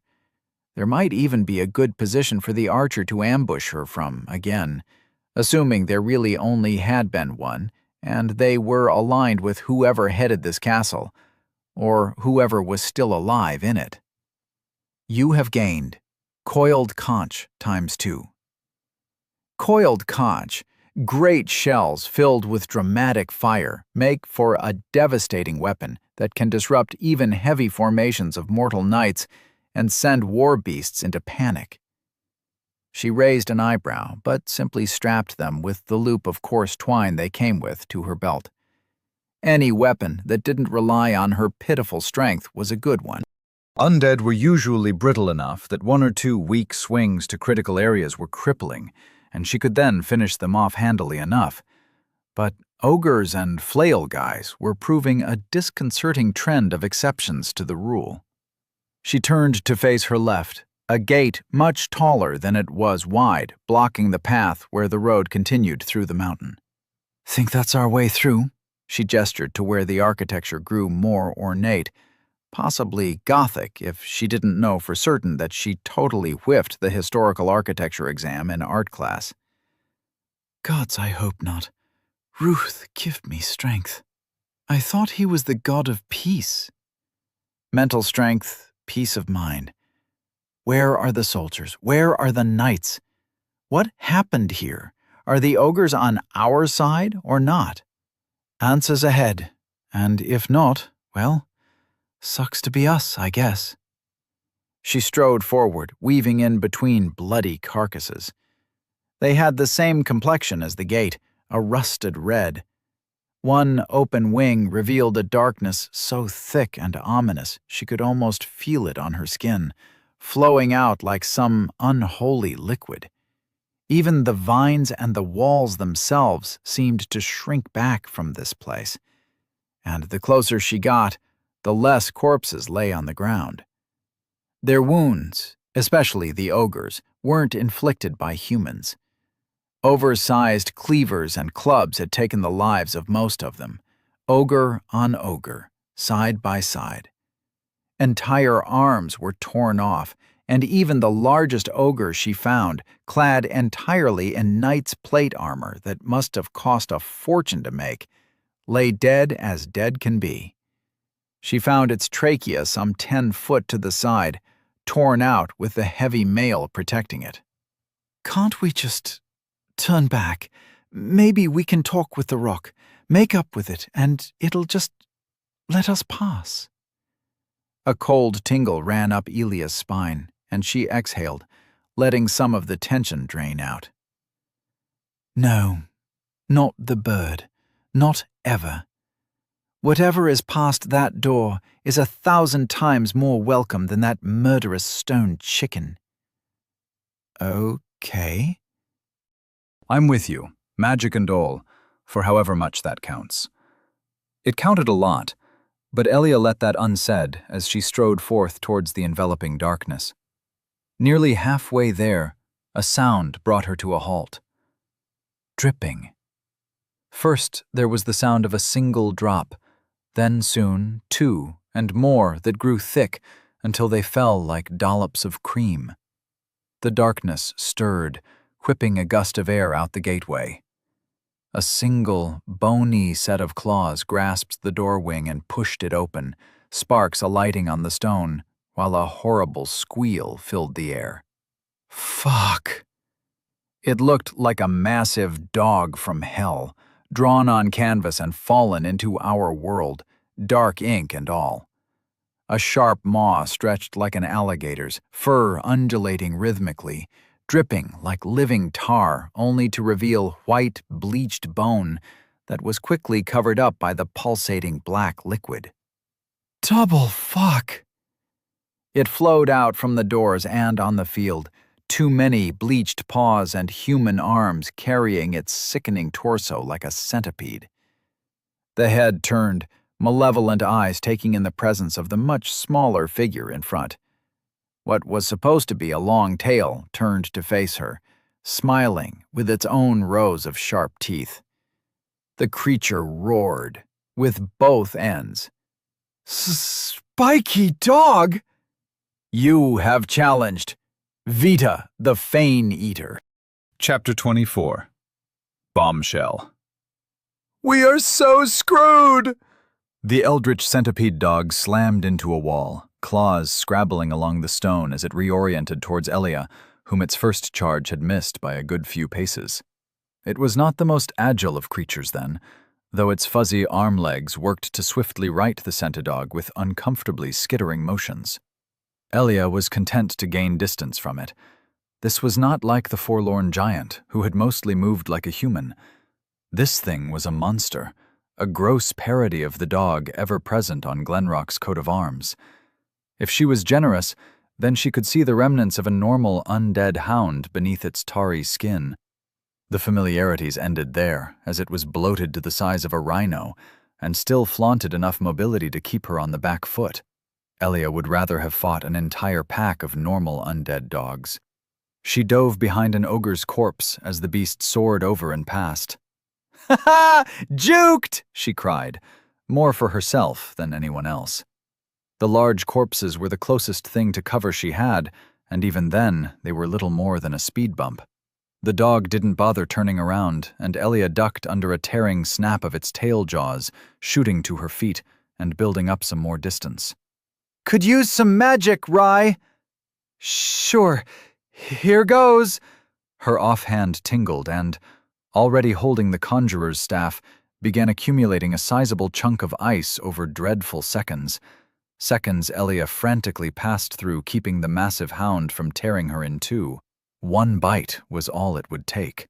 The dog reared back, a sudden movement up its bowels and neck the only hint for Elia to throw herself to the side. A violent stream of foul-smelling goop drenched the spot where she had been just moments ago, and the skin of an ogre's corpse sloughed off in seconds. Centidog acid. One type of death she'd rather avoid. She backed off, just as a coiled conch exploded a few feet away. Of course, the undead on the walls had to throw them now. "Ready!" Rye cried, as Elia pointed her side with the staff at the dog thing. The shot nearly missed as it careened off to the side, hitting the dog's half-tail, half-second head in the... head? "Oh, it didn't like that," Elia yelled between pants, as she struggled to grab the string loop attached to one of her conch shells before sending it careening directly towards center mass. It exploded, and the dog burst into flames. "Oh, it really didn't like that." "Do we actually stand a chance?" "We don't stand a dog of a chance." "That doesn't make any sense." "Cards!" The dog was tearing into the ground and nearby corpses. A chunk of earth hit her in the head just as she ducked around a wooden barricade. 4 hailstone bolts, a dozen throwing knives, 1 shell. It's not enough. Still, she kept at a distance, dodging and weaving between the massive corpses, while maintaining absolute focus not to trip and fall over. A second bolt flew, a third one, a fourth, fifth. All hit, all cracked bone. "I'm out." And the dog was still as lively as ever. Joy. It suddenly rolled over on its side, dozens of grasping arms grabbing for a surprised Elia who couldn't dodge in time. 2 wrapped around her arm, and though she smashed both with her Morningstar, there was no escaping the 100-arm bear hug. Her spine cracked before she could fully witness the 6 or 7 smaller rotten dog heads pull her deeper into the monster's belly. You have lost. Soul times 7,613. You have lost. Bone shards, common, times 2. You have lost. Bone shards, uncommon, times 3. "Congratulations, it's a monster," Elia muttered in a daze. When Elia woke up, it was to an audibly distressed, sobbing Rye. A part of her was annoyed, a smaller one, sympathetic. As far as deaths went, that one was not her best. Still beat being eaten alive by spiders. "You, all right there?" "All right. All right? It twisted my arm until it broke, Elia. It hurt so much." "Right." She was still in control at that point. Elia gave her a mental kudos at not fumbling the staff. Next time we're about to die, release control. I'll handle it. Handle it? Elia, don't mind me. Are you all right? Is that a trick question? How? How do you do it? Exposure therapy. And a healthy dose of disassociation. It wasn't like her body belonged to her in the first place. Now, enough whimpering. We need to get through that dogapede if we want to get into the castle and pass through to Lofton. You dig? I think I dig. I would rather not dig, but in circumstances of extreme pressure, I prefer digging over not digging. Do you dig too? Frequently. There was nothing better to do when at the beach. Man, Elia could go for some ice cream right about now. Stracciatella mango, the only real choice. All right, listen up. All I need out of you is to use your magic. No pain, no risk. Just 5 shots and I'll handle it from there. You up for that much? Yes, I am. But Elia, that was a beast. A thing. From the forest? She figured it had just escaped from some traumatized kid's nightmare. Yeah, I think. The kind that entire legions fight on the border, and not just mortal ones. How much of a chance do we really have? Elia glanced at her singular remaining conch shell. Not enough to kill it from afar, but she was unlikely to kill this thing in melee. Too many chances for instant death. With a sigh, she got up again and cursed herself for worrying about eventualities. Let me put it this way. We need a miracle to win this time. A miracle? Or a way to skew the odds? Dedicating an entire loop to observing her enemies paid off. Always. It had to. It would have been a waste otherwise. Her first observation as she entered the courtyard strewn with corpses, however, had nothing to do with Vita the Fane Eater. You have regained... I'm amazed you never lost your souls in sundry. Not once in all this time. What can I say? I'm awesome. She peeked to the side, making sure no movement stirred in the dark lair of the Centidog. Also, losing souls sucks. I know my priorities. Well, if you're keeping an eye on them, then I can rest easy. 20 paces into the yard, she twisted her head back as an iron grate closed her only way out. A sneaky undead standing atop the inner gatehouse was what locked her in. Then, it had the gall to lob a coiled conch in her general direction. The explosive seashell shattered a few paces short. A second one was already prepped. As the undead twirled it around its head, Elia had a stupid idea. She snatched it by the hoop of rope before it impacted the ground, mildly surprised that she managed it without killing herself. Lucky for her, this undead didn't lob the shells with too much gusto or precision. Yes! Ha! Thanks for the conch, sucker! It readied out another shell. Ack! Wait! I only have 2 hands! Elia promptly retreated back out of range. You are playing with fire. They call it dramatic fire for a reason, you know. Because it explodes quite dramatically? That earned her a snort. No, that would be silly. There's only one place in the whole civilized world that knows the secrets of this alchemical fire. Drama. The great city of poet warriors? Ever heard of it? No? Elia liked her explanation better. What a weird name for a city. True, but they do make good theater. Have you seen The Tragedy of Queen Nue or The Moryad? I saw Avengers Endgame once. The comics were cooler, the good ones at least. But we're not here for a culture exchange. Vita, the great dripping dog, emerged from his gate. Elia made sure her extra conch was secure, double-checking her dagger, throwing daggers, and, most importantly, quibbles. Ribbit. Her focus returned to the dog. It entered in perfect mirror fashion to the first time, the dramatic horror replaced with a steady undercurrent of wariness and determination. It roared, and though she was loath to admit it, her heart already beat an unsteady tune. It charged, and Elia ran in a semicircle around it. Heavy, slow to turn. A first observation as its snapping jaws followed but failed to catch her. She kept her distance, eyes in rapt attention on its limbs. Despite energetic movements, it was dragging much of its weight instead of running on all fours. The nest of limbs and maws in its belly helped it stand, but otherwise got in the way of its hind legs more often than not. Around the back, then? She got closer, and immediately it surged backwards, frighteningly quick for its bulk. The tail bisected and nearly cleft her in two as she dodged to the side. It continued its reverse charge, but the dog missed by a foot and slammed into a wall. That was close. It was quick in bursts then, but the problems with turning and maneuvering remained.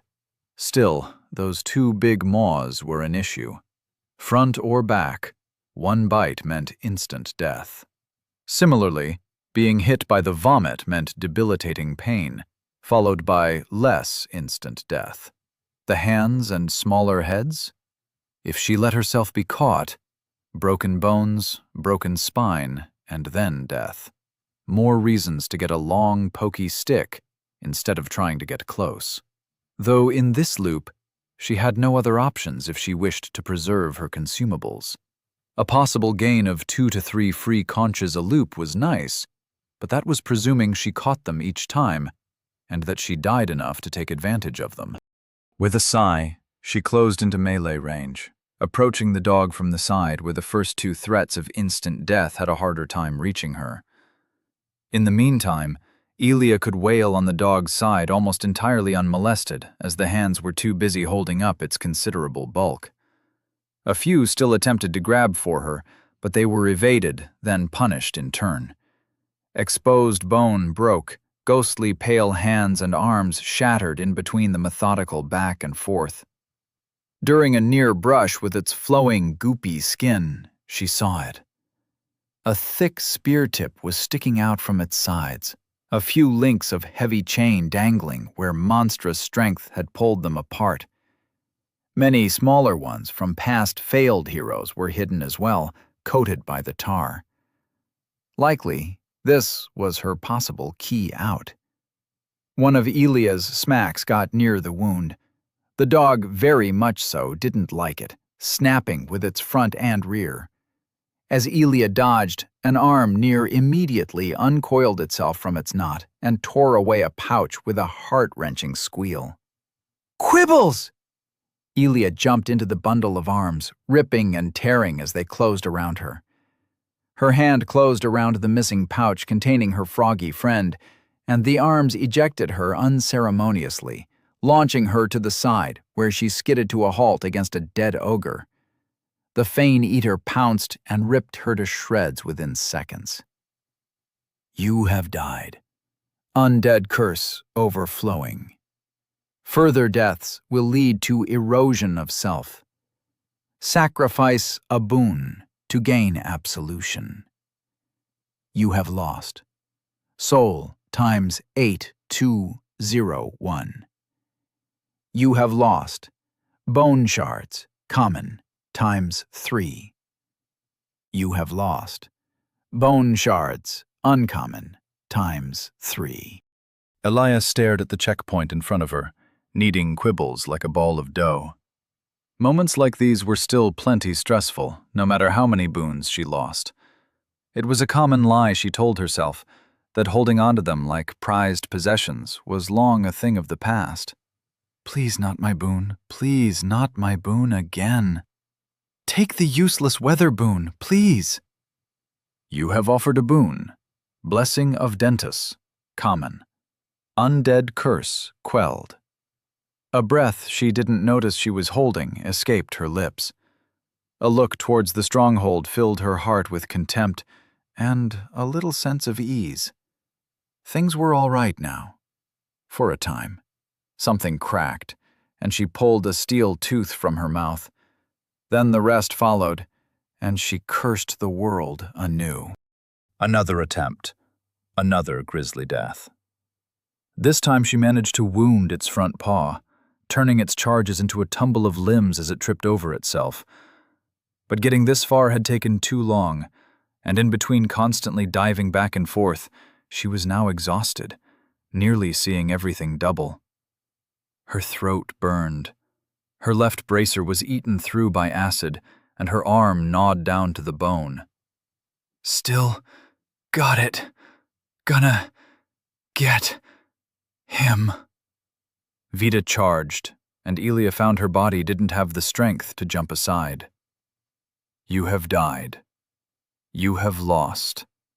Soul times 9,158. You have lost. Bone shards, common, times 4. You have lost. Bone shards, uncommon, times 3. A large undead swung its three-headed flail, heads embedding in the wet ground. Do you really have to fight these undead before the spiky dog every time? Why not sneak around? They're predictable, they're on the way, and they give good souls. She dodged another strike and followed up with one of her own. Time until lost items and souls dissipate. 8 minutes. Also, don't want them to follow me in there. 1 enemy she could dodge, 2 as well for a time. It would take a lot more than a single dreg to deal any appreciable damage to Vita. This goes against every law of the conservation of souls imaginable. Sure, but I'm not one to... An ungentlemanly kick to her stomach sent her keeling over. The flail guys never kicked. How unfair. But she could play unfair too. A minute spent luring the undead around, a roll to the side and a stab to the groin later, her foe was bleeding out on the ground. You have gained. Souls times 400. You have gained. Bone shards, common, times 1. I think I'm ready to puke again. See? Easy. Her stomach convulsed, and she dry heaved once more. I told you this was risky. You don't have armor, and now you're hurt. What next? Next? Next, we get our souls, and then we fight the dog. You really mean it? You think you can win? In your condition? Watch me. Ran a mile with a bolt in my back. Didn't notice until I fell over. Dead. That inspires the opposite of confidence. Just ask for help. I'm sure Sextus would be willing to assist. I don't need help. She stood a bit straighter before carrying on. The grate fell closed behind her, carnage greeting her once again. I don't. We'll be fine on our own. Like you told your father in your dream? The small door by the front gate opened from this side, the metal screech grating against her ears as much as Rise proselytizing. Oh, the doors shall remain closed. Oh, you are already gone. The talking door's voice petered out into the distance as she walked back. I think you should listen to his advice. He's your father, and above that he had a point. You're not exactly swimming in friends, and I can see why. Aren't you going to ask the soldiers for help? They sure do have a lot of helpful boons. She slammed the door with her hand. Look, lecturing me is not making you seem as smart as you'd think, Prima. The mute soldier is dead, and he had the 2 very useful offensive boons among the 3 of them. You think they'll leave him behind just to help us? You think I like seeing those guys die for nothing? No, Then shut the fuck up! She caught a conch, then another. Focus. Do your magic. The third one landed in her hands as well, and she marched on towards the looming dark doorway, picking up her souls without so much as a glance. The gates shook. The beast roared. Elia set her jaw. Bolt! The creature charged, the long distance between them shrinking into nothing within seconds.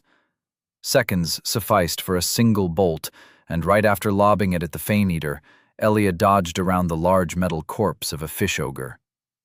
Bolt! The hound circled. Yet another projectile slammed into its underside, breaking the largest of the small baying hound heads. Vito roared before exploding into a furious leap. Dodge. Weave. Bolt! A hit to the snout, denting it to the side. Dodge. Bolt! Another hit, sinking uselessly into the thick tar on its back. A gush of acid escaped its maw, but Elia was already out of its range. Bolt!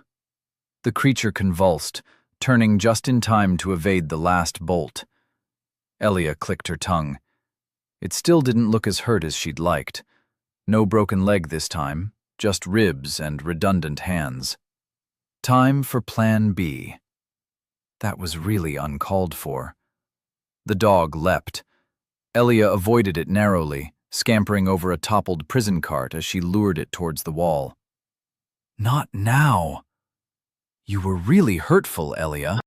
I don't like being talked to that way. It makes me feel impotent, inadequate. The Fane-Eater jumped over her and kicked with its hind legs, sending her into a tumble bouncing across muddy grass. Her stomach cramped twice as hard. The taste of copper on her lips grew pungent. Frustration. Useless? Guilty. That I did my best but made things worse.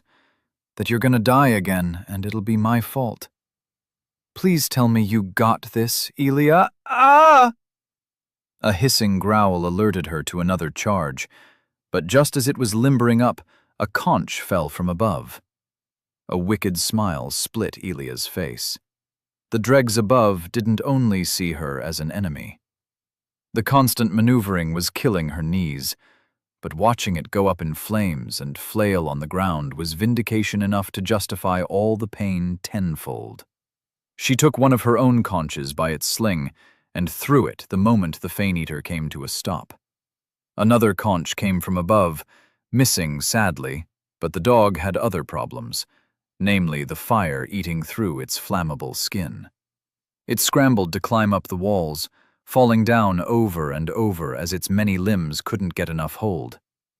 Elia, talk to me. I'll try not to raise my voice, Miss Princess. Meanwhile, you don't go snooping around in my memories. I'm saying this for your sake, too. She lobbed another conch. And if you're gonna judge me, do it in a way that makes me laugh. It earned her a quiet sound of affirmation and nearly cost her a head as the dogapede lashed out using its tail like a bludgeon. Maybe now she could finally concentrate on the life-or-death battle in front of her.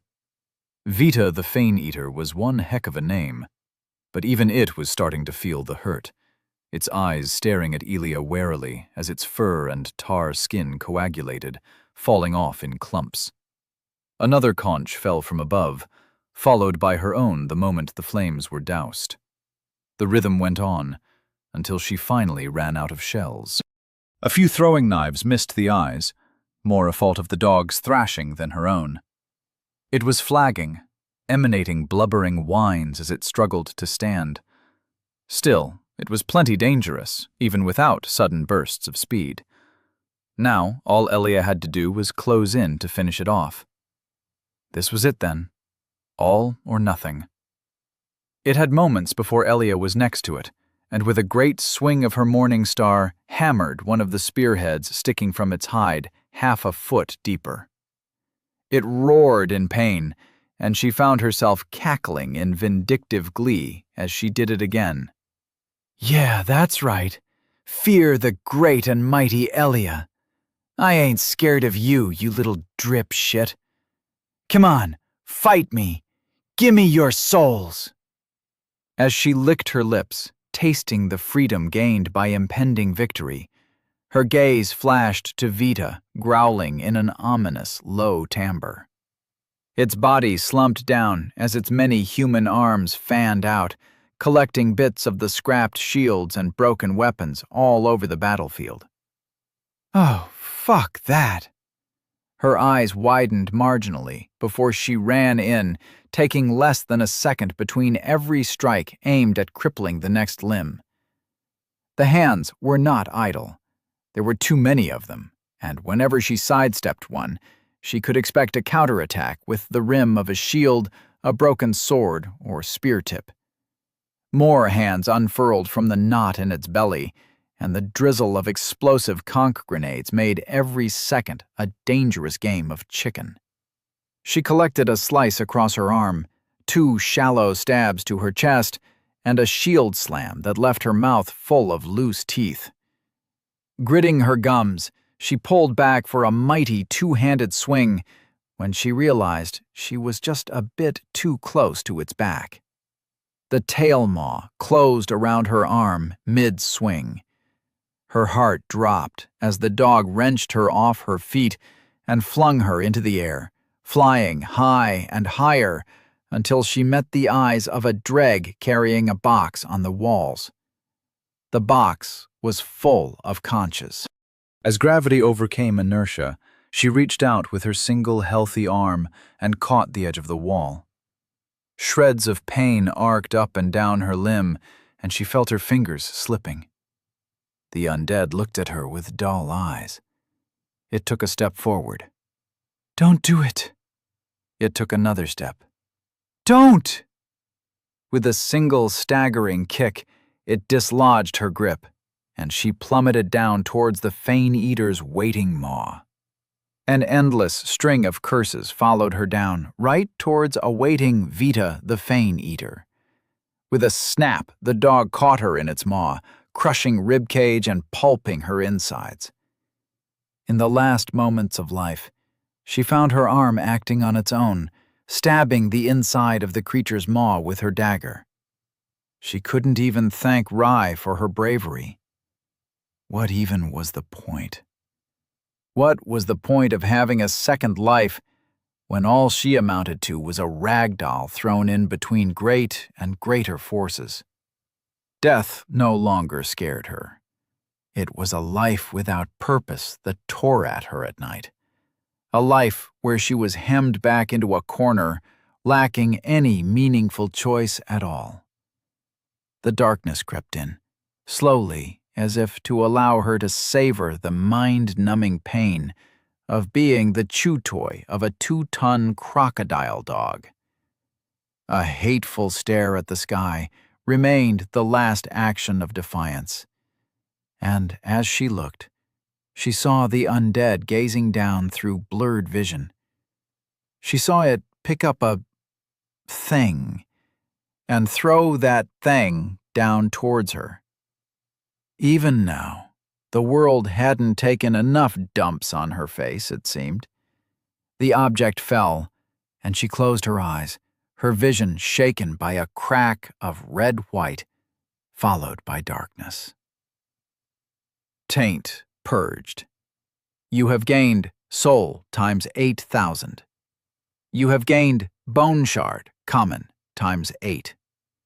You have gained bone shard, uncommon, times 8. You have gained soul of the Fane-Eater. You have died. You have lost soul times 18,180. You have lost bone shard, common, times 12. You have lost bone shard, uncommon, times 11.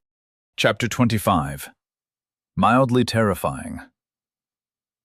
There was an odd rhythm to standing right back up after dying. It wasn't something Elia particularly had to think about. Like getting out of bed after a nightmare, a brief moment of bottomless unease came and went, leaving space for a more calculating evaluation of last loop's events. The problems then persisted, even now.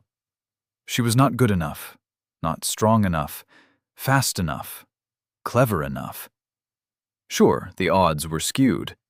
Sure, she was trying to prove to herself that she could, more than anyone else, try and succeed alone. She did not succeed. And regrettably, the only constant over innumerable lifetimes remained herself. People came and went, but she and her demons remained. Despite practice, training, learning, she had to helplessly watch herself degrade, chipped away so slowly that when one day she couldn't ascend a flight of stairs without taking a break, it didn't even come as a surprise. The transition from old life to the new one hadn't changed much. It was only slowly, belayed by untold years, that she realized she truly had let her second chance run through her hands. It was hard calling it a second life. There was hardly a single memory of the last decade she could actively summon, instead of only seeing it in flashes of shock and nightmarish daydreams. Even then she improved in parts, slowly but surely.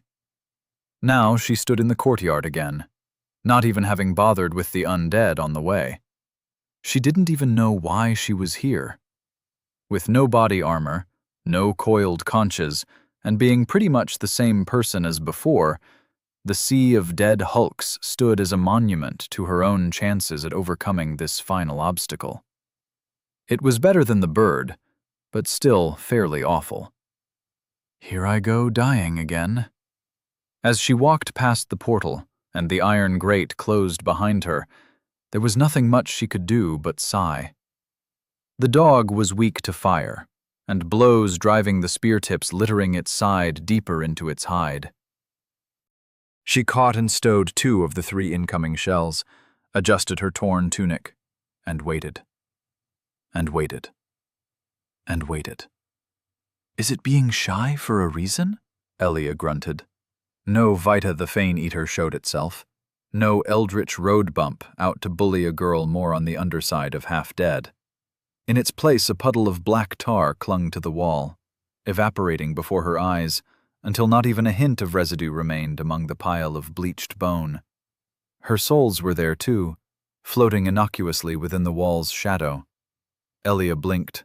Once, then twice. Nothing stepped from the distant dark gate, not when she walked halfway up to it, not when she was within arm's reach of her souls. The bones really did belong to it, but the stewing joy only made her check her back twice as much. You have regained soul times 18,180. You have regained bone shard, common, times 12. You have regained bone shard, uncommon, times 11. There was no catch. There was only relief and an upset stomach. Elia, what's going on? Her hands searched for something shining in the mud. A small translucent pearl plucked from its bed among the remains of the dog, 2 interlinked yellow rings of a warm golden color caught within. Essence of loyalty. An essence of loyalty caught within a glossy shell of a pearl-like substance. Swallow to imbue a boon with essence. Elia, talk to me. We lost. Time turned backwards, but the dog's dead. How? Why? I don't think we lost. It was a draw, one that they won by default of coming back. It had sour aftertaste. She pocketed the ball and eyed the gate that led back out, Dorothy leaning wide open just like she left it last loop. And just like that, another eccentricity bored holes into every theory she had as to what was actually going on. Time loop? Selective amnesia? Multiverse jumping? Maybe talking doors didn't revert. Maybe they remembered, self-correcting after every failed loop. At least the bosses didn't respawn. Once again, Elia found herself describing the world with video game jargon. It had to be a video game. No other way could Elia explain the incongruities, human error in its construction, a likely cause for illogical twists and turns in the fabric of the world. The world had loot, had bosses to boot, And either way, the irony of this divine joke was contorted to stretch towards some invisible goal rather than follow any line of apparent sense. I guess good things can happen to me. But experiencing it herself filled her with a sense that she was trespassing. Good things didn't just happen to her. They had to be earned. So, we won, right? Uh-huh. Not all skill, all me, though. Okay. I am going to celebrate our victory now, she sighed. A win was a win. She'd take it and grump over it later. Party hard, girl. Just remember, no alcohol, no boys, and lights out at 11. Woohoo! We won! We protected the castle from that filthy, filthy monster dog. 10 hips and 1 hooray! Woohoo! Woohoo indeed, my fellow Simlish speaker. Now, where was the next checkpoint? Was it under an ogre corpse? No, the gate the dog came from was more likely, obvious even. What else would it have been guarding? Don't take this the wrong way, but I am glad I don't ever have to watch you fight that thing again. The way it moved, its arms, ugh. Now that it's done, I want to scrub myself down for days. Elia scrunched her nose. Didn't smell great either, like 1,000-year-old sweat paved over by fresh roadwork. Ew! Seriously, ew! I don't even want to know more about it. Well, besides the tang, it had bite that really got up in the sinuses. Reminds me of dead rat. La la la, I'm not listening. The rusted metal gate greeted them with much the same energy as a rock by the wayside, which is to say, it didn't say much at all, or even seem alive. The space behind this lesser cousin of Dorothy yawned with an endless darkness, shapes within growing more defined as her eyes adjusted to the low level of light. What started as a thoroughfare for the road to Lofton flowed directly through a room for prayer and mass. Much more than a room, it was an entire cathedral, built with thick walls, elaborate stone columns, and high Gothic windows, the colored glass allowing a modicum of light to creep inside in rays of yellows, oranges, and blues. A statue of 2 women in armor and robes so lifelike they would have made Michelangelo green with envy, flanked an altar overgrown with candle stubs. The walls were plastered with a mosaic depicting scenes of unclothed individuals in battle with beasts and monsters, one weirder than the next. Some were odd fusions of 2 or more animals she might have recognized. Others had an odd number of legs and too many or too few faces. Most of the threat remained as ominous eyes glowing from beneath a forest's canopy that crawled across the sides like a carpet of moss. Among the skies, Elia recognized dragons, both Asian and European types, sowing havoc among all that lived below. Wow.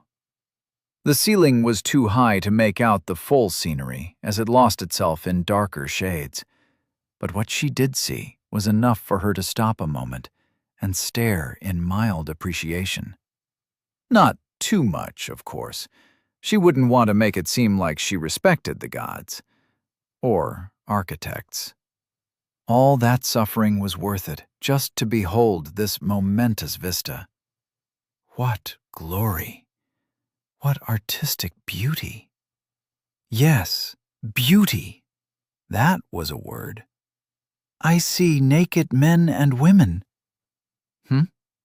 What was that? Nothing. I sneezed. Sure. Oh, look, it's one of the checkpoint bowls. It sure was, though Elia had to climb over a nest of shredded pews that probably once belonged to Vita, given the amount of sludge and tufts of fur. Another set of knightly armor lay half-eaten beside it. Yet as she got close, Elia spotted a white feather, clasped within its twiggy fingers. Nuptial offering. A gift of curved feather is a rarity in the civilized lands, and said to form an eternal bond. Place in a bowl of respite to connect its waters with one you have previously traveled to. A feather? Were birds real or not? Wow, I never thought I'd get to see a real one. Most of those used for arrows are just made of thin metal, transmuted copies, fakes, and replacements. This is a real feather, grown on a back or a tail. Those are quite ludicrously rare, you know. Whack! She held it up against the faint light. Not made of rocks. I assume this isn't a rock feather, then? No, I'd think that would be a bit unusual. It's probably from a mountain lion, or an ichtyfish. See, there's one on the mural. No, not there, to the right. Other right! There was, indeed, a small fish with wings like a dragonfly and violent, sharp teeth. It was in the process of being stabbed with a lance, though the stabber in question was unaware of the lion shape prowling at its back. The lion, too, had feathers instead of a mane of fur. Not a single bird was to be found anywhere on the entire canvas, aside a few white shapes depicting the marble rocks. Huh. I guess birds really don't exist in your world. That's what I've been saying! They're just part of myth and story, bound to books and fairy tales. But dragons are totally real, yeah? Yes? At least, I think so. They're so big, I can hardly imagine how much it must cost to feed them. I never saw one myself, of course. It would have been quite an ominous omen if I did. The gods don't let them loose lightly. Sure am glad my shit talk doesn't warrant that level of reaction yet. She scanned the mosaic for any other useful information, but eventually turned her mind to the bowl. If the inside of the castle is as dark as the outside, we'll have to come back with a torch. The checkpoint, which now went by the official and much fancier name of Bowl of Respite, was the same as every other one. Water completely clear despite the oily residue sticking to every surface inside the cathedral. That was only one of the reasons she didn't feel welcome here, and the other was that she once borrowed a Bible and never gave it back, even after years had passed. It would have been too awkward after so much time. Gong. She touched the bowl. It gonged in that distant way, and once again, all progress was saved. Hooray for checkpoints. Now, if she didn't misread this, the feather would allow her to quickly travel back to Crossroad Temple if she placed it in the... Wait, before you use it, can I see what it feels like? What, never touched a feather before? No. She was about to open her mouth when a second, more distant gong sounded out. The water in the bowl rippled, and Rye nearly dropped the feather as first a gauntlet, then a winged helmet emerged from the mirror-like surface. The person it was attached to stopped halfway through, golden dagger eyes catching Elia's own through an open-faced helmet shaped like a lion's head, and about as large, too. Its feathered plume and faux stare exuded a primal aura, and for a moment, they just stared at each other. The armored individual broke the staring contest, only to quickly glance at Elia's raised morning star. So that's what the feathers do. Elia chuckled nervously. Hello there. General Kenobi, the woman answered. May the Force be with you, and the sun and all that other jazz. Elia gaped. You're from Earth. No shit I am. Wait, you're from Earth too. She slapped the bowl's rim, laughing in a way Elia could feel in her chest. You shouldn't be here, but after all this time, what are the odds? I'm Runa the Great, Knight of Lofton, etc. Elia. Elia numbly shook Runa's hand, a hand that could have closed around her head with ease. The rest of her on the other side of the water portal must have been very large as well. Oh, great. Now there are two of them. You from the East Coast? West, actually. Moved a lot, though. Portland to Portland. Are those two different places with the same names? That's so dumb. It sounds made up. Elia, tell me this is another one of your elaborate jokes. But it wasn't, and Elia nearly felt her vision grow blurry. Fuck. I never expected to talk to anyone about movies ever again. Fuck, this is huge. Yeah, you kinda miss that once everyone's gone. Runa wiggled a bit, her pauldrons having some trouble fitting through the bowl. One sec, let me just adjust my fit a little. The bowl of respite wasn't even that small. Two Elias side by side could comfortably jump through. The woman was just that big. Elia watched in stunned silence as her size seemed to lengthen, then twist and contract like she was made of clay. Do you, need any help? Elia asked, as the woman didn't appear to be making any progress. No, I am quite independent. And emancipated. With a crack and a pop, she grew twice over, and the bowl broke in half. Ah, there we go. Stupid new boons, you know how they are. Elia just stared at the broken stone bowl, crystal clear water flowing down into an endless waterfall that didn't seem to create any puddles, but simply flowed through the ground. She never broke a bowl before. She had never seen anything even scratch one. Runa's proportions shrunk down to normal before settling on a height that let her able to stand face to face with Elia. She measured once, then added exactly 1 extra inch. Perfect. She grinned with all the satisfaction of a shapeshifter having found just the right fit. Elia couldn't help but feel that before her shape change, a comparison to the giant would have been an insult, if only because her armor was that much nicer than his rags. It was a kind of late medieval plate that eschewed hard armor around the leg and arm joints in favor of thin, silvery chainmail for mobility. It was a work of art, the kind that belonged into the impossibly embellished yet practical category, rather than the belongs in a museum one.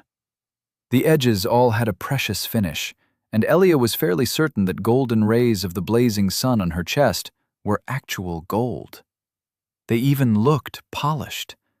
Nothing ever looked polished in this world. So, now that we see eye to eye, I have but one question to ask. Prequels or OG trilogy? She has quite well-defined thighs and arms. I'd let a knight like her hold me any time. Sigh. Elia, stop staring like some dumb-struck fool. She seems friendly. Talk to her and make friends. And follow Rai's ulterior motive of being bedded by pretty women? No thanks. After the encounter with the Legionnaires, she knew what she had been missing. A friend she could relate to. It wasn't easy, shaking off the wave of emotion pulling her back and forth. On the one hand, she left that part of her life behind, mostly losing it to the fog of time. She was a different person now, in a different body, and she had lived in this world for longer than in her old one. On the other hand, the simple mention of experiences she could relate to brought tears to her eyes. Nearly. She squeezed the life out of them before her tear ducts could betray her. I'm a sucker for the prequel clone design. The politics, too. The woman laughed again, giggling in a way that shook the surrounding architecture. Lemao! I thought only kids liked those. Elia shrugged, finding a bit of her old groove. It helped that Quibbles was there, and Rai to an extent. Hey! 8-year-old me loved watching clones and droids dunking on each other. We had a DVD player and… Wait, DVD? She laughed again in that gruff and snooty way. How old are you? Like a bajillion? Honestly, listening to the both of you is giving me a headache. Elia chuckled. Honestly, who knows? Mood. Yeah, big mood. So she was also older than she looked. Older than, say, 30, 29. She had the same thing that concealed the attendant's undeath going for her, which made gauging her age extra hard, especially considering she still talked like a high schooler. Say, do you by any chance know how you got here? Walking. She held up her hands placatingly. Chill, Grandma, I don't know either. One day I was in my bed, on my phone. Then I get all dizzy and wham! Instant reincarnation. She's lying. People aren't reincarnated that fast. They have to go through an audit and live a life in either hell or the sun. More importantly, they have to die first. However, the woman wasn't lying. It happened much the same for Elia. At least, she thought it did. That part of her memory was long gone, but the memory of memory remained like a poor copy. So you're new here, Runa said, while she gave Elia a cursory inspection, no doubt finding her wanting. Nice souls, newbie. I prefer the rarer ones myself. Ever wrestled a scale-feathered serpent before? Can't say I have. Did that imply that the serpent had scales and feathers? That its scales were feathered, or its feathers were scaled? I wandered around in the maze forever, got stuck there. My second life kinda sucked. Wasn't that the understatement of the decade? After this much time, Elia would have loved nothing more than movie gossip, but she had just as much relevant info to soak up. Like a sponge out of water, she was ready to take whatever the giant reincarnator would give her, be that tips on how to progress, routes and maps, or simply news from wherever she was from. Information was still her greatest weapon, but she wouldn't mind wielding the kinds of guns that Runa was, or having shape-shifting powers. Currently, all Runa was giving were arched eyebrows and a slightly diminished, although still very easygoing smile. The maze, huh? Neato, Runa said, while pretending to take in the mural on the church's walls. Elia gathered that her recollection wasn't neato at all. Runa, at least, didn't sound all that enthused. I GTFO'd out of there first thing I got here. Can't imagine you'd find anything besides dreg trash and common shards in there. Yeah, that, and spiders, bugs, a few crazy people, and, yeah. She managed half a smile. That's what my life was like up until recently. Yeah, whatevs. The woman stretched in a way that her muscles played underneath parts of her armor. Elia could feel Rye's gaze intensify again. I'm gonna be completely honest with you. I've been looking for someone out there. Big villain energy, a real mucho evil person, escaped convict with superpowers kind of style. Did you happen to come across someone like me? Except smaller, weaker, and way uncooler? Oh, and before you get all preachy with me, they're officially a traitor to the gods. I've got a warrant. Traitor? No traitors here. Elia, please tell me you're not a traitor.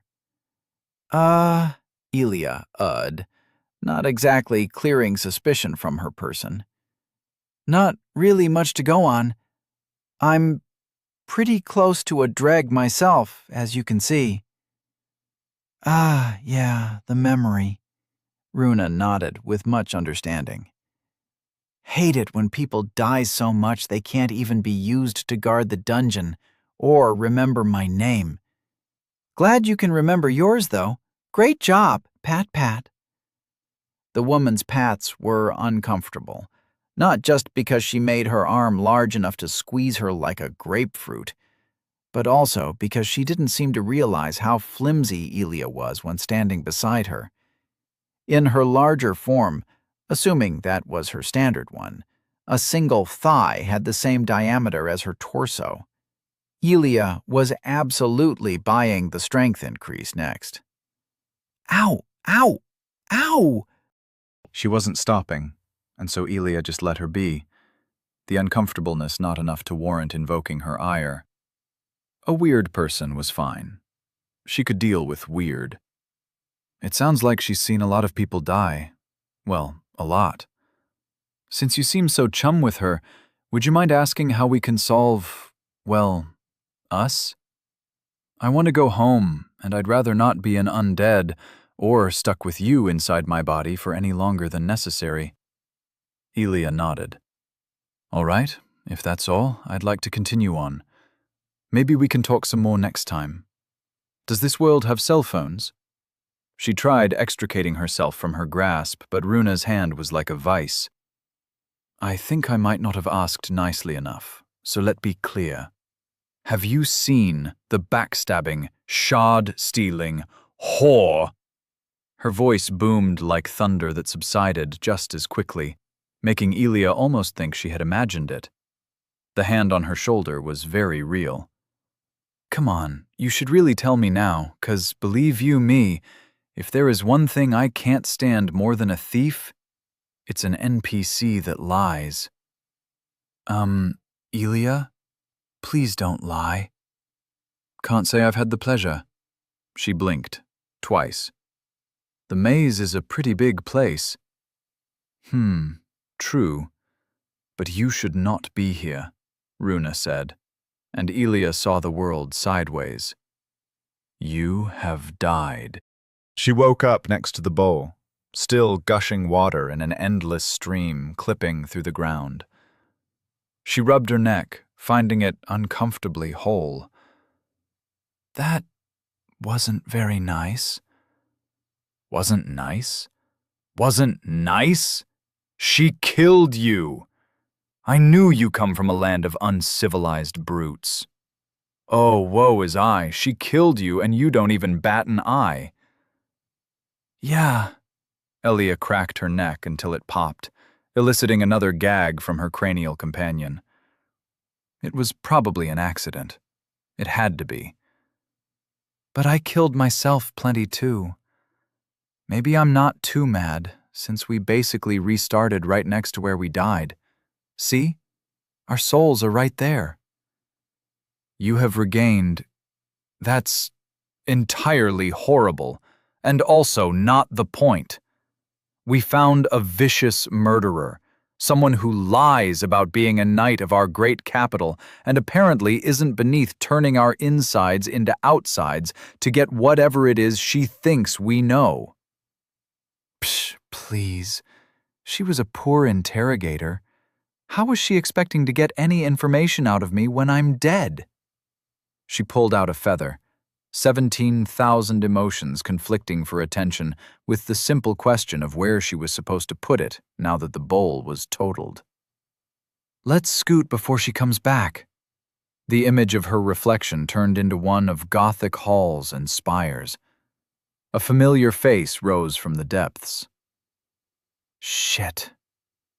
Always happens at the most annoying times. Ah, there you are. The woman clambered through the portal with ease this time, hitting the ground with much less restraint as she peered down to Elia, who was shaken off her feet. You might not remember me, but we were in the middle of talking about a traitor, I believe? Sorry about killing you, by the by, but you understand. I'm sure you do. Now, for the sake of the Empire and the Sun, as much as our continuing friendship, where is the traitor knight?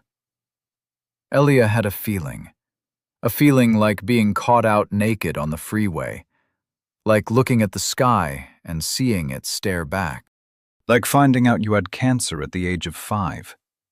The dread crept outward, slowly spiraling from her chest until it muted every other thought in her head.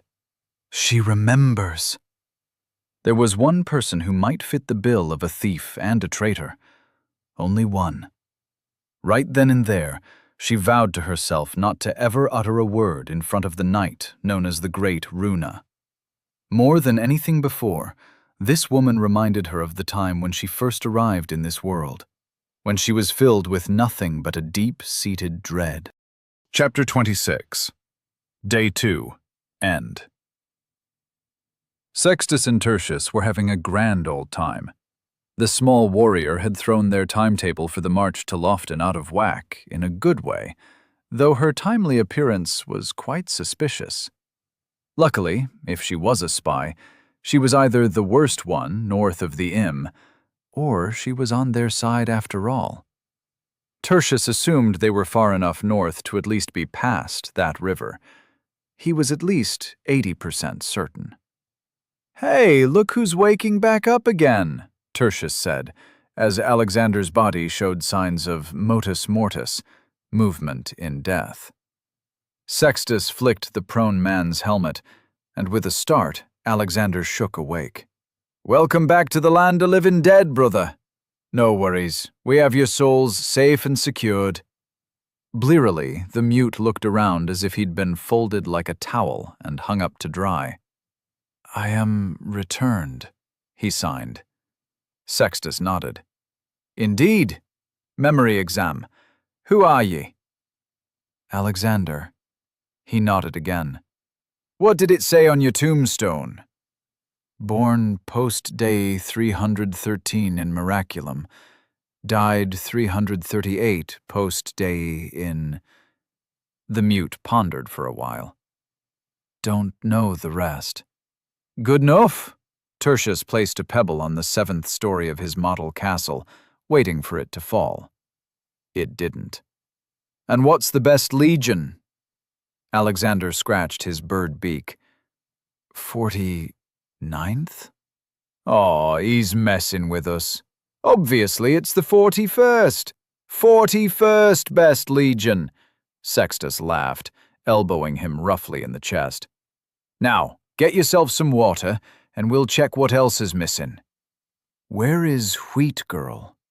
Tertius scoffed, eyeing first Alexander, who, after meeting his gaze, looked away, then Sextus, who was pretending to be busy peeling the bark off gathered sticks.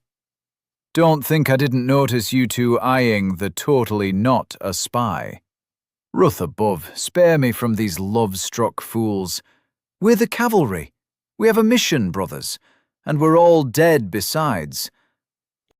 Not much fucking to be had without a... Alexander fell into a hefty coughing fit, gaining an eye roll of Tertius before he realized the young undead was actually coughing up parts of his lung. Quickly, they helped him up and brought him to the bowl for a drink. After taking in what must have been a few liters, the young legionnaire hung back, slurring signs with shaky hands. "Less water. Becoming thinner. Need more to drink. Definitely." The others shared a glance between themselves, then with the water. "Stupid magical water. Doesn't fit in containers. Doesn't even make you wet." He spat to the side. Sextus made a scrunched face. "Come now, both of you. I have a project you may redirect your ardor into. I've a plan that'll work best with detailed models." A silent splash fell upon them as something horrid rose from the water in the bowl. They huddled around, armed with knives and a single shield between them in the short time they had. Training beat quickness into them, though it didn't give them longer arms. It had wings like a rock, a head like a lion, eyes like the forest, and was armored in steel and a god's damned telluric chestplate, the gold-red gleam of the metal unmistakable. Sextus had once told Tertius how he had seen a general wearing one take a ballista bolt to the chest meant for killing forest beasts. When they pried his mangled corpse from the armor, the only thing that remained whole was his chestplate, nary a dent in place. A shame the human body was so frail, but then again, the armor was made for those with greater physique, for divine servants and immortal warriors. The creature rose to a respectable 2 meters, 250, and stared at the assembled legionnaires, giving their drawn swords as little attention as one would the ground they tread on. The voice was heavy, like steel cutting through bars of gold. "Wow, you guys got far already. Good job, soldier boys." Actually, wait. Is this your doing? The creature, and it did not look human, held out a misshapen ball of... Well, he thought it a miscolored meatball before he heard it speak. Could have just walked. 2 lips on the ball-shaped person gurgled. "Ha! I like your lip. What are friends who can't deal in a bit of friendly ribbing?" She kicked the package like a leather ball, and it rolled to a stop next to their bowl of respite. It was only Alexander's slow reactions and Tertius's physically keeping him back that kept Sextus from storming the figure as they saw the package deform like putty. Vague shapes cracking into limbs, mouths, and one blue eye moving around until they found a face. The girl known as Elia sputtered, coughing as she blinked back to awareness. One look at her face, and Tertius felt he had to revise all his plans for the assault on the castle. She was beaten black and blacker. "Ow, ow," she said, before the figure picked her up and dunked her in the bowl. She came back up with the look of a drowning kitten, but not a single blemish. They all may as well have been kittens in front of a bulldog. This girl was becoming more trouble than she was worth. "Fat man, tell me if she's lying or speaks the truth." The thing playing at night pointed at Tertius. "If you don't, you all die, starting with the young one." A cold shiver ran down every legionnaire's spine. They were all caught with their pants down, armor off, and only their backup weapons at the red. Worst of all, the woman knew of Tertius's boon. "I, really don't know anything," the Elia girl said, almost a whisper. "Shut up." Once the woman had all their attention, she spoke to Elia. "Are you the traitor?" No. No! I'm an Empire citizen. A good prima." The knight's gaze fell upon Tertius. "Truth." She scoffed. "Aight. You know who is or might be the traitor. It's simple, really. All you have to do is snitch and save the world. Or, well, you'll save me a lot of trouble at least." No? Sextus glanced at Tertius. His hair was clinging to his forehead. For the moment, the intruder was focused on Elia. "Truth." It didn't take a genius to feel the displeasure in the knight's voice. "You're fucking with me. You're telling me that you made it out of the maze, killed a giant and an oversized dog, and somehow you're not a plot-relevant character?" I don't know what you're talking about. Please, I swear I didn't do anything wrong." "Truth." The figure squeezed the girl again, eliciting a painful yelp that was quickly drowned in the healing water. Tertius couldn't let his brothers take a single step forward. It was no use fighting an immortal soldier as a mortal, but for a moment the three were a hair's breadth away from piling on, casualties be damned. They just had to treat it like a forest beast, like the good old days.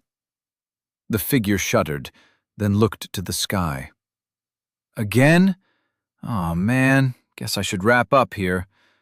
No hard feelings, Kay?" It casually stepped back into the bowl.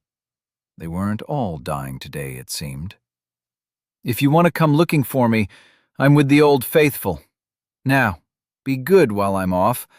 I've got a bit of an invasion to beat. Oh, before I forget." She flung a handful of green shining things in their direction before sinking beneath the waters. "Gotta pay for goods and services. Be good legionnaires now. Don't go into the forest. Die well. Ciao." Sextus and Alexander near stumbled over each other to offer their cloaks to the shivering girl, while Tertius went to pick up the 5 or so uncommon bone shards. The show of wealth was staggering, and the thing had trusted him for some Ruth-forsaken reason to say the truth just because it somehow knew he could smell it. He hadn't told the truth. Once, at least, the girl doubted her own words. It wasn't because of some ill-put feeling of debt that he did what he did. He didn't care a lick about the girl. But his brothers, for them, he would lift the world. What in the hells? Blast! Just came out of the bowl like that. Dangerous, dangerous. He turned to his model, now partly toppled. The bowls weren't safe. The figure could re-emerge at any time. All the more reason to reposition soon. Though that the figure was so insistent that Elia knew something only made her more intriguing in his eyes. With a sigh, he began rebuilding his castle model. Let Sextus and Alexander deal with the wandering trouble magnet. He was going to pave their path to the rest of their brothers. To Lofton. I said I'm fine. No, I don't need any wick-wax. The bowl is literally right there. I don't care if it's contaminated now, and hey, stop, no touchy. Don't fucking baby over me or I will take your kneecaps and use them to play hockey. Elia shooed the soldiers away, before staggering towards the bowl of respite outside the walls. That was an unpleasant experience, but at least she could find some solace when Rai did not guess who Runa might really be looking for. The old maiden was safe as a dreg could be, probably wandering the maze again. So, Rai, do you still believe we can solve our problems diplomatically? Rai was silent. When Runa had returned, she had tried to reason with her, possessing Elia's face and voice. Not that either of them had expected to have the woman break her face in instead of listen. Why even go so far if she was going to verify everything she said through Tertius? And how did she know he had a boon for that? She thinks we're her friend. There was a rather large possibility Runa would be less than enthused once she realized the feeling was anything but mutual. How did someone like her treat her enemies then? We're so screwed. She just picked us up and folded us into a sphere. She played ball with us. I think she swapped some of my toes. Can you check, Elia? Elia looked down. Her toes were in order. She wiggled them again just to be sure. I don't have the words to express what just happened. Neither did Elia. Time for a poor joke. Police brutality. First time. I'm an Empire citizen. I didn't do anything wrong. That's what they all say. Elia chuckled darkly. I think you downplayed the part on prejudice against undead. She didn't even treat us like a person. And now we've got a superpowered murder hobo out there looking for us. God, we are so fucked. Is she really looking for us? I mean, we're just an undead, right? The attendant said all undead go to Lofton. We shouldn't be the only ones. We're not that special. Rai, between that bitch not only remembering past loops but also talking like global resets are a common occurrence, how can you believe we are not the problem? We were lucky she was so self-absorbed, or she would have done much worse the moment she realized our deaths reset the world.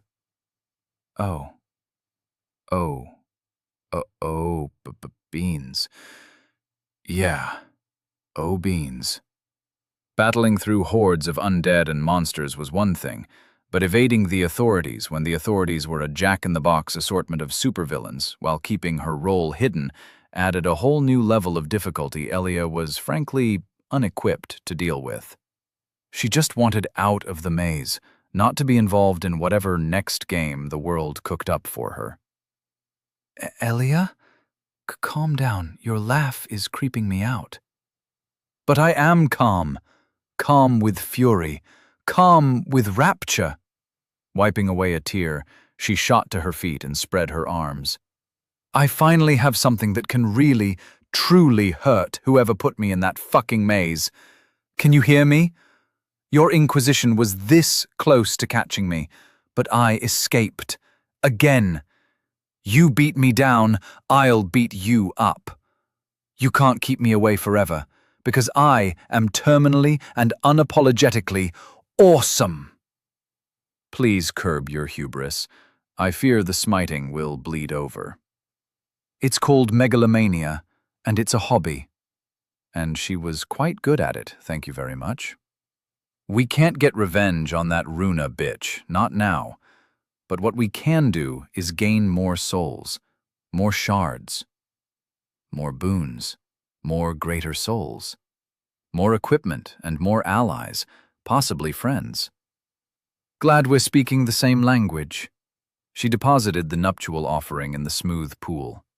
The feather floated with barely any point of contact. For a moment, her reflection turned more translucent.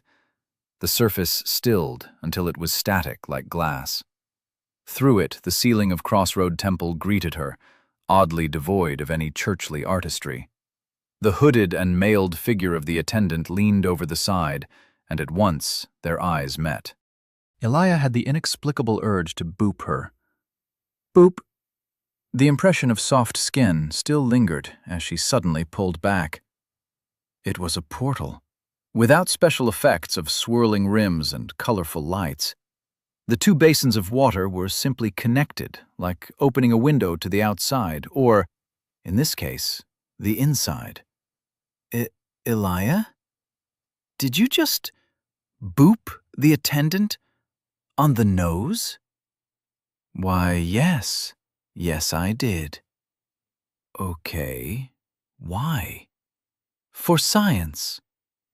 The attendant opened her mouth, and though she couldn't hear the words flowing out, the offered hand said enough. A portal. A goddamn portal.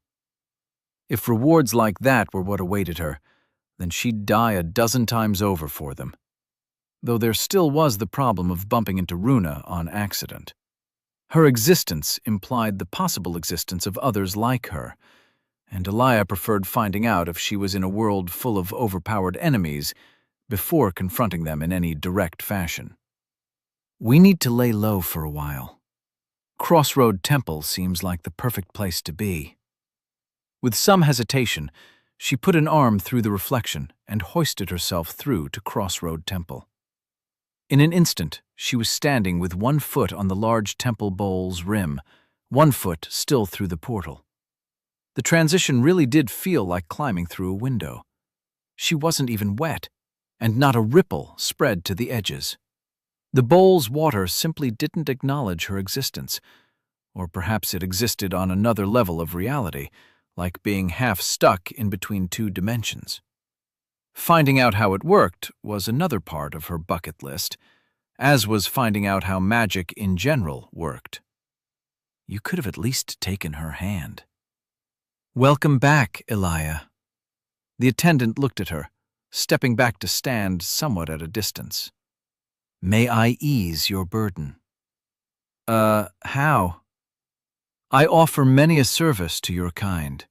I assure you, even with our humble resources, you may find yourself soothed in body, mind, and soul by the honest ministrations of an attendant. So like massages, acupuncture, that kind of stuff? Elia eyed her up and down again. She really was making an effort not to intrude on her personal space. That was nice. Pleasant. Also, what happened to your these and thous? I recall you saying you do not trust someone who speaks in Shakespeare. As for my services, I offer anything at all. I merely wish to help. She bowed, and Elia felt herself suffering from whiplash when comparing this to her life a few minutes ago. Elia, I know we just had a traumatic experience or 12, but please, grow up. Don't be abrasive. Apologize. For once, at least, Rai was right. She put on her best smile. Sorry for socking you in the schnoz. You're my favorite woman in armor. Good. Now order a special massage. The slight upturn to the attendant's lips returned. The special massage is only granted when all parties give their consent. Elia didn't exactly know how to react to her reading her mind. Sure, they knew she did this at times, and it was incredibly practical considering their unique circumstances, but it was always an invasion of privacy. Aw, beans, I'm never getting a special massage. Elia laughed, shaking her head at the ridiculousness of it all. Compared to being beaten and betrayed by the first person she might have been able to relate to, it was a small price to pay for comfort. Who knows? Maybe the attendant couldn't even turn it off. I'd rather just level up and go to bed now, if that's not at all inconvenient. The attendant held out a hand, and Elia only accepted it because her gloves were among the few pieces of her gear not shredded to pieces. Nothing happened. You have to kneel. I bow to no one, Elia said, and immediately knelt down, proving herself a hypocrite. Unless it's for leveling. See, respect isn't that a high price to pay. The hand started glowing, and the breath flowed out of her, forming neat rows of happy little words and numbers. Name, Elia.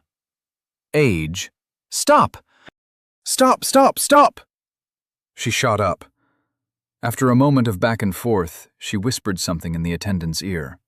Is this your truest wish, undead? Uh-huh. Age 21, allegedly. Wow. Now you're making me curious. How old are you, Elia? She knelt back down. Not saying. Not even to your friend? I am your brain bud, aren't I?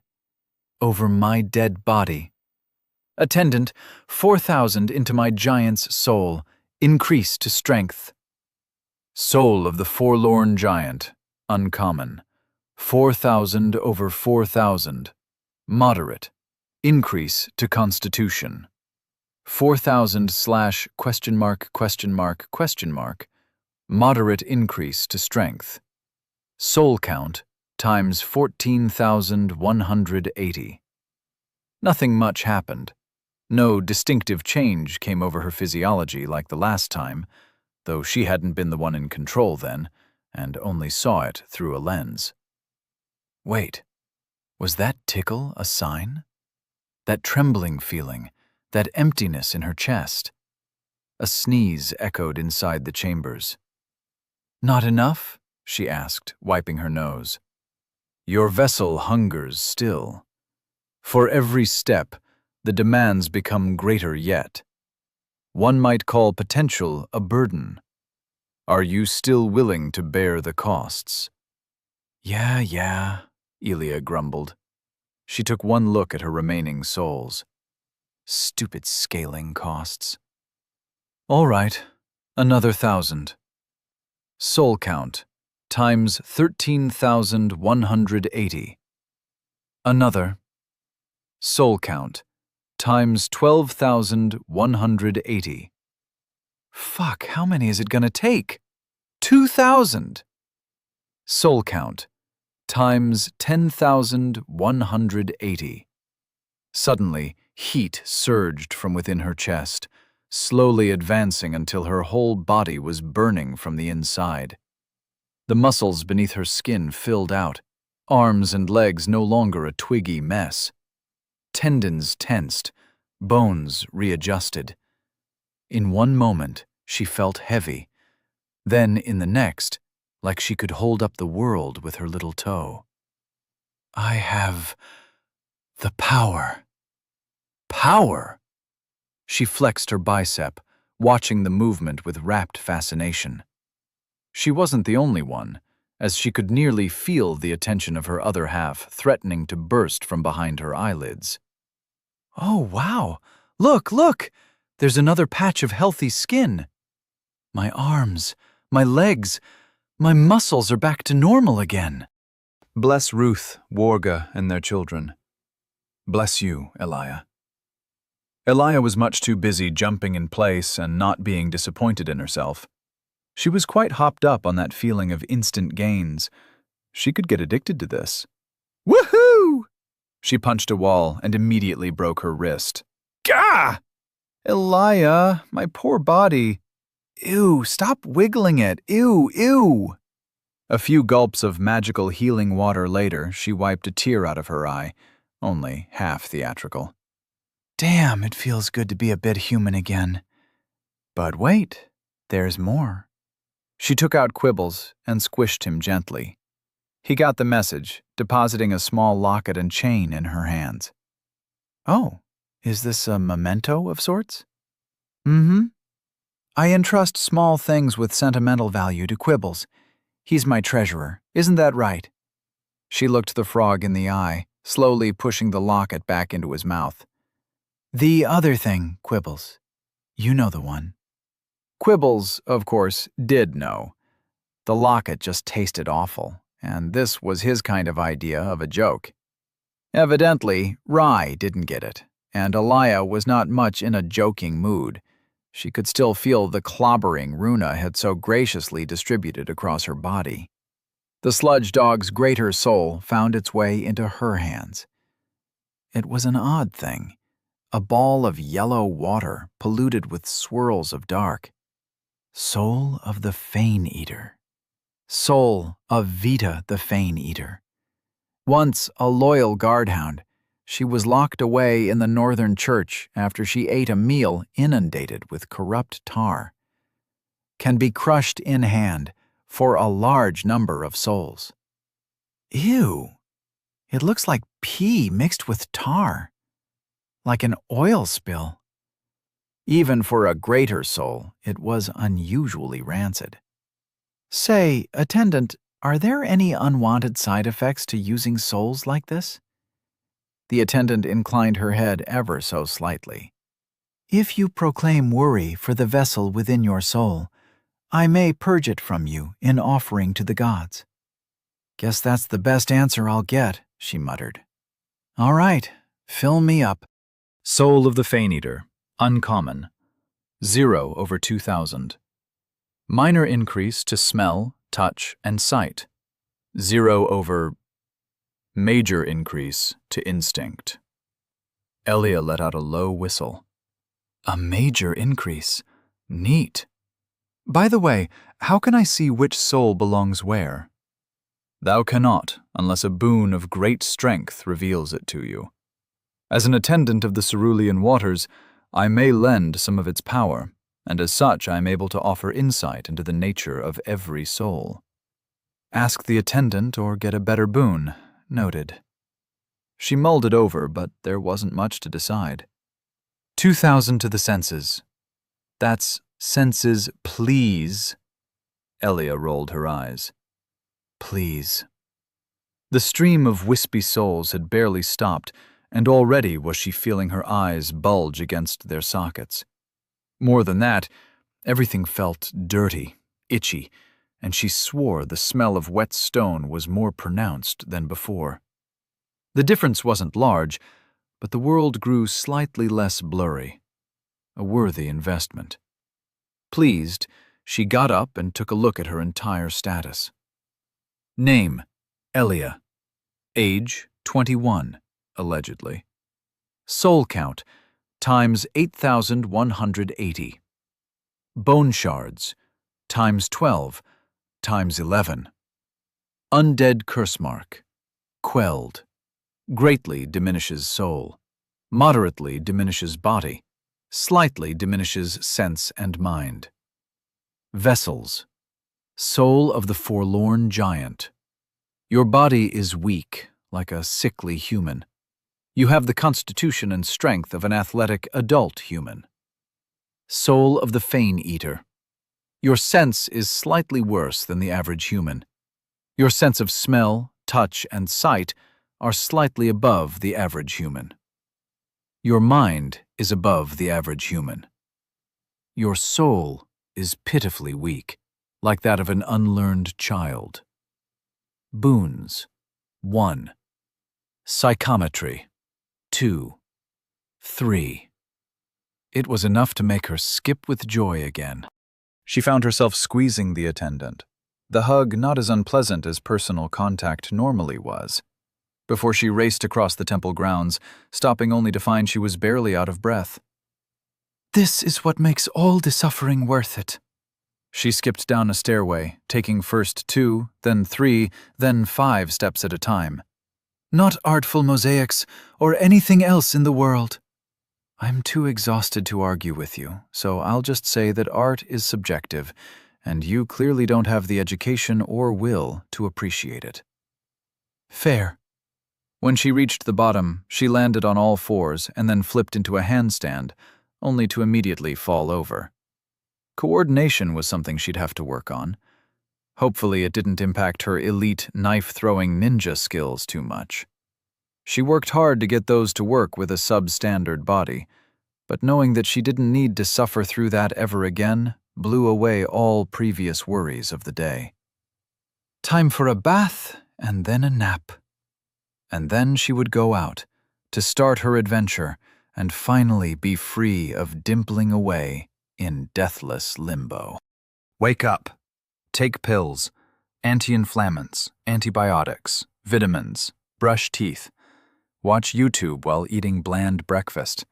Gluten-free, lactose-free, sugar-free. Minecraft Let's Play number 341. Johnsy steals my horse? The history of the Tamil kings. Cat video. Argue on Twitter. Lose. Work on project, debugging for today. 1 hour, 2 hours. Lie down, migraine. Wait for lunch. Mushy peas, dry bean mash, sausage. More pills. More cat videos. How to build a pool using only a shovel. The outlook for the future after the recession. Back to coding. Find out why petting the cat causes the game to stutter. Migraine. Lie down. Sleep. Wake up at 10, cold dinner. Still have a migraine. Pop a few ibuprofens. Cat videos. Cat videos. Knife fight escalates. Hashtag shit going down. Hashtag oh shit. Hashtag Cleveland. Hashtag snuff. Cat videos. Join Super Mario Odyssey speedrun stream. Donate $10 to make a your mom joke. 3 hours pass. Wake up at 3. Forget to brush teeth. Check schedule for tomorrow. Today? No online classes. Open unfinished project. Fall asleep watching tutorial on how to make burritos. Chapter 27. Conscious Effort. Waking up never felt easier than today. The air was cool, the bed warm and snuggly, and home filled with distant voices that underlined rather than reinforced the pervasive silence. Mum probably assigned her a buttload of chores, but today was a day like no other. She felt like she could lift the world. Rye stretched until her back cracked with satisfying pops. Too many pops. That was fine. She hadn't slept this long in, well, I don't even remember. Wow. And that was before that wonderful dream. Absolutely nothing made sense besides the occasional flashing image of cats being cats. They were weirdly fuzzy and scaleless, but a cat was a cat, recognizable even beneath a coat of alien weirdness. Most of Elias' dreams were weird, but that just made them so much more fascinating to her. Flashing signs hung low. Sounds she never could have imagined assaulted her every sense, and glowing text everywhere like magic was going out of fashion. Her windows were glass, and so large she must have lived in a mansion. Was Elia a princess? She certainly didn't talk like one. She never talked much about her home at all. While politeness demanded she respect her wish for silence, brimming curiosity was making keeping quiet a losing battle. After she stood up and scanned her sparse quarters, it took 3 seconds for her mind to catch up to the present, and all her mental fortitude not to scream. Pictures of arrows whizzing by, toothy jaws snarling, bone cracking, and the legionnaires screaming and dying mixed with a never-ending string of way too close calls, and the laughing face of Runa. The Runa. Runa the Terrible. And then there were the deaths. Quick deaths, long deaths, painful deaths, muted deaths. Focus, focus. Find the good, the nice, the pleasant. The Legion soldiers were nice, Sextus especially. Elia was warming up to her. She even apologized once. They beat the giant dog. The distant voices grew quiet as the sentence dug circles in her head. They killed the dog. That horrible thing, Vita the Fane-Eater, was dead. The path to the keep was clear.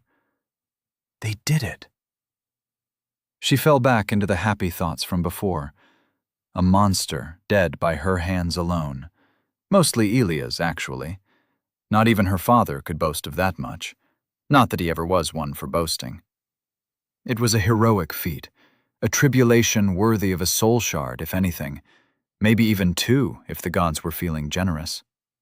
Stories abounded of young shepherd boys or weaver girls who, armed with nothing but a sling or needle, defeated Thalian mountain lions or Biclopses and had their efforts acknowledged by the gods. She knelt down in prayer, sending one to every deity who she could reasonably have caught the eye of, and thanked them for their assistance. After all, a sling or a needle couldn't fell a wolf, much less a beast of the forest, without some divine intervention. And she was only a single farmer's daughter. One of them had to have mingled with her fate.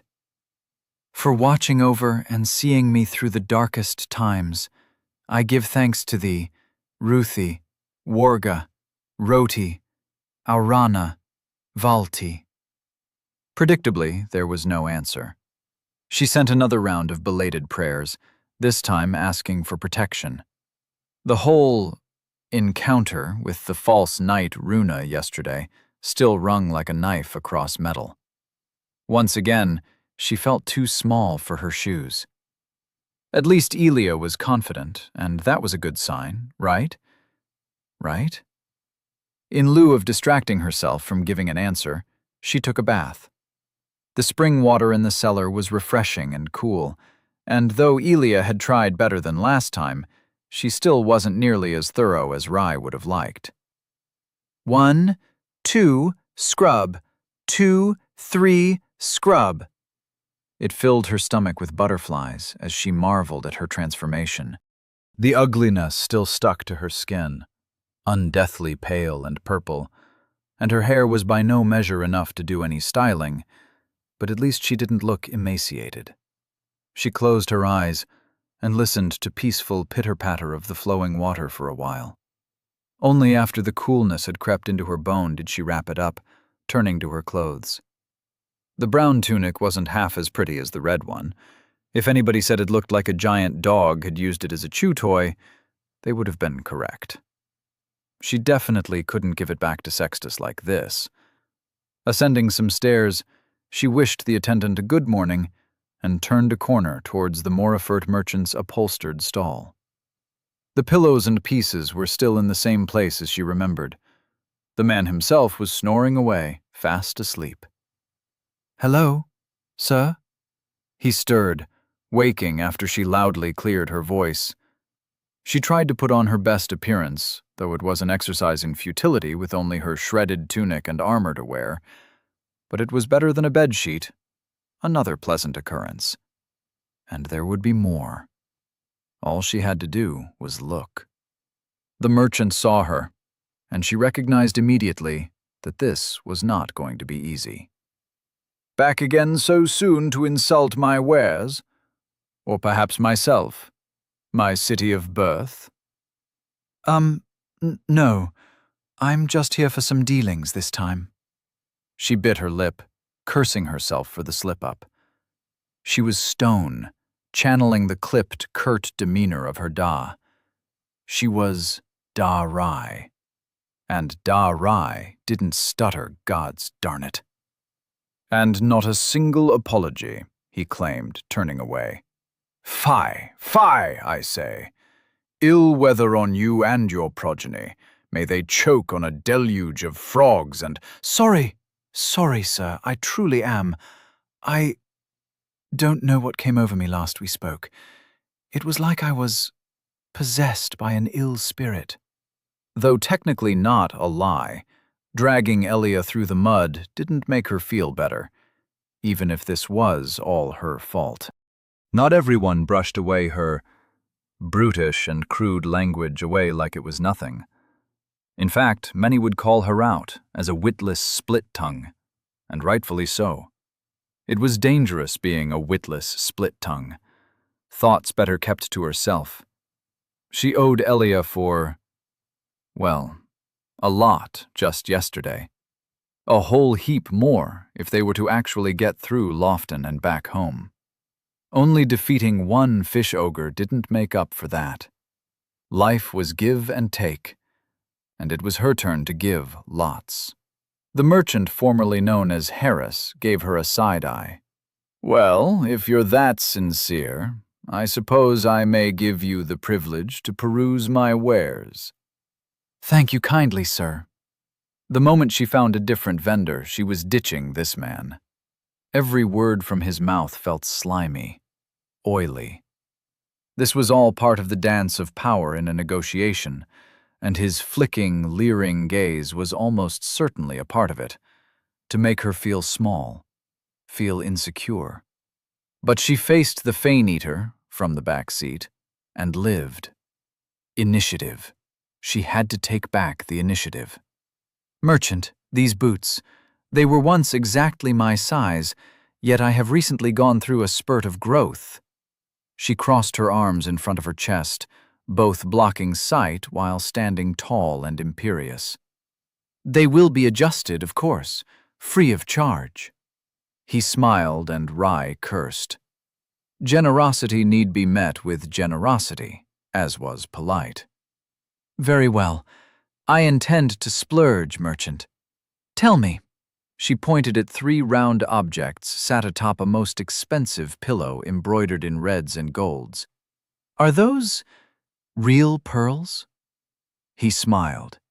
Ah, of course an esteemed undead would find their interest taken by these treasures. Pearls they are, yet locked within is essence of purest form, thought and emotion. Some say they were plucked from hidden corners in the world, others from our very minds. Curios, curious. Are you interested? Only 10,000 per pearl. Not turning and leaving on the spot was Rai's win for the day. She could gawk at jewelry and pretty clothing well out of her reach later. For now, necessities were on the list. Basically groceries, except instead of spades and rakes, she was buying swords and mailed plates. Her budget? Soul count, 8,180. It was little more than last time, but she knew it to be that much more. She had her staff, morning star, and a dagger. All she required was armor, preferably an entire set and as protective as could be. 5 sets sat in the back, ranging from mostly mail to thick gambeson and some incorporating plates of dirtied armor. Being stabbed by spears and daggers through mail was not a nice experience. Her choice sunk from 5 to the 2 that protected her chest bits more rigidly. On the one hand, she spied a thick scale set that covered nearly her entire body. On the other, there was a scavenged set of metal chestplate, chain hauberk, helmet, and pauldrons, still depicting a dog with the yellow colors washed and chipped away. She smelled a deal, and more importantly, a chance for style. I will take the blue tunic and 2 uncolored brown tunics, a set of needle and colored thread, boots, and the set of plate and mail in the back, and a cape, the azure one. Harris followed her as she pointed at each item in turn. I see. I would never be so presumptuous as to assume, but you were here not a day ago, young lady. Do you truly have the means? I do. Then that makes 13,500 souls. Rats. Having someone who could figure out the quality with a single finger touch would be really helpful right now, but that half of her was still asleep. And she didn't need Elia for everything. 7,000 at most. I don't need the helmet on that set, and the armor still reeks of dead man. Everything reeks of dead men and women. 12,500. I don't. The merchant scrunched his nose. A point for her. 8.5. 11. She gave him her best baleful stare of disapproval, and he held up his hands placatingly. I won't argue further with one who can collate as many souls in such little time. 9,500, my last offer. Going down by that much was basically an admission that he had been trying to fleece her, but even now it was slightly above her budget. What to do? What to do? Would she have to sell one of her weapons? The dagger, maybe? Her hands wandered through her pocket and touched upon a thing of warmth. It glowed even through the leather. It was a large, drizzled soul and a small one, collections of many smaller souls, except missing the identity of the greater ones. They could not be used for her own soul. Their only use was as a currency that persisted between deaths. Oh gods, now she was sounding like Elia. Maybe they really were becoming more similar as one soul rubbed off against the other. Elia was definitely getting the better end of the deal here. Rai didn't imagine she'd want any of her features. She crushed them both and belatedly panicked, hoping that she didn't actually destroy the souls, only separate them. May the gods forgive her if it was the former.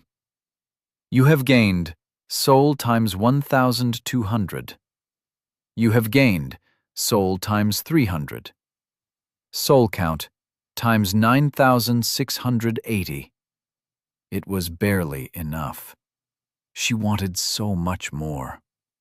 All right, she sighed, and ever so slowly pulled out her dagger, as if it was the most precious thing in the world. It wasn't. It would probably take Elia 5 minutes until she found one on another corpse. Maybe they could earn some money through scavenging. 9,600 and the dagger for all the above. As he touched the hilt, she held it tight and looked into his eye. And 1 bag of sugared apricots. They each held their gaze for a solid while.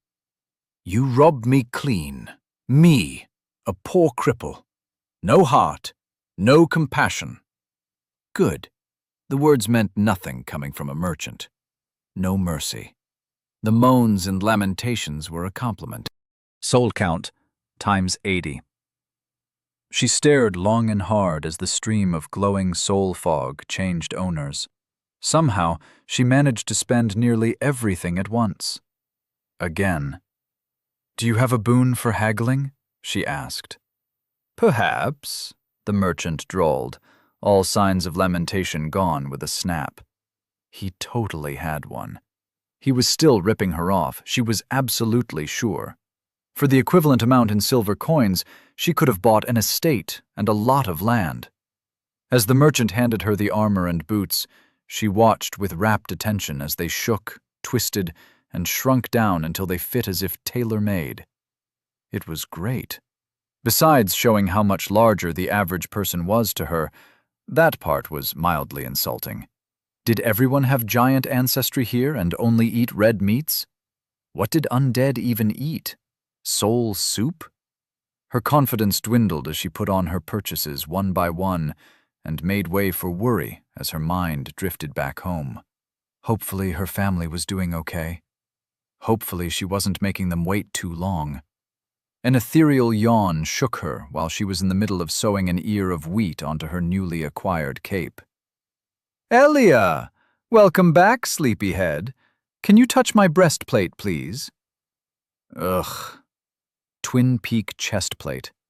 A metal chestplate hardened in glacial dew and finished with unadorned steel grooves over a well-padded gambeson, commonly worn by the captains of Glenrock, denoting their rank and shielding them from the elements. Captain Rye, she giggled, twirling around, watching her cape swish this way and that. Commander Rye. Truly, her fate was blessed. She nearly messed up her next row of stitches when she returned to it, but caught the mistake before it would take any real work to undo.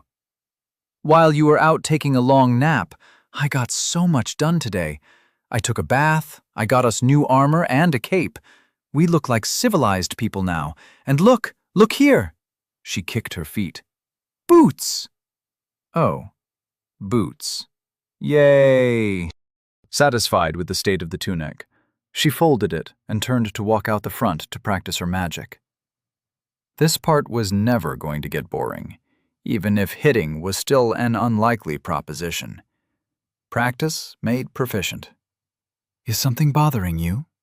Elia sounded more than just a bit groggy. You can tell me if you'd like, or not, whichever you prefer. Elia took the choice of silence as Rye went set after set of 5 heavy hailstone bolts each. Only once did Elia intervene, only to throw 10 knives at the gnarled tree Rye was using for target practice. All of them hit dead center. 2 even hit the hilts of the previous ones. Meanwhile, her own bolt veered drunkenly off to the right. She winced as it obliterated a washed-out nub of a tombstone. Show off, she muttered, repeating her sets of 5 without lessening her enthusiasm. I sure do hope I'm getting better by just practicing daily. I'd prefer having a teacher, or any instructions at all, but I figure I can gain some proficiency like this. 1 in 5 at 15 feet is pretty good, right? Of course, I still need a long time to focus. I assume it would be a lot easier if my soul were stronger. I wonder what metric they use. Do you know? Nah. She stopped her bolt mid-cast and sent a worried glance to her left. No one was there, but it helped to imagine a small person whispering into her ear when talking to Elia. It helped curb the sharp, often bitter bite of her words. They reminded her too much of her father. Do you ever feel like your life has no meaning? Never mind all that. She was the exact opposite of her father. I certainly didn't expect that out of you today. It's not time to be sad, but to celebrate. You didn't even comment on my cape or the rest of my outfit. Look, blue and yellow, a dog and a symbol that's an ear of rye. Get it? You know what? Forget I said anything. Okay, something was clearly not all right with her. No! No, please. Tell me what's weighing on your soul. There was a pause, then a sigh. I'm a ginger, Rye. By popular consensus, I don't have a soul. Uh-huh. Silence spread again. Some days I get up. I attempt to do a single thing, just one. I fail. I go to bed and feel like shit because I couldn't achieve even that much. You ever feel that way? Rye sighed a wistful sigh. There has never been a day where I haven't. I don't know about you, but work on a farm never ends. Always some chore, a fence or pen that needs fixing, catching an escaped grug that takes everything but a few hours at the end of the day, and those are spent studying.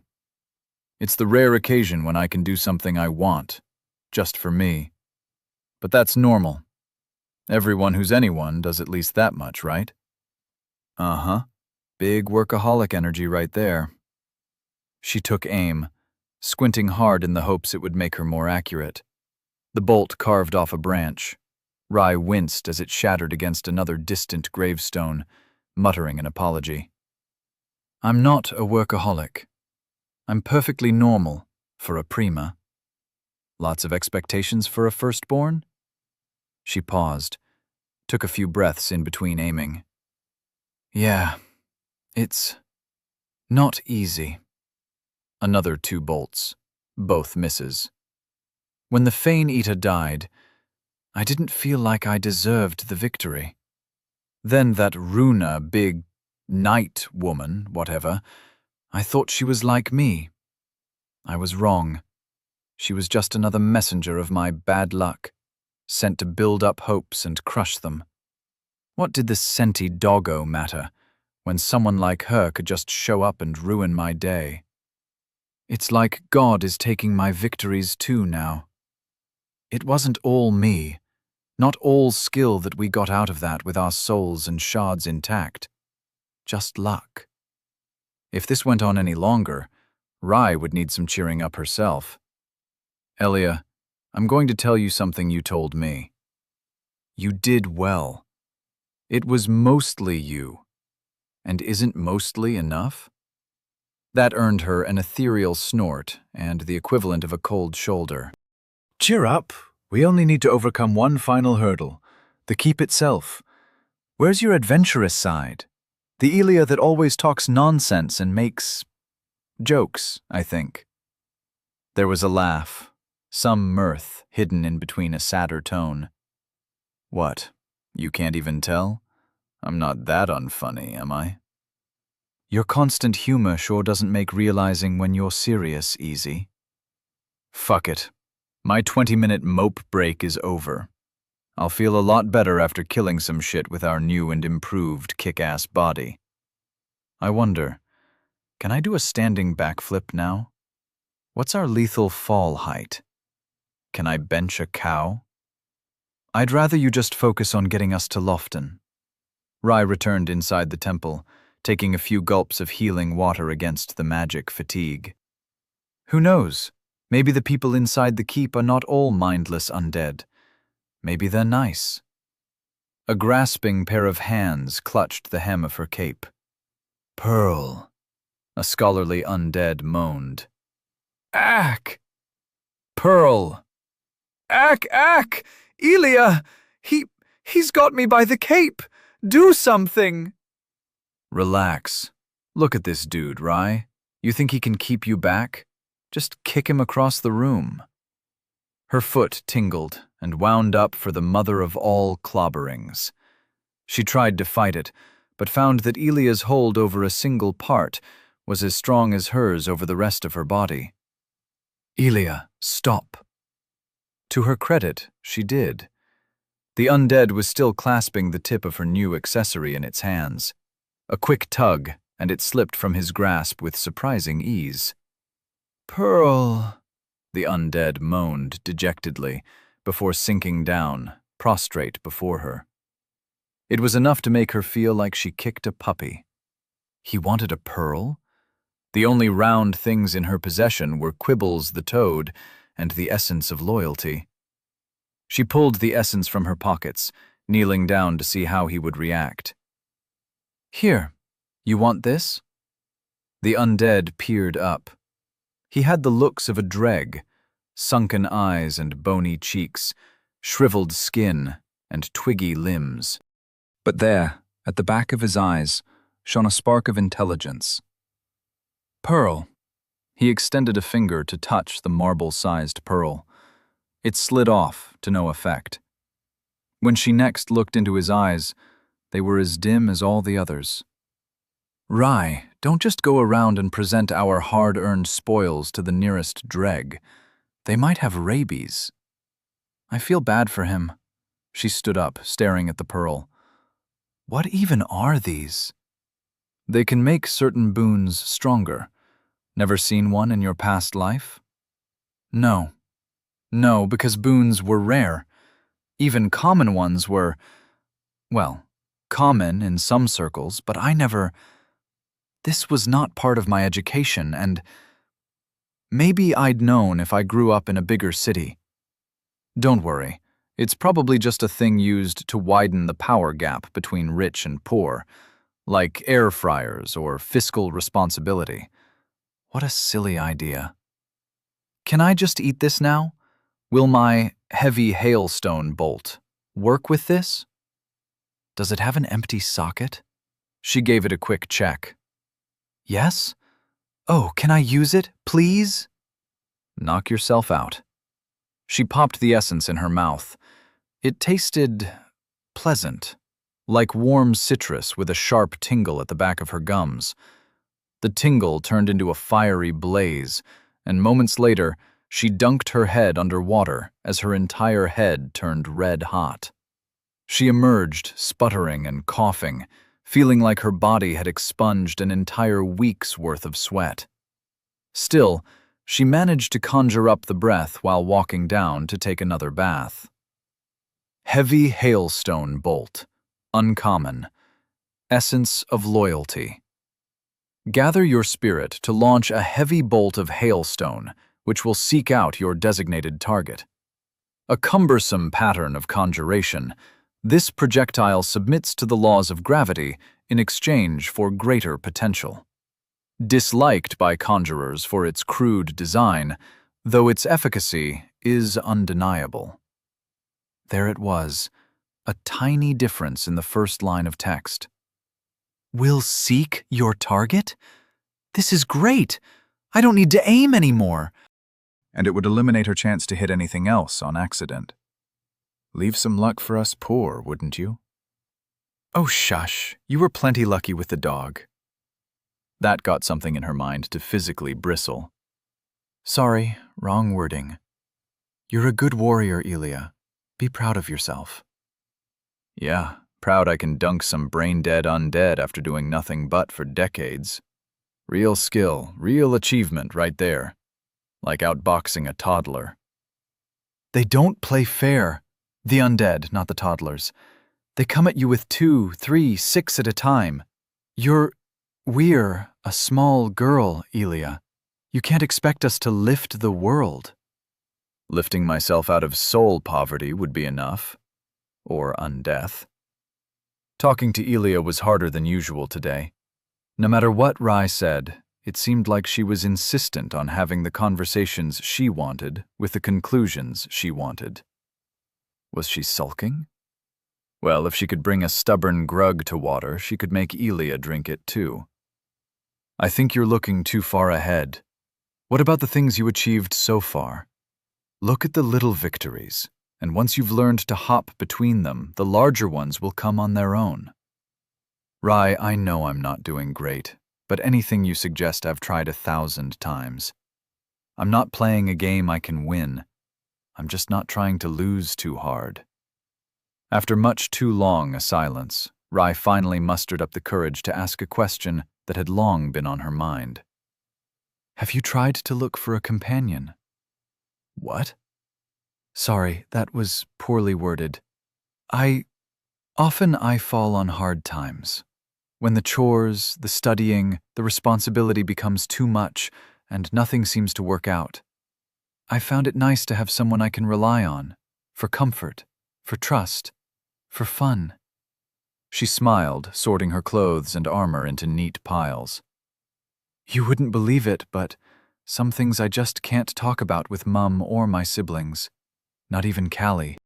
And you want me to cope by what? Finding a relationship? I'm not telling you to woo anyone. Gosh, don't ever try that all willy-nilly and always use protection. If people like Elia were allowed to breed, the world would end with a bang. But put in some thought. Maybe you can find someone who has what you lack.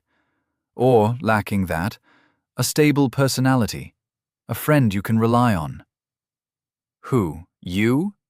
Sorry, brain bud, but besides the fact that we literally share the same shriveled grapefruit body, our friendship is entirely platonic. You want me out of your head, and I am here to facilitate that process. Rai's next sentence became stuck in her throat. You don't mean that. You're just having a bad day. Now I'm upset too. And you know what I do when I feel upset? She peered at her reflection, let one of her more intact locks fall in front of her face, and lay down in a, hopefully, alluring pose. Oh no, I am such a clumsy undead. I can't reach my back. Won't anybody give it the service it deserves? It took all of 30 seconds before the attendant appeared at the bathroom's entrance, towel in hand. Rye smiled as their eyes met, and before she could say anything, she threw her hair back, ignoring the strands that fell out and stuck to her hands, and took a deep breath. I require a massage. Chapter 28. Leap Forward. Rye stood in front of the bowl of respite, feeling thoroughly clean and impossibly merry. The attendant emerged from the baths a while after, and Rye shot her a wink, confidence propelling her forward on her newly acquired boots. Welp, that sounded like softcore porn. It was just a normal massage. Gods, you're such a prude. She tucked a thin lock behind her ear and smiled. It was a good massage. Few people made her feel like one in a million. But now she knew of one more, even if she still was a shriveled prune. A 1 in a million prune. As her mum once said, those people one must grab by the hair and never let go. After the tribulations of the last day, it was only right to get a happy end, and she had been ripe for a pampering. You sure are oddly grumpy today. Did you not enjoy your view? Still a bit miffed you didn't ask for my consent is all. How do you think I feel every time you kill an undead? Now all of a sudden I have to ask you for consent when all I want is some relaxation? What next? She'd have to ask permission to eat foods Elia didn't like? Why didn't you say the safe word then? Okay, sue me. I enjoyed it a little, but, in my defense, I expected a massage, not a massage with benefits. Which was fair. There were massages, and then there were massages. Well, good baths give good service. And don't worry, you would have seen a lot more if I asked for a special massage. It's not like every bath is a whorehouse then, right? Why not? Baths are more than just a place to cool off. They are a meeting place with friends or business partners. They offer access to the adjacent library. Every bath needs a library. And, well, if someone asks for a meal or a pretty companion, chances are you can find someone offering that there too. The only thing missing here were the books and food. Bathing is a culture, and this is part of mine. Just to be 100% clear on where I stand. Ask me next time. I'll be careful to keep your preferences in mind. Just reminding you to do the same. I will. Sorry, I got carried away. It won't happen again. It was a very good massage, though. I recommend you try it. There was a pause while Rye debated asking what was on her mind. Are you perhaps more interested in men? No, I'm only interested in fictional characters of fictional gender and unachievable proportions. It sounded like there was a but hanging in the air. But you did inspire me to make a 30-minute play titled, What We Do in the Baths. Here, a sample. Rye. Oh, egads! Mine heart flutters like an Apache's rotor blades every time I lay mine eyes upon thee. Attendant. Thou art brash, little beanling, yet let me feel. My, it does flutter, and heave like a mighty bellow. That's not... Actually, let's skip the preamble and get to the sauce. Rye. Yes! Scrub the undead filth from mine grooves. Ooh, ah. Stop, Rye hissed at Elia's theatrical moans. Stop it. She can hear you. The non-existent script was flung to the winds, but that was enough.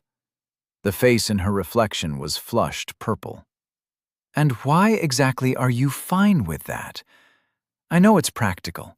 I know the attendant is the last person who'd want to harm us, but being casually okay with mind control is a big red flag that you're actually being mind controlled. Or that you're part of a fascist dystopia where free will is a crime. It's not control. I'd feel it if it were. You sure? Not at all. But she wanted to believe. Yes, I'm sure. She probably just has some enhanced empathy or minor future sense or something. I don't know. If it's a boon, it could be anything. Like mind control. What proof do you have that she's only taking a peek and not stirring our brain with magic and chopsticks? Because that would require a very strong boon? How strong are we talking about? Uncommon. Rye winced, buffeted by an ethereal sigh. Which, I know, isn't actually as uncommon by our standards. Ruth, they're more common than actual common boons where I come from. But that's just because I live 10 kilometers from our vale, and we're next to our capital and that of the gods. It's bound to be rich in miracles. Is this another one of those topics I need to be careful around? Not for my sake, for both of ours. Look, you do you, and I'll tell you if I notice something off about your behavior. It's not the best solution, considering anything affecting you might affect me, but I don't like it. They spent some time in silence, Rye blowing bubbles into the bowl of respite. At least that part of the water behaved like it normally would. It didn't make her wet, and wouldn't stay if she cupped her hand or used a bowl. Also, did you just use the metric system? Yes. What else would I use but what everyone else does? Did you think I'd use my feet like the barbarians do, or the L's of a giant as measurement? Stones for weight, drams for volume? Please. She gulped down a mouthful of water. I'm civilized. I have standards. And then they fought. Vigorously. Elia and Rye spent the next 3 days at Crossroad Temple, time measured by swaps after sleeping since the sun never set. They had agreed to laying low and not putting a big target on their backs, also known as dying over and over, in fear of the great Runa, who Elia stubbornly claimed was part of a so-called Inquisition, coming over to kick down their door and ruin any chance at getting home. Elia was mostly found running across the temple grounds, bounding from titanic tombstones to grab branches and swing herself in susurrating somersaults. Less than a day into her own turn, she had become accustomed to elastic ligaments and muscles that could put in work, and was now testing out the limit. Hours, not minutes, passed by in parkour madness before she could collapse in a panting mess. All it took was a gulp of basin water, and she could do it all again. You sure seem like you're having fun. Hell yeah, Elia said, walking on her hands. I feel alive. Alive! It went so far that one day she found herself on the temple roof, inspecting the damage wrought by a massive bronze bell that had fallen from the nearby bell tower, which was now little more than a stump. She wasn't an architect, but sleeping beneath this behemoth of metal could not be safe. Don't touch it! You're going to make it worse! Calling bell. A great bell atop a temple of rest.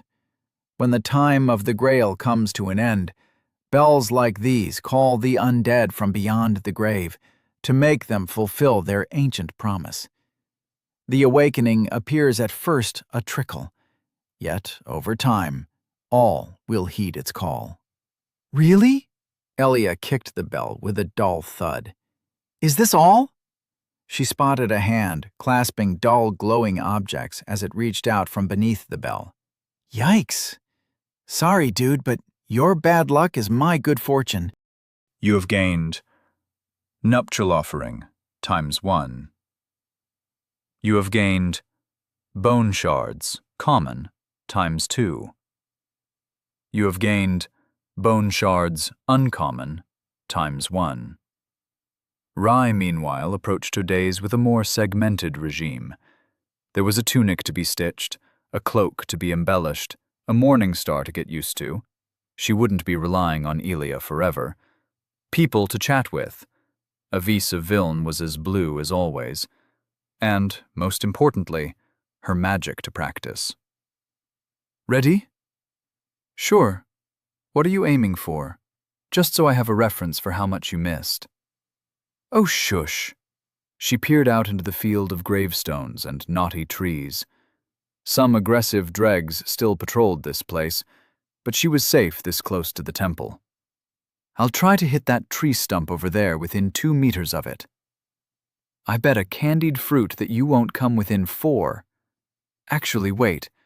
How many feet is a meter? No idea. She settled into a secure stance and concentrated on her heavy hailstone bolt.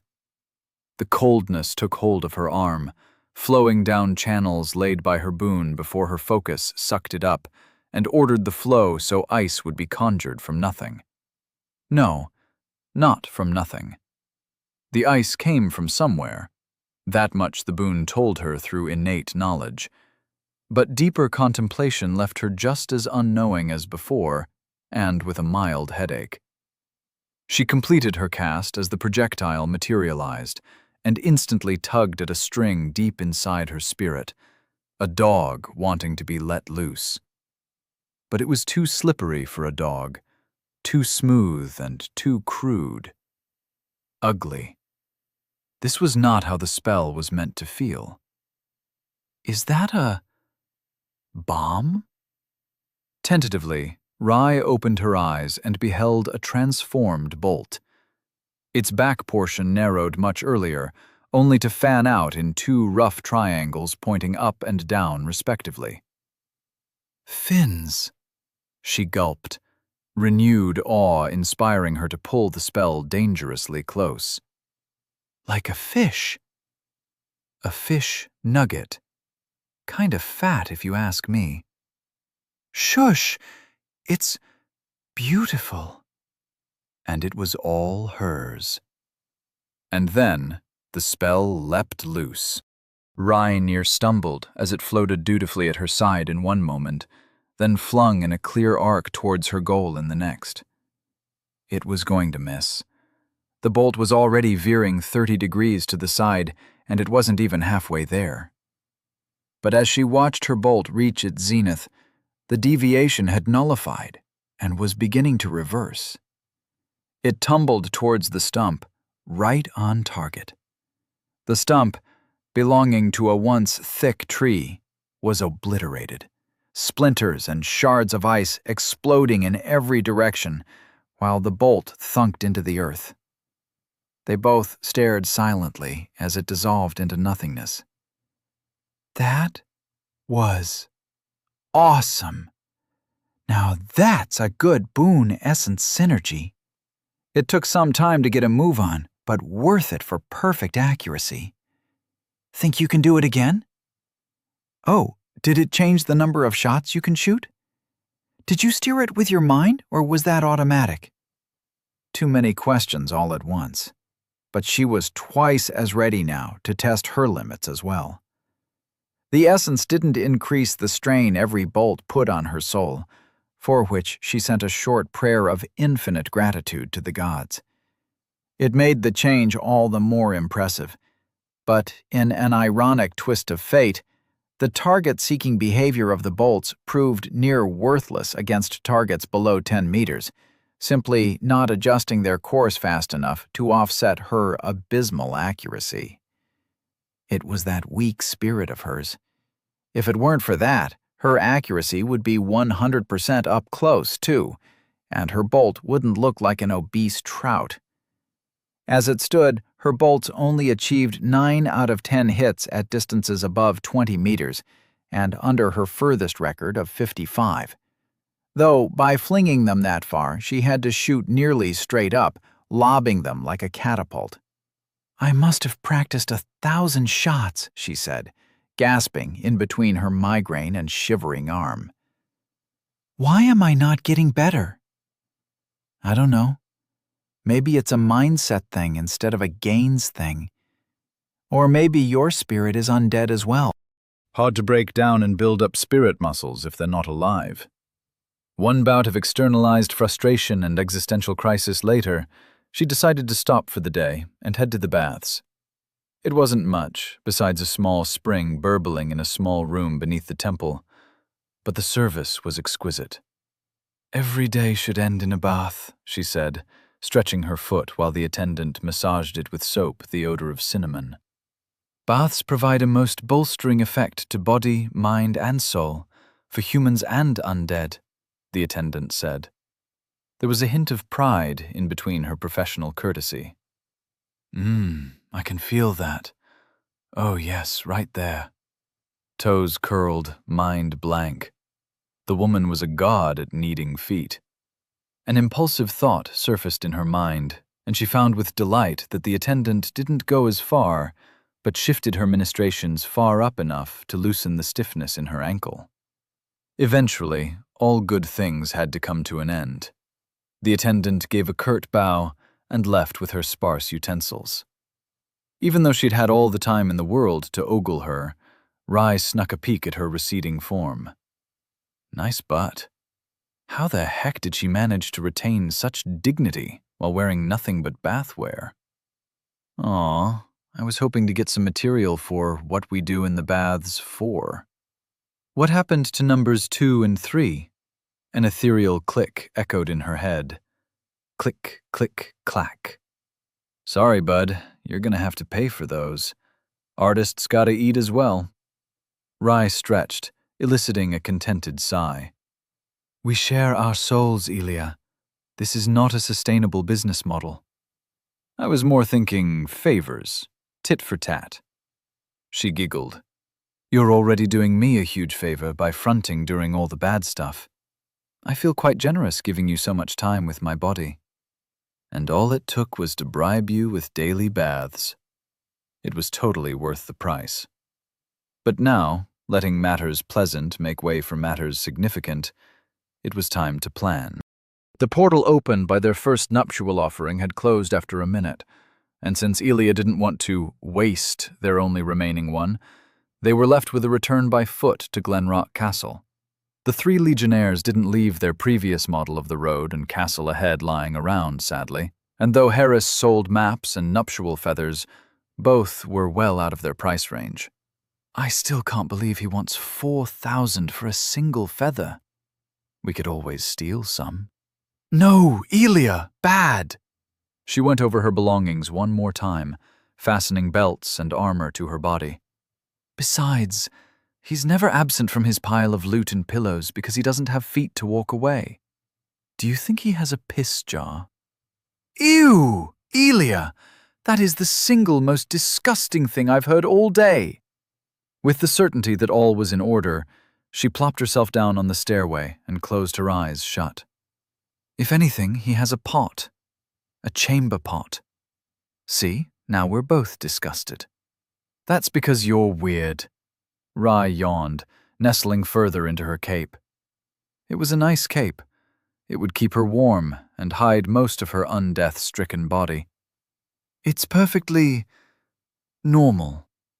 One eternity and an aborted dream later, eyes fluttered open, and Elia was in control. She flexed her arms and cracked her neck, reveling in the energy, the sheer power bound within her coiled muscle. Feels like I'm finally stepping out of limbo, like I've finally run out of bad luck. You have fused. Bone shard, common, times 12, into bones of boons, common, times 1. The die with 1,000,000 sides leapt from her fingers, did half a pirouette on a smooth cobblestone, and then teetered towards a green symbol. With a single nudge of fate, it fell the other way, on a symbol of a familiar animal's mane curling down in fanciful twirls. You have gained a divine boon. Noble equines, common, sense, mind. Noble equines, common, empty socket, 2.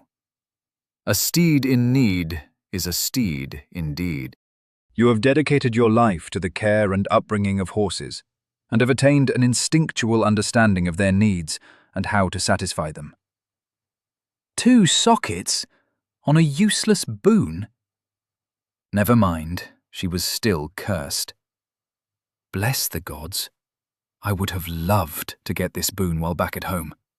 Imagine, we could have started breeding horses, the best ones. I'd comb their manes, watch them canter and whinny all over the grasslands, and I'd have an excuse to assign Marcus to grugstall duty, permanently. Alas, 'twas not meant to be. Also, I've got a question, Elia, if I may. Sorry, my head was busy being filled with horse facts. Did you know horses can't breathe out of their mouths? No, but Elia, you have 3 boon slots, right? With a swish, her breath solidified into a picture of her boons. 1. Psychometry, uncommon, essence of ego. 2.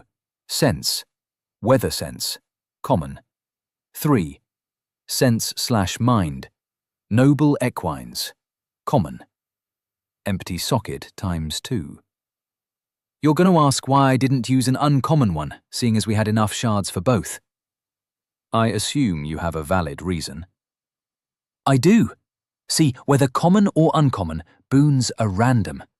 Sure, I've gotten more helpful green boons than grey ones, but I feel plenty strong as I am. Though she could spring for a new weapon.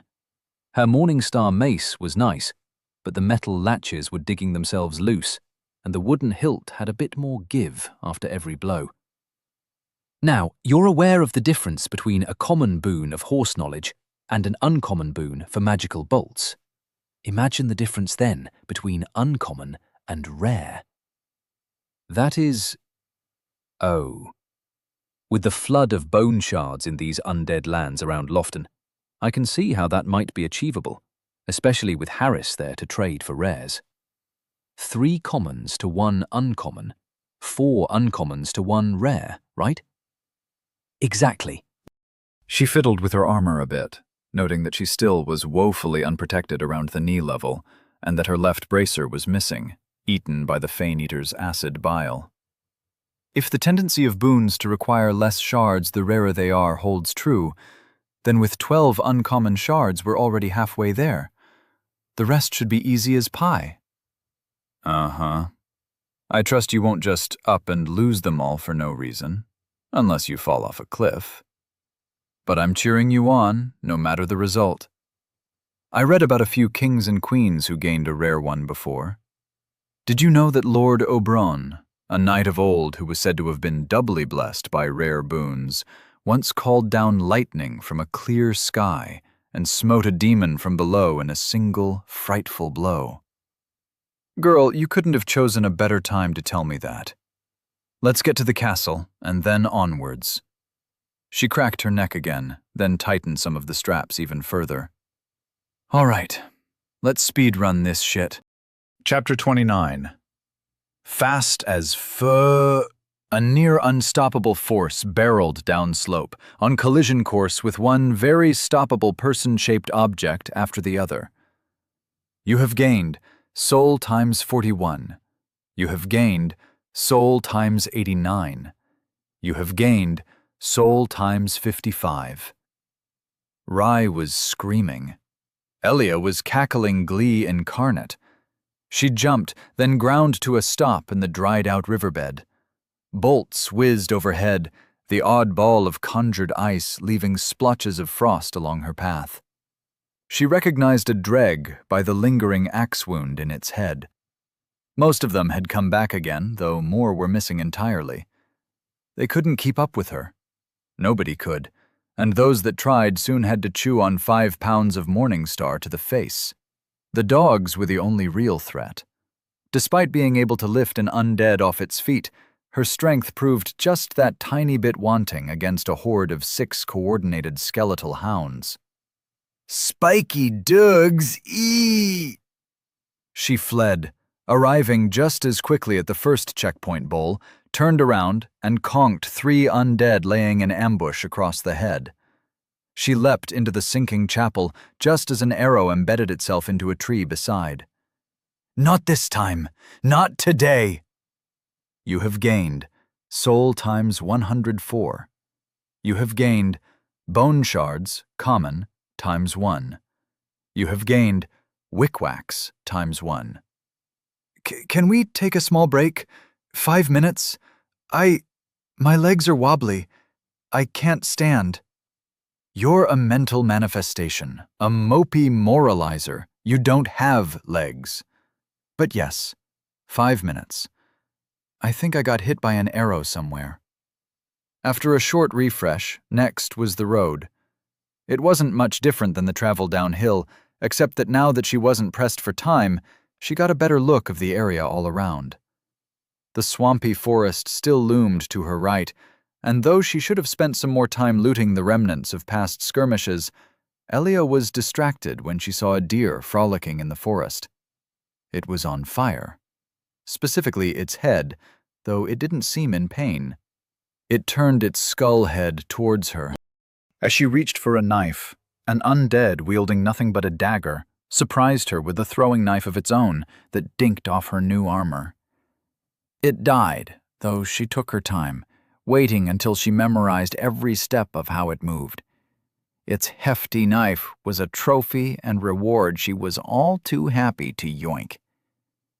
Petal knife. This hefty short sword has one edge and a wide, curved blade.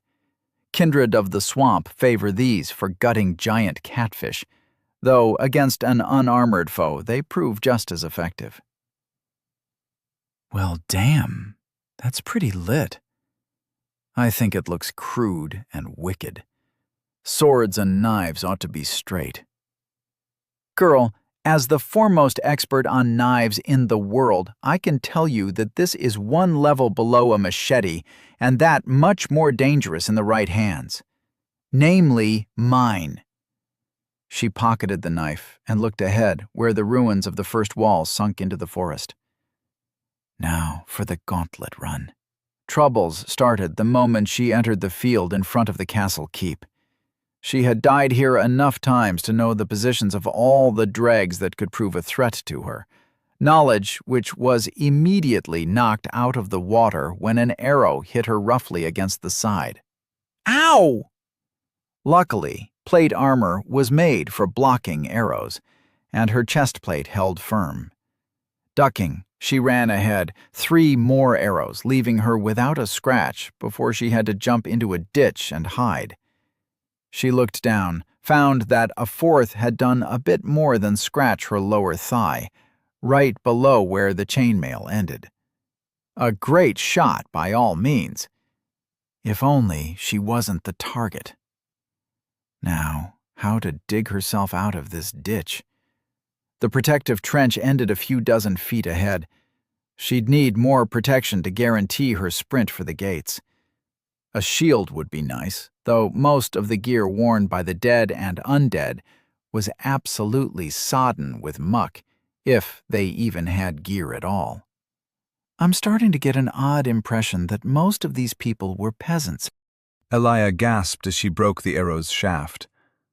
They do have a lot of forks, flails, and other improvised tools. Not that they could ever hope to take down the walls. I don't know. They had a lot of siege towers, and something has to have taken down the previous 4 or 5. Rye snorted dismissively.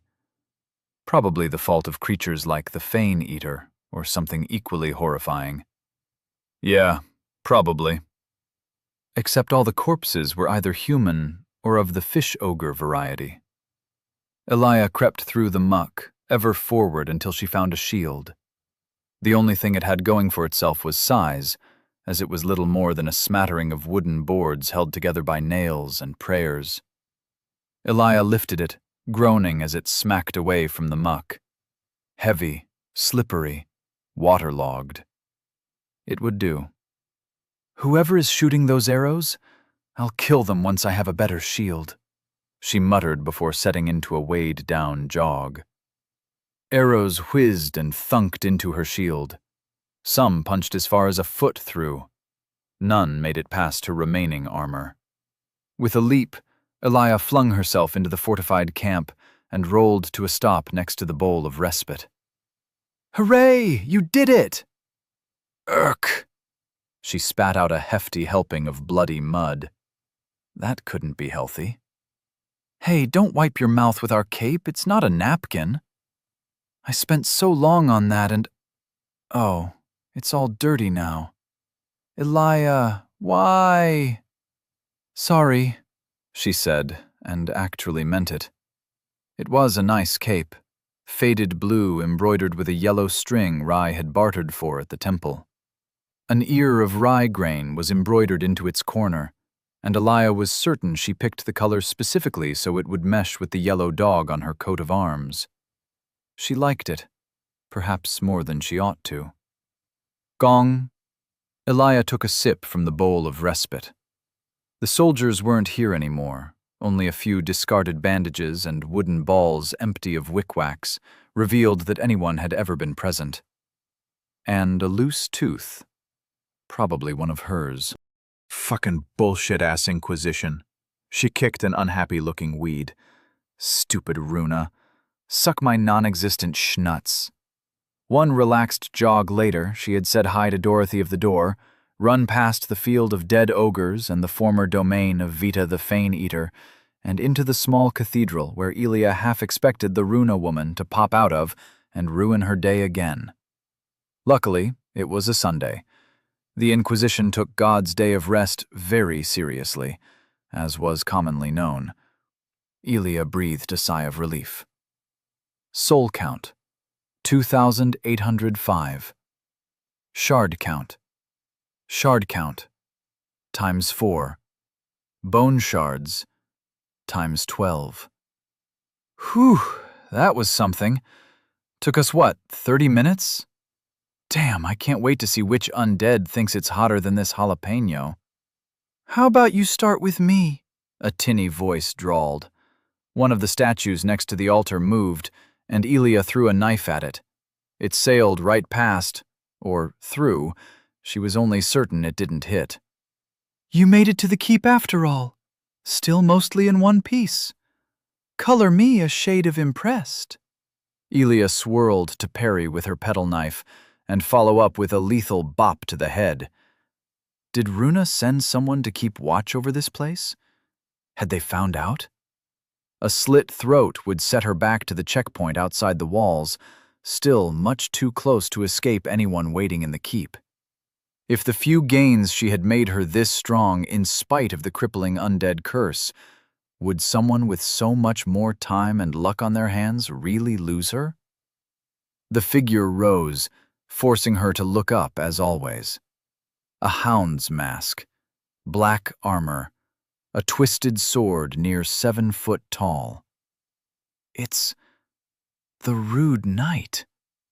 He was rude and mean, and possibly a plant, an informant, a spy. And there is only one thing to do when confronted with a possible spy.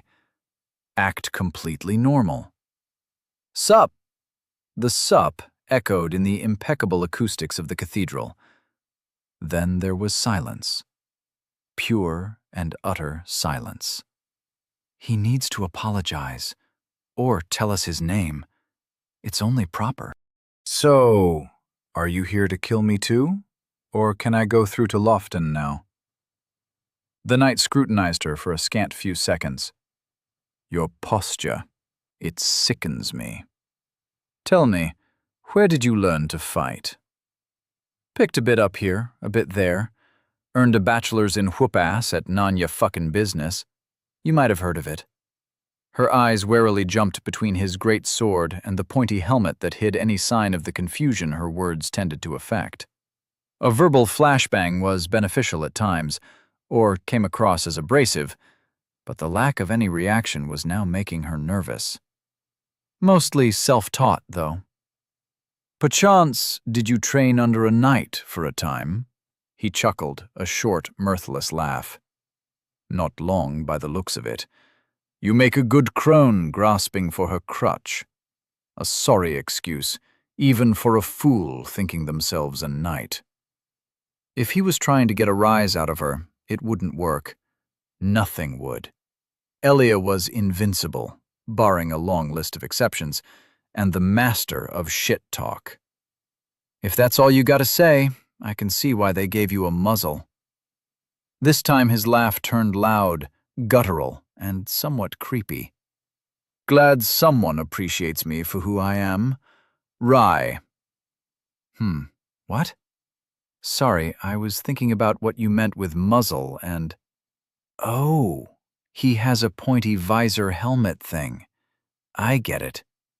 It was a houndskull helmet, though stylized to lean even further into its name-giving design. You're supposed to laugh. Ha-ha? Never mind. Let's just go through that gate to Lofton and get rid of our skin condition with some magical aloe vera or whatever. And thus she did. Said gate followed the road this entire castle was built around. It would, of course, be filled with undead, as every place was, but that was a road bump more than a reason to turn around. Elia took one peek out the gate, paused for a solid minute before stomping back to get all up in the dog knight's cheeky little face. It's all right, Elia. Rocks fall all the time in the mountains. Bridges break when not maintained. The pass isn't, well, passable, but we can find a way around.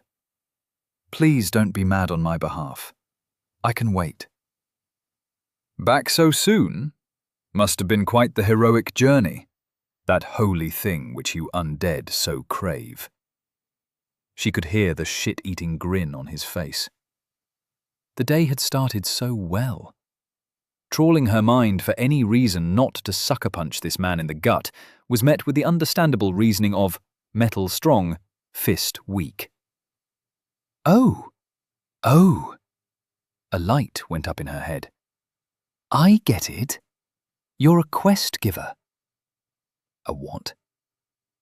A quest giver, a lore dispenser, set dressing. And this place, this castle, is a dungeon. Don't worry, I'll play along nice and well. Dungeons always have rewards at the end. She gave the man a wink while leaning on the checkpoint bowl. So, what's your deal? Fallen knight, vagabond, edgy cosplayer? Looking for revenge, peace, or 10 rabbit pelts? Is set dressing a type of salad sauce? Ignoring her criminally ignorant companion, Elia thought he would make a nice protagonist for a revenge story. The berserk type. He had the looks. Now all he needed was motive, and possibly a cape. But not one as cool as hers. A tattered one would be just right. I am the wolf, he said with capital letters Elia could feel. Whom I serve is none of your concern. When I arrived in this castle on the hunt for corruption, I found it rotten to the core. You'd do well to turn around. The demons of the past aren't yours to judge. Better not to get involved. Better to find another way. Oh, Mr. Wolf, if you can hear me, I vouch for this person. Elia isn't a demon. She's just criminally weird. Gee, vote of confidence right there, Elia muttered before turning to the wolf. And? Anything else? His hollow eyes bored daggers into her face. But she was immune. That was what helmets were for. She still needed a visor for hers, one that didn't make her look like she ate children, preferably. Or maybe one that did. I highly recommend you take our meeting as a divine omen. He nodded back towards the gate, blocked by a landslide 10 feet out. Cease your journey at the doorstep. Or else? Buddy, sounds like you're making a threat. With a single step, he was towering above her, and for the first time, Elia felt his height might be a problem beyond creating a neck cramp. Slowly, he leaned down and whispered into her ear. Lofton is not the dream, not for you, not for anyone. Your hopes are greatly exaggerated. Good reason and lost souls block the path. Turn around. I can only recommend it. And then he stepped away, leaving Elia to brush off her pauldron where his touch still lingered like a sharp bite. At least he didn't break her neck and call her a non-person. Compared to Runa, he was practically a puppy. I'm still waiting for the point where you give me genuinely helpful information. I kind of have nowhere else to go besides forward. Yeah. If he had any honor as a knight, he would help us. And tell him to apologize for being needlessly intimidating. They stared each other in the eyes. Her, a 5'1" undead, shriveled like dried jerky. Him, a 6'11" man in a charred metal fursuit. The idea of seeing someone like him at an anime convention inspired a smile. There really was too much detail put in the anthropomorphic parts of his armor. There are many ways to Lofton, but for an undead like you should take the high road. He looked up, then shook his head, a snort giving his disbelief a disdainful note. Maybe the traitor lord won't notice you sneak on by. That is, if you make it past his knights.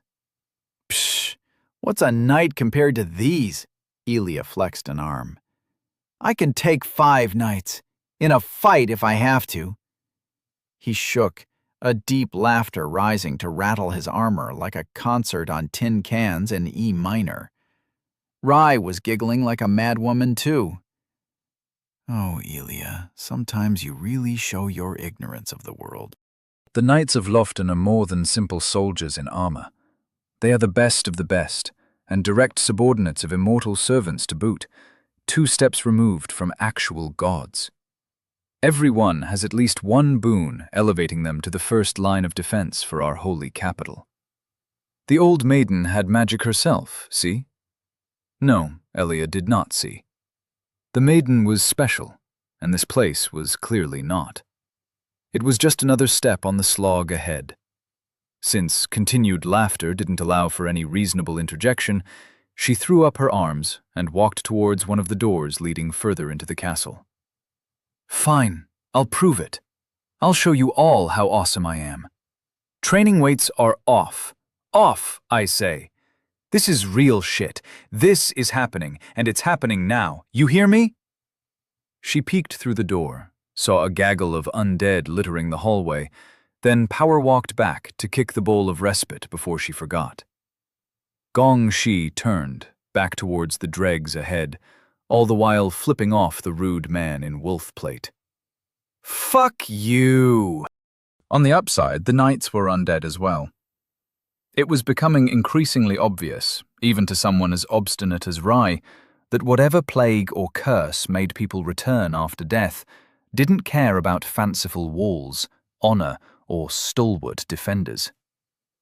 She didn't burst into tears when the first knight they encountered turned around and tried to behead them without so much as a warning, and neither did she berate Elia and moralize about the barbaric nature of not asking politely before stabbing someone in the gut. Elia would have preferred any of the above in place of the waves of anguish wafting over through their shared head. Stop taking my amygdala.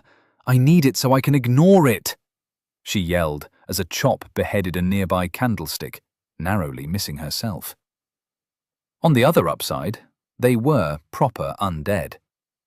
Dregs, a shadow of their former selves, infinitely more hungry for souls, and thereby infinitely more predictable. Somehow, Elia was still losing. She staggered backwards, stumbled over the corpse of another dreg before throwing a side table over and booking it. If she could gain some distance, Rye could work her magic. Maybe. If not, pacifism might gain another victim. Tearing down dim halls hung with torn tapestries was the reward for confidence turned petty hubris.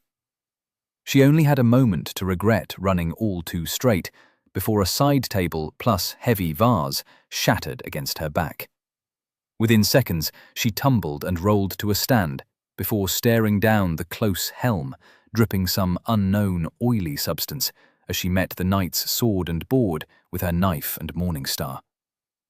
The substance wasn't really unknown.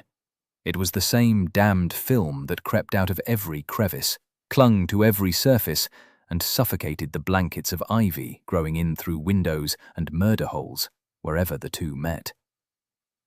"Get off!" In a twist, Elia pushed the sword to the side, only for the knight to nearly take her head off, the second time in the past minute, with the sharp edge of his shield.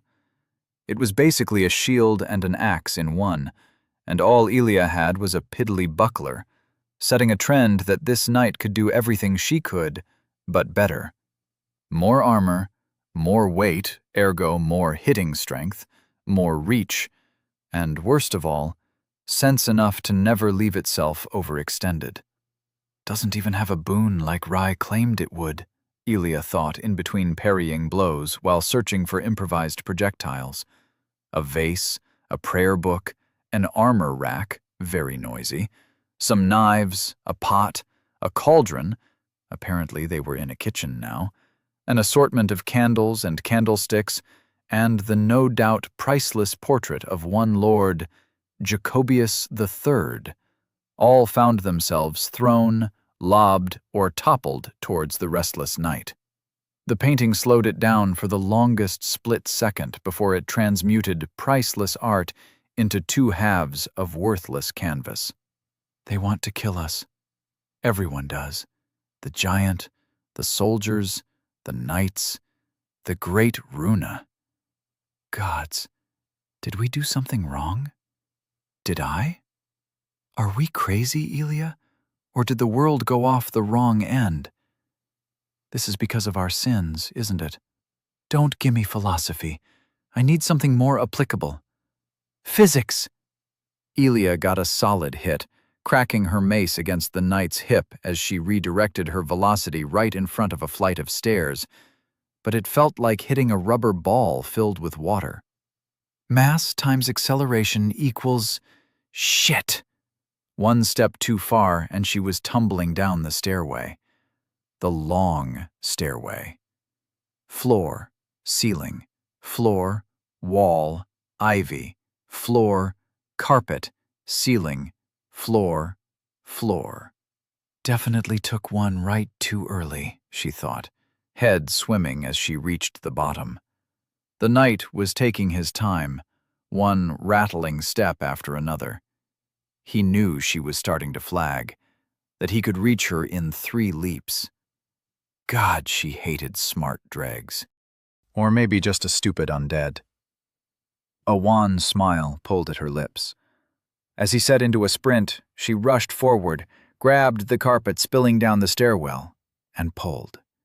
The knight fell, armored limbs twisting and turning, only to jerk in surprise when his face met Elia's mace.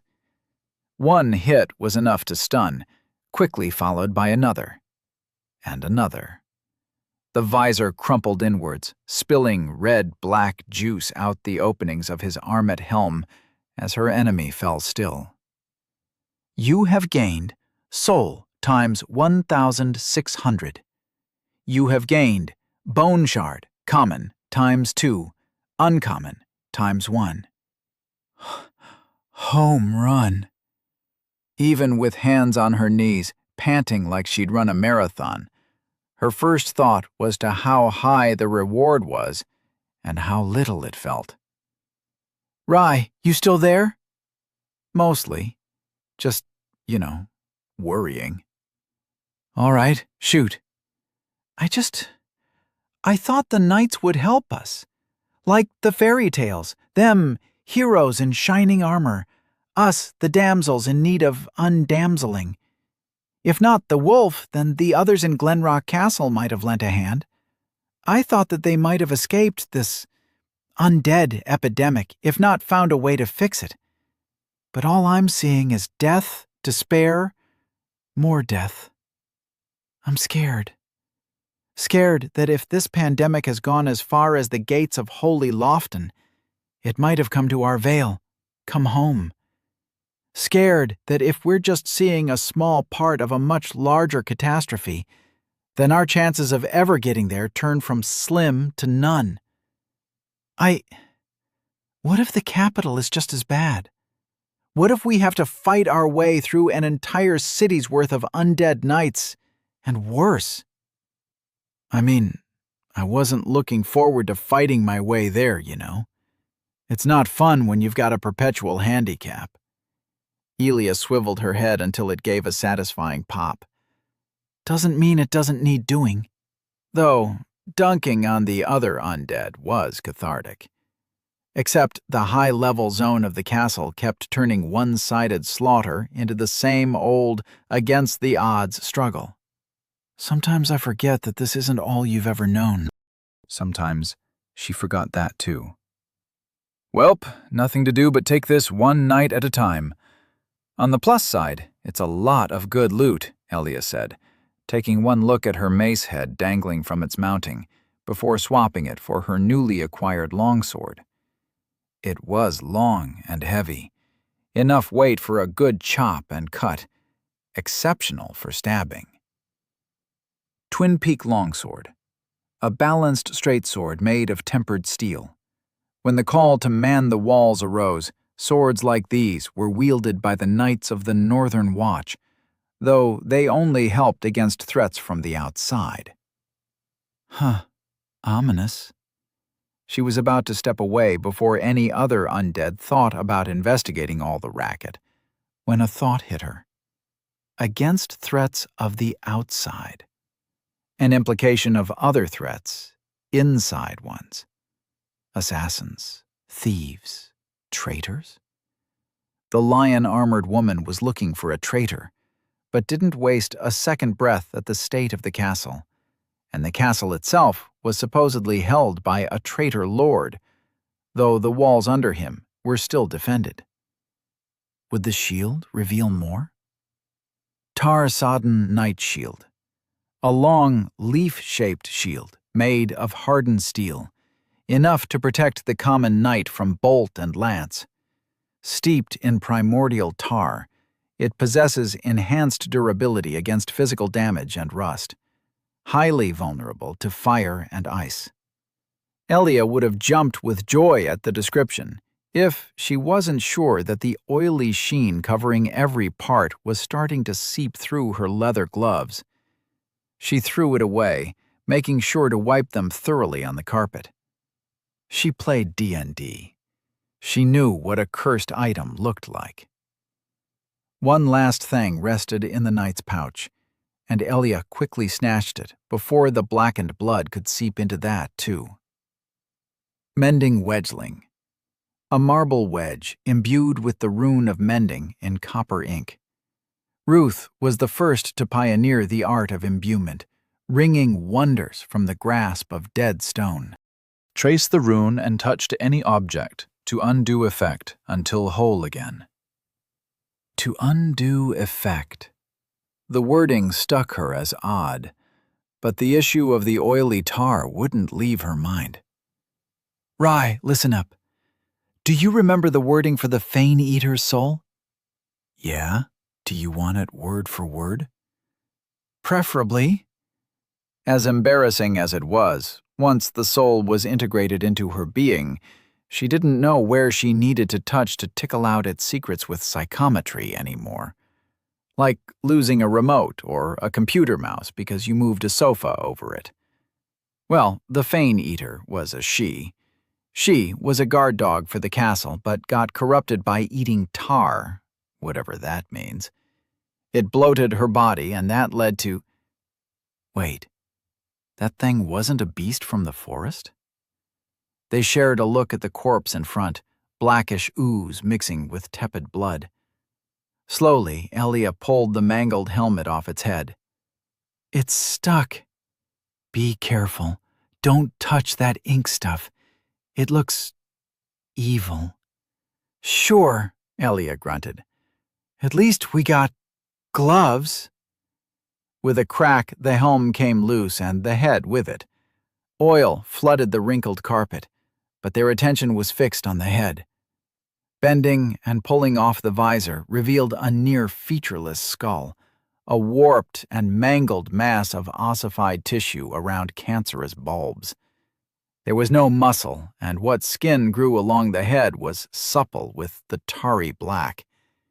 It sloughed off in long, running strips, and when she looked closer, what used to be a tongue twitched towards her. Like a worm. Elia thought nothing could scare her, but Rye's scream shook her to the core, so much that she flung the head against the wall.